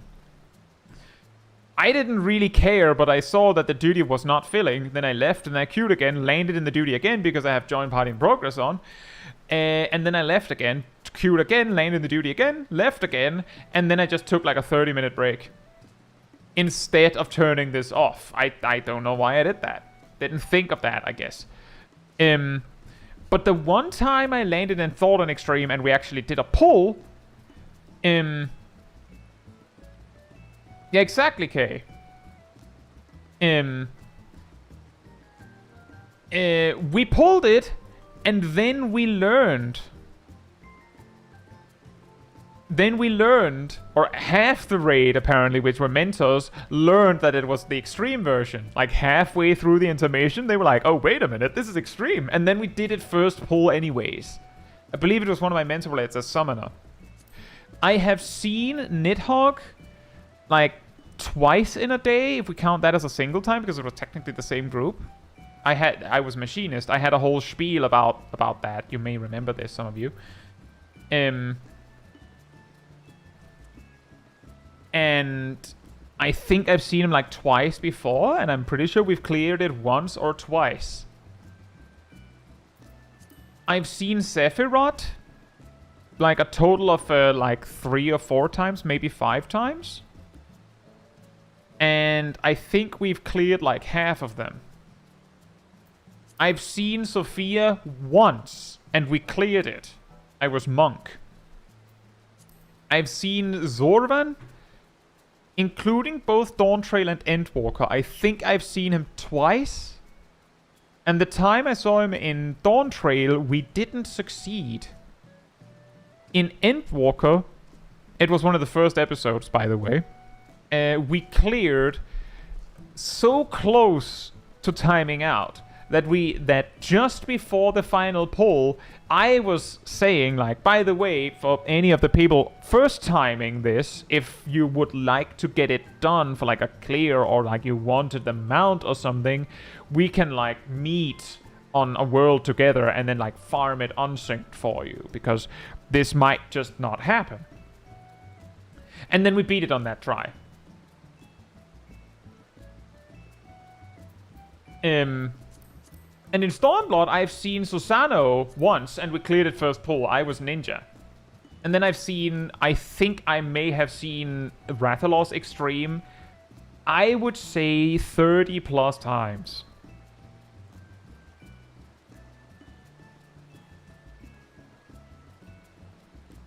And I think only once did it not succeed. Many of them were not first try, but I'm pretty sure we only once didn't clear eventually.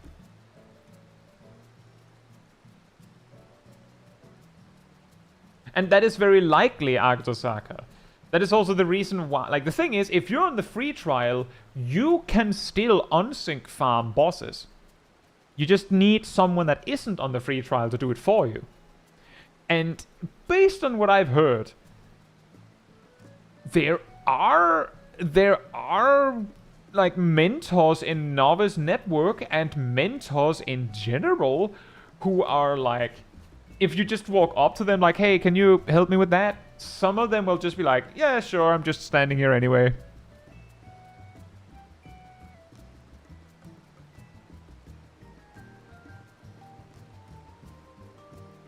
I will also say that Rathalos Extreme is one of the more awkward ones to mount farm, because now, with level 100, it is actually difficult to cut the tail before killing Rathalos. And if you don't cut the tail, then you don't get the currency to buy the mount. Which means that the only way to get the mount, if you're not cutting the tail, is by the random chance. And the chance is still so low that I don't think I've seen the mount drop. And I did 50 clears myself, and then 30 in Mental Roulette. And I think I've also done like 30 plus with friends to help them. So I haven't seen it drop. And I'm pretty sure I've done over 100 pulls of, like 100 clears of Rathalos Extreme. So if you can't cut the tail, then it is a problem.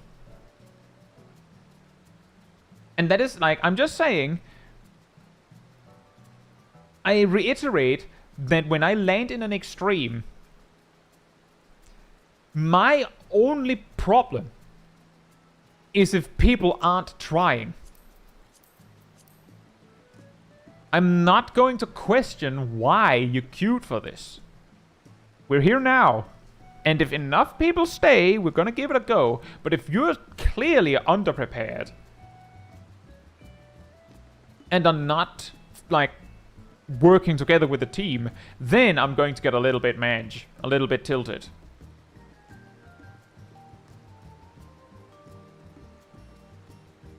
But that's it. Exactly, underprepared and don't listen. That's annoying. And I would also appreciate if you've actually looked up a little bit on how to play your job. Because it's very, very tiring to have a balanced black mage. They just spam F3 and B3. Or an ice mage. Or a cure bot on Ramu Extreme. Or a tank that doesn't know how to tank switch.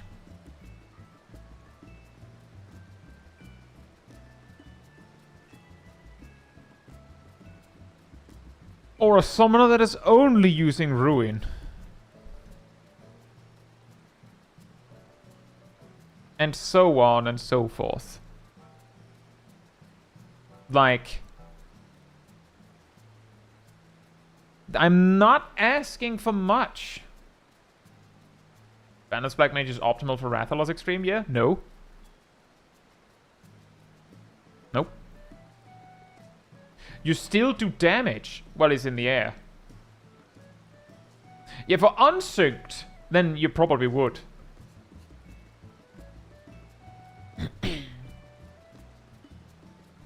Black Mage is mobile enough that you should just do your rotation properly. It still does damage. It just does less damage while he's in the air. Cass says, I've never actually had to tank switch. Do you use Shirk or on your co-tank or the enemy? You use Shirk on your co-tank, but you don't actually have to do that. Shirk is like a safety measure. How you do a tank switch is quite literally... hey, Elana, are you present? Will you help me? Or actually, is someone present? I don't know why default is Elana. I think it's because Elana is often tanking for me in random duties.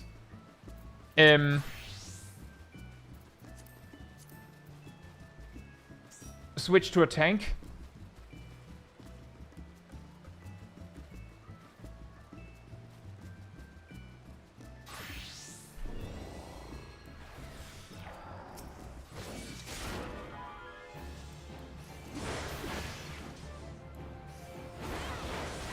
Can you do a tank switch so that you're tanking.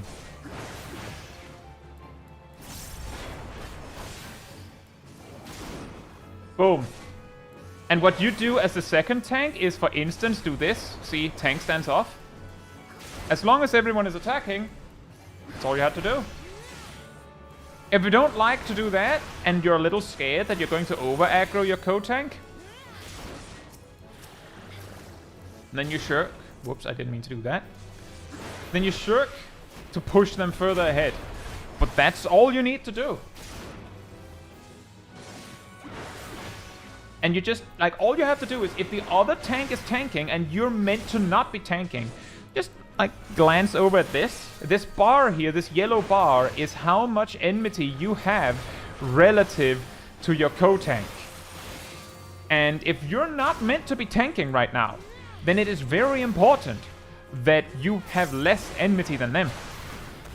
And if you're closing in, turn off tank stance. Or shirk them. If you're in an alliance raid and you don't want to be tanking, another way you can go about it is to shirk a random party member. As that will mean that you have less enmity. Thank you, Elana.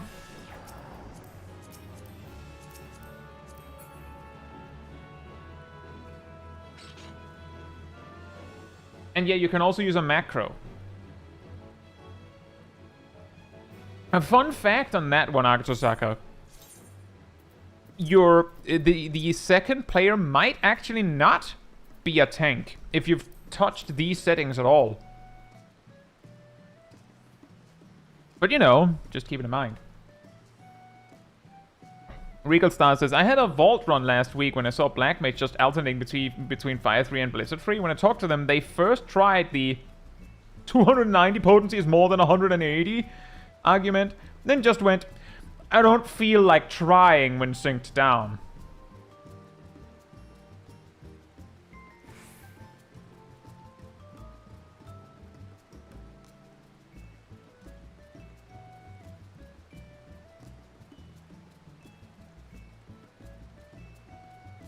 I've seen that one too.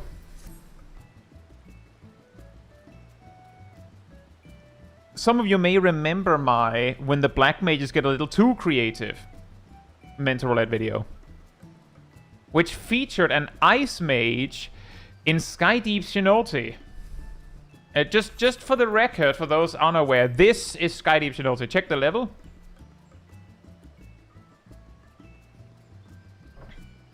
Also, yeah, if you're going to shirk some rando in your party to get yourself less enmity as a tank in an alliance raid, like, look at who you're shirking. Make sure they're, like, low on the list. So when I asked them why they were just using ice magic, they said that the damage difference is very small. And I was like, no. It's, like, genuinely, roughly speaking, Ice Mage will do like 40% less damage than a proper Black Mage.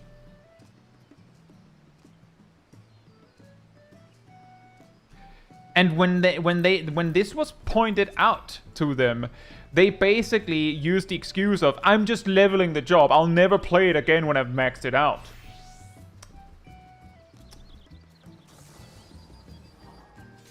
And I believe I said this in the voiceover for the video as well. If you are that uninterested in playing the job, then there are ways to level the job. Either, one, without playing it. This gives half a level. You queue into frontline as the job, and then switch to the job you want to PvP as. You get the XP. It's actually a pretty substantial amount, like half a level. You can level it without playing it. Or you do it with this. And don't drag strangers into your laziness.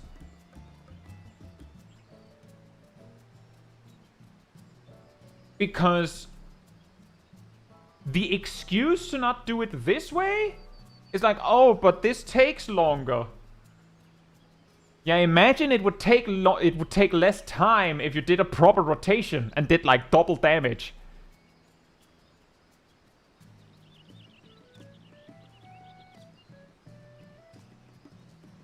I'm just saying, if the way you do something in Final Fantasy XIV can be reduced to I'm just being lazy, then ask yourself if you would be okay with other players doing like that in your duties. And I'm just saying, if a tank was playing the equivalent of Ice Mage in Skydeep Shinote, if the tank was also doing that, then I don't know if we would have cleared. And I was the healer.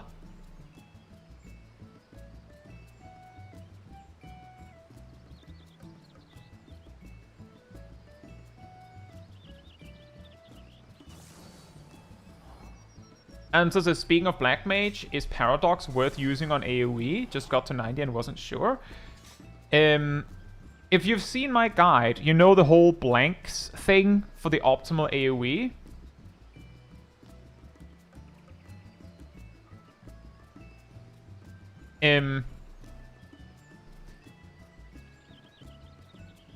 Paradox can function, specifically the Ice Paradox can function as a blank and be optimal on up to 5 targets.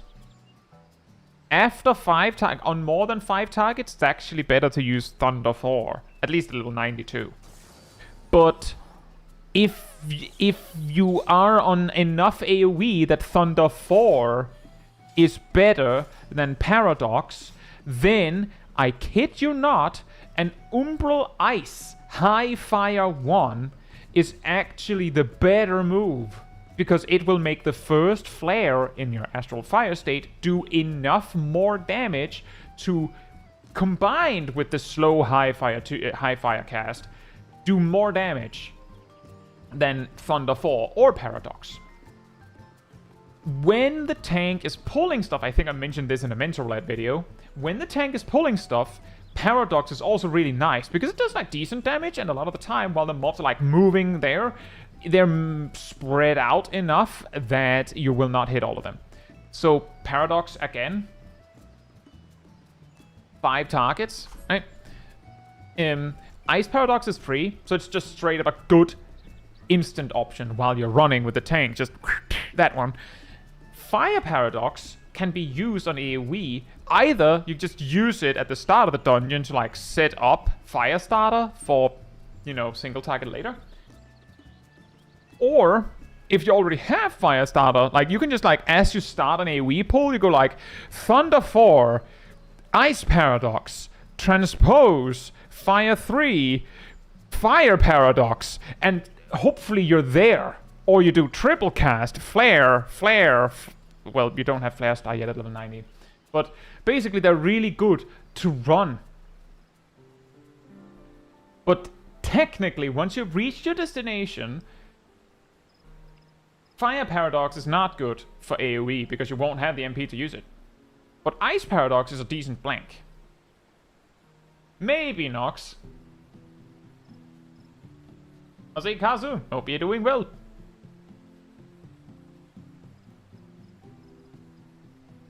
Origenics with a tank that was not using any mitigation at all. Hey Ace, hope you're doing well.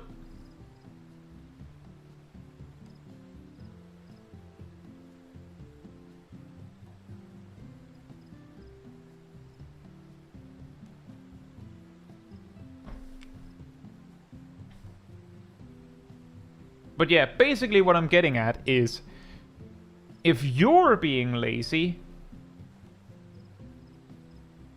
whatever you're doing in a duty with strangers, essentially, is something that you wouldn't be okay with other players doing. Or alternatively, if the rest of your party did like you, the duty wouldn't be completable, then you shouldn't do that. Or you should do it with NPCs or something. And I do know, like, I know there are players with disabilities that will have a harder time with some of these things, but I'm sorry. I'm sorry, but if you're having trouble playing the game, then you'll have to find a way. I'm not asking much. I'm not being like, you should play your rotation optimally. I'm saying, be able to play the basics of your job.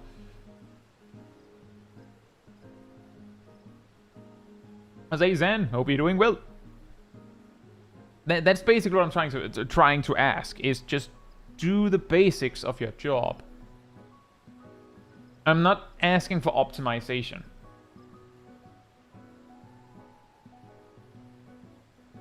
Exactly, Redmaster. There's a difference between being bad and not even trying.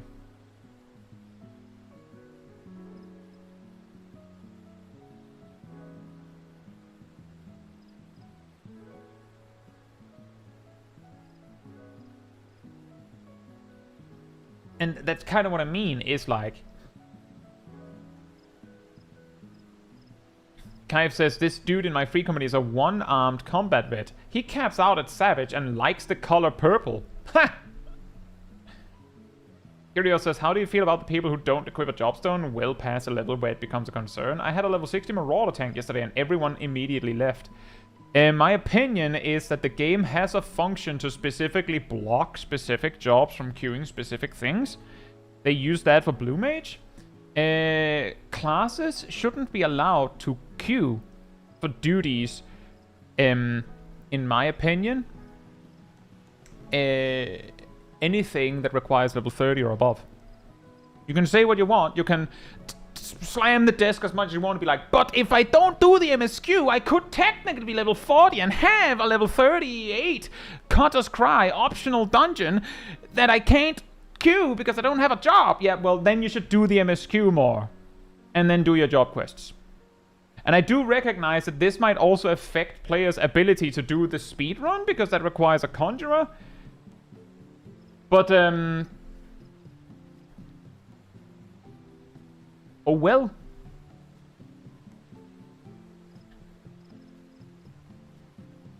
Jose looks, hope you're doing well.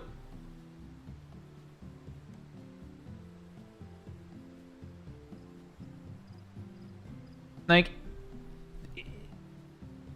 yeah, exactly, Christopher. That is almost exactly why. The speedrun strat, Zav might know this better because Zav is actually on the leaderboard. But I believe the speedrun strat for A Realm Reborn, like all of A Realm Reborn MSQ, is to go Conjurer, do 0 job quests or class quests, and just rush the MSQ. And then hope.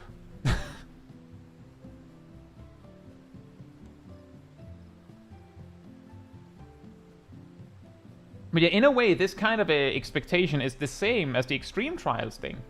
The difference is that with a regular trial or regular dungeon, they are very beatable completely blind. But I would still say, you know, do your homework. Like, if you don't even know what the basics are for your job, then you're technically underprepared for casual duty, in my opinion. And I don't think that's unreasonable.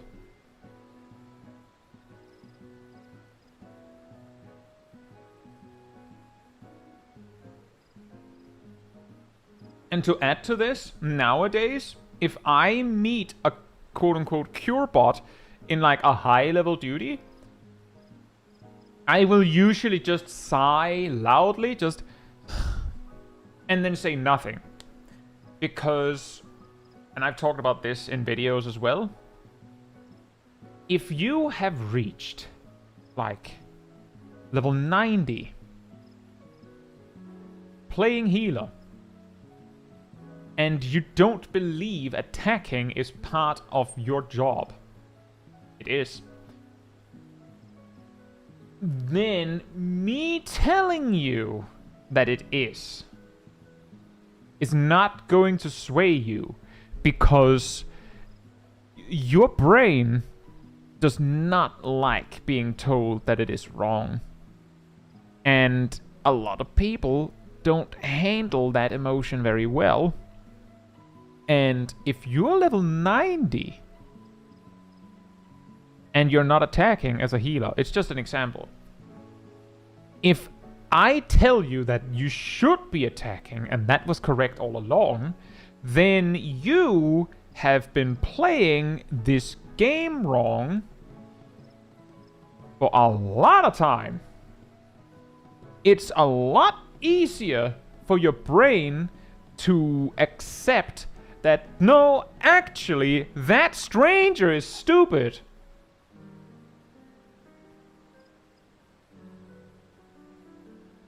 Is it it's possible that they had a level jump? It is. I don't care. I've met healers like that definitely didn't have a level jump. And I have this experience partly from human interaction.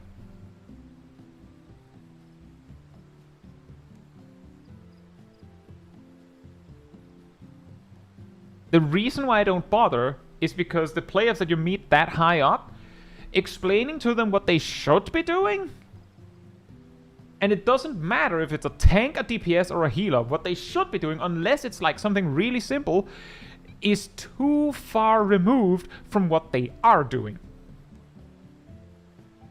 And I'm not going to sit down and explain how, I don't know, white mage works in complete detail in a level 90 dungeon. Because if I just tell you that you need to be spamming Holy or Glare or whatever, and you then do that instead, if you've been spamming healing spells all this time, are we sure that you know how your OGCDs work? Are we sure you have them on your hotbars? I actually, Akutosaka, I specifically have 2 experiences from Endwalker where I tried. In Alzadal's Legacy, I had a white mage that didn't attack, and I said that they could attack more, and they basically, if I recall correctly, they told me the equivalent to, you're the tank, focus on your job. I'm sitting there like, thinking to myself, I mean, I have every job maxed out and have made guides for all jobs. I should know how healer works. Thank you very much.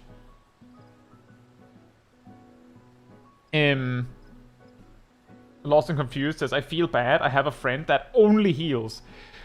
Friends don't let other friends cure bot. Do the right thing. Although be careful, they might not actually. They're a lost cause. Oh man. Yeah, exactly, Titus. I am doing my job. I'm actually noticing that this is harder because you're not doing yours correctly, and I know what's missing. It's your attacks. Weird how that works. My other experience was in Lapis Manalis.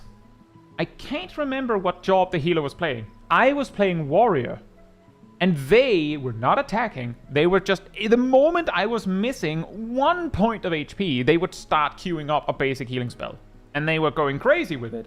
So I said after the first boss, I was like, okay, hey, yeah, and they were like, yes, like, name, yes, listen. You could attack a bit, couldn't you? Like, you could try and attack a bit. And they were like, okay, smiley face. I'm like, I also have healing. We can do this together. You don't have to spam heal me. Like, give it a try. Attack a little bit. And they said, okay. And didn't attack once.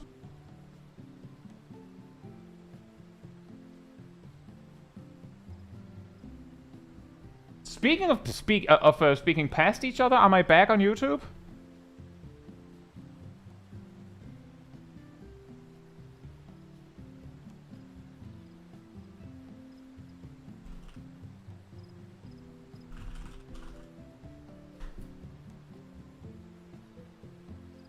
Am I back?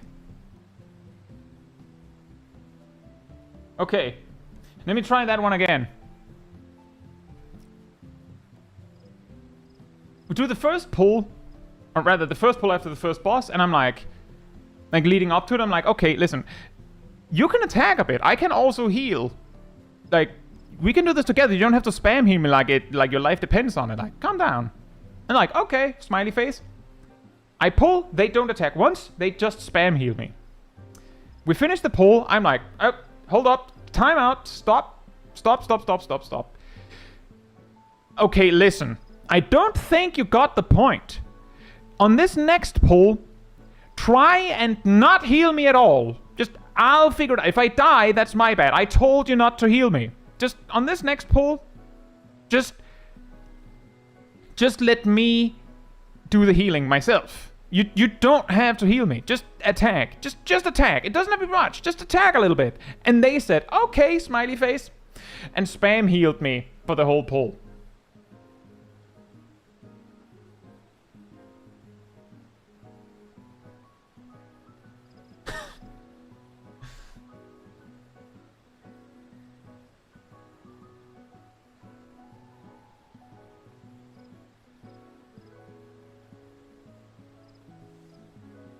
So I, like, because of these kinds of experiences, if I see a healer in a very high level duty, the best you'll get out of me is me going like, you could attack a little bit if you want. If they don't, then I can't be bothered. I don't care. I'll just be mad. I'll just take note that their name will be initials, so I can be a little funny and like a little elbow stab. Just the healer didn't attack at all in a high level dungeon.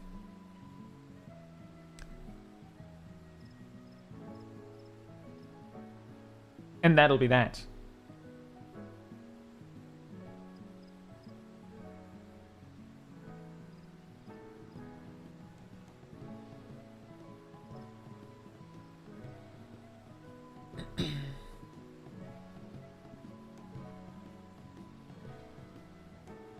Akazusaga says, is that why you have initials? Because you stream and you don't want to call out people? In the past, I had names visible in Mentor Roulette. The reason why was because my perspective on it was, for me, when everyone is just initials, it feels like I'm blind. It feels like genuinely like everyone is just a blank face. And I don't want to treat people like nobodies like that. So that made me feel bad. At the same time, I also got the impression that the people watching the video were a lot more likely to be considerate to these actual names, because other people do this too. If they just see initials, they see it as an anonymous person, and then they can be a little meaner, and some people enjoy that. Enjoy being able to like, nyah, nyah, nyah, at this rando that they'll never meet. But then when there's a full name on display, and that name is a little more relevant, like people actually see character names as a little more special in Final Fantasy XIV, that it feels like you're not anonymous, which gave the impression, like my experience is most of the time, if I was just a slight bit a little too mean in my voiceover over like someone's mistakes or something, you could see it in the comments, because people would jump to defend this stranger. Just, no! The cure bot is okay! Don't be mean! They're only level 80! So I felt like, okay, good stuff. We all recognize that these players are real human beings that we're not going to be disrespectful to. AK's cat. And it worked to some degree. And if other people were being aggressive in the chat, I would defend them. And I also came to the I also had the recognition that if someone got sought out in game because of something that happened in my videos, then I mean, if someone is being a jerk to a stranger, then the stranger can just report them for being a jerk. So, like, I assumed, like, it will probably solve itself, and I haven't had any stories come to me where they're like, yeah, because I appeared in your video, people are, like, seeking me out to call me a garbage player. Never heard any stories like that. So I assumed it was fine. But I did relatively frequently get comments either raging at me for not having the names hidden or raising concerns about it, because if that technically, by the terms of the game, if I'm being a jerk to someone in Final Fantasy XIV, even if me being a jerk is something that is not happening in-game but on a different platform like YouTube, and I'm directly attacking them, essentially, that can still get me punished in Final Fantasy XIV if this person reports me, according to the rules. However, if their name is just initials, then there's less evidence. It will be a lot harder to be like, yeah, it's you in that image. And then there's nothing to go off of. So some people specifically also brought this up out of concern for me. That, well, on the one hand, I see your point, but on the other hand, do you want to get banned for saying a little, just the wrong thing? And my perspective on that was, okay, well, now with that one also in consideration, the scales start to tip, because my opinions of people are real people when they're not just initials, or more real when they are not just initials and anonymous, is like a pretty flimsy defense. And there are jerks on the internet that will still attack and don't care that they could get reported. So I ultimately decided I should probably go initials for mental roulettes, and especially if I'm streaming. Because if I'm just recording privately and someone is a bit of a jerk and I feel like it's going a little off the rails, I can just not include that footage. I can just not include it. And then it's as if it never happened. Sometimes I will specifically not include the part of like an extreme trial where some people leave initially. Because who cares who they are? And part of why that matters is because some players can recognize individuals based on initials plus what the character looks like. Which was also part of the reason why I was like, does it really matter?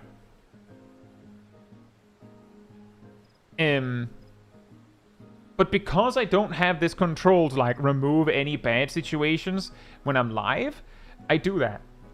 I only do it for mental roulette, though. Because when I'm doing other roulettes, like, I'm not particularly focused on the randos. They are, like, they can do whatever. And we'll just be like, ah, that's funny. And then done. But if I'm making a stream or a video that can result in a significant amount of attention being given to some stranger on the internet, it does make sense to let them be anonymous, if that's what they want.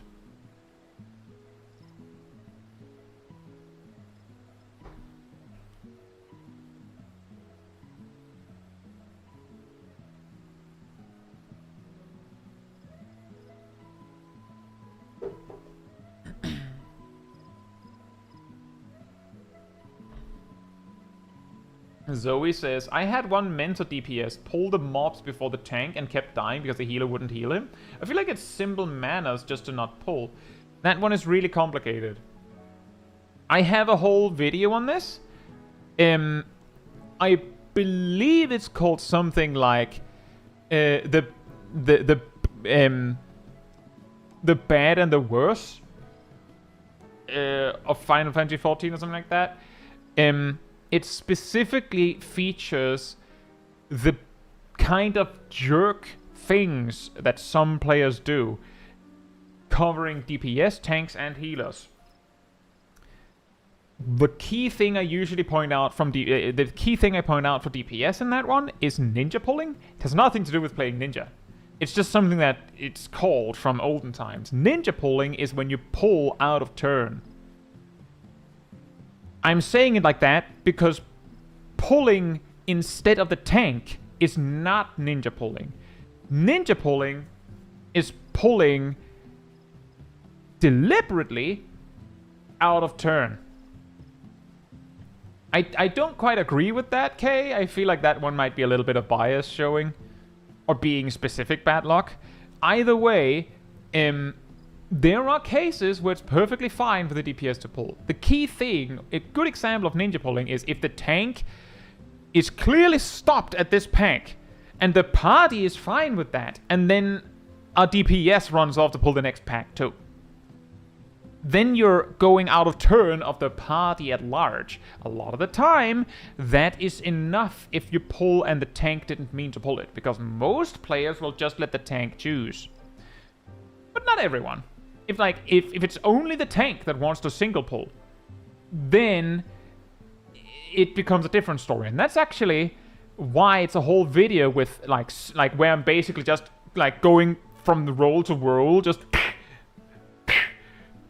giving everyone a smack. Because healers have the thing that I call I think I called it God Syndrome. Tanks have it too. Healer God Syndrome. That's a good example, Aerodil. It's not the one I was thinking of, but that is also a good example. And that one is a lot newer. Healer God Syndrome is basically, I will not heal you if you don't play the way that I want. Example, DPS ninja pulls once, possibly by accident. Healer lets them die.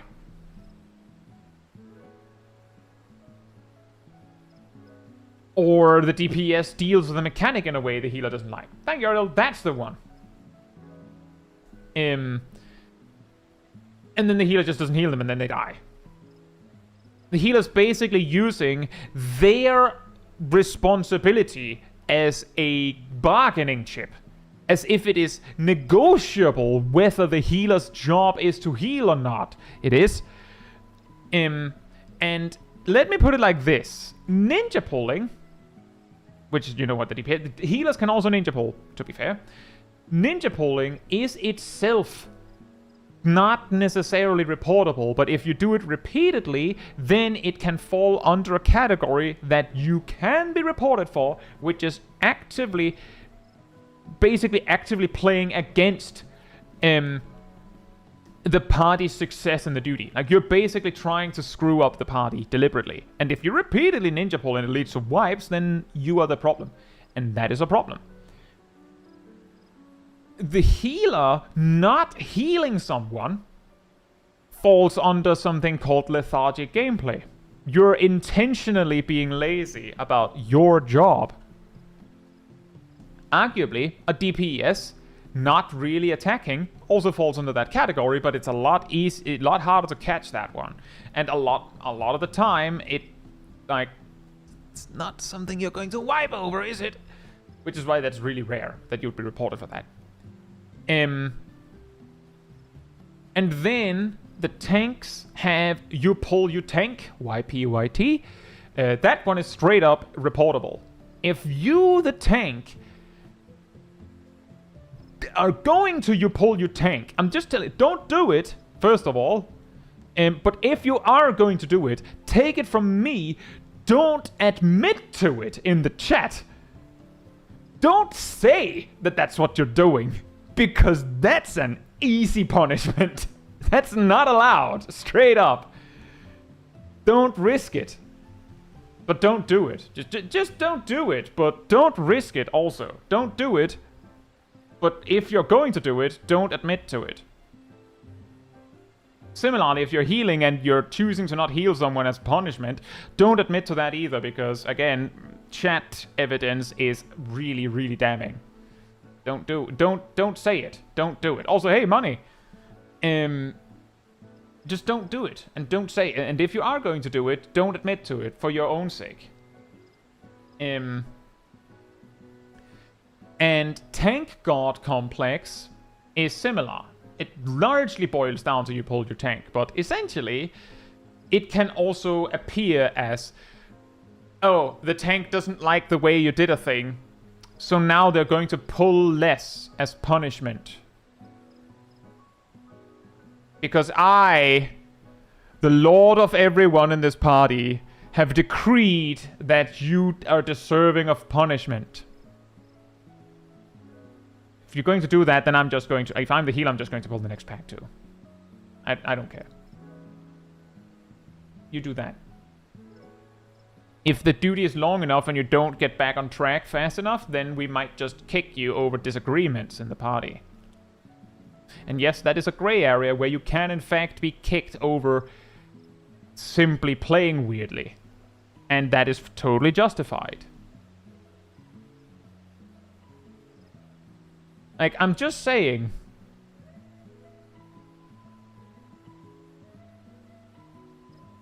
If you imagine that a duty that you queued into is a bit like participating in like a public event in real life, like, I don't know, going to dance classes or something, I don't know. If you view it like that, then surely you will agree that some of this behavior would never happen, and if it did, you would be shown the door immediately. Immediately.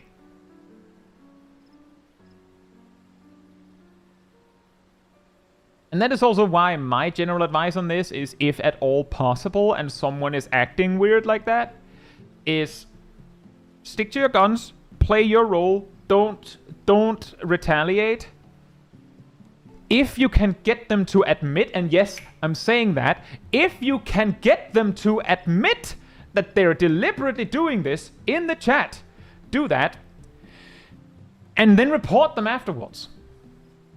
And that is also indeed why I'm saying, if you are going to pull your tank, don't. But if you are, don't admit to it, because that's the greatest evidence the opposing party could use. So I'm telling you, you're better than that. As a community member, as someone who watches this channel, you're better than that. Don't do that. But if you are going to do it, then for your sake, don't admit it.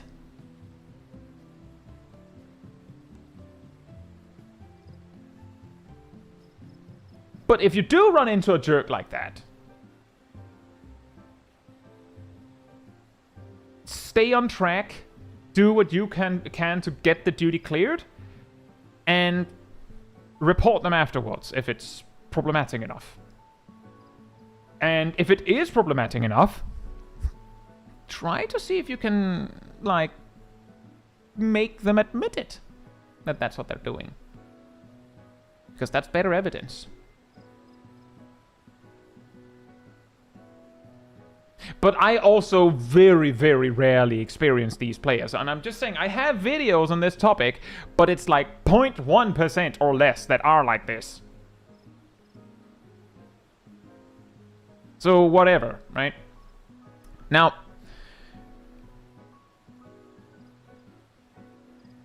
I think that will be where we'll... Like, that's a long discussion at the end of a mental roulette stream. But I think that'll be all for tonight. So if you would like to be part of the Discord community server, there's a link right there in the chat. There you will find the weekly schedule where you can see what else is coming up in the coming days. I usually update it Sunday or Monday. You'll also find the announcement room with links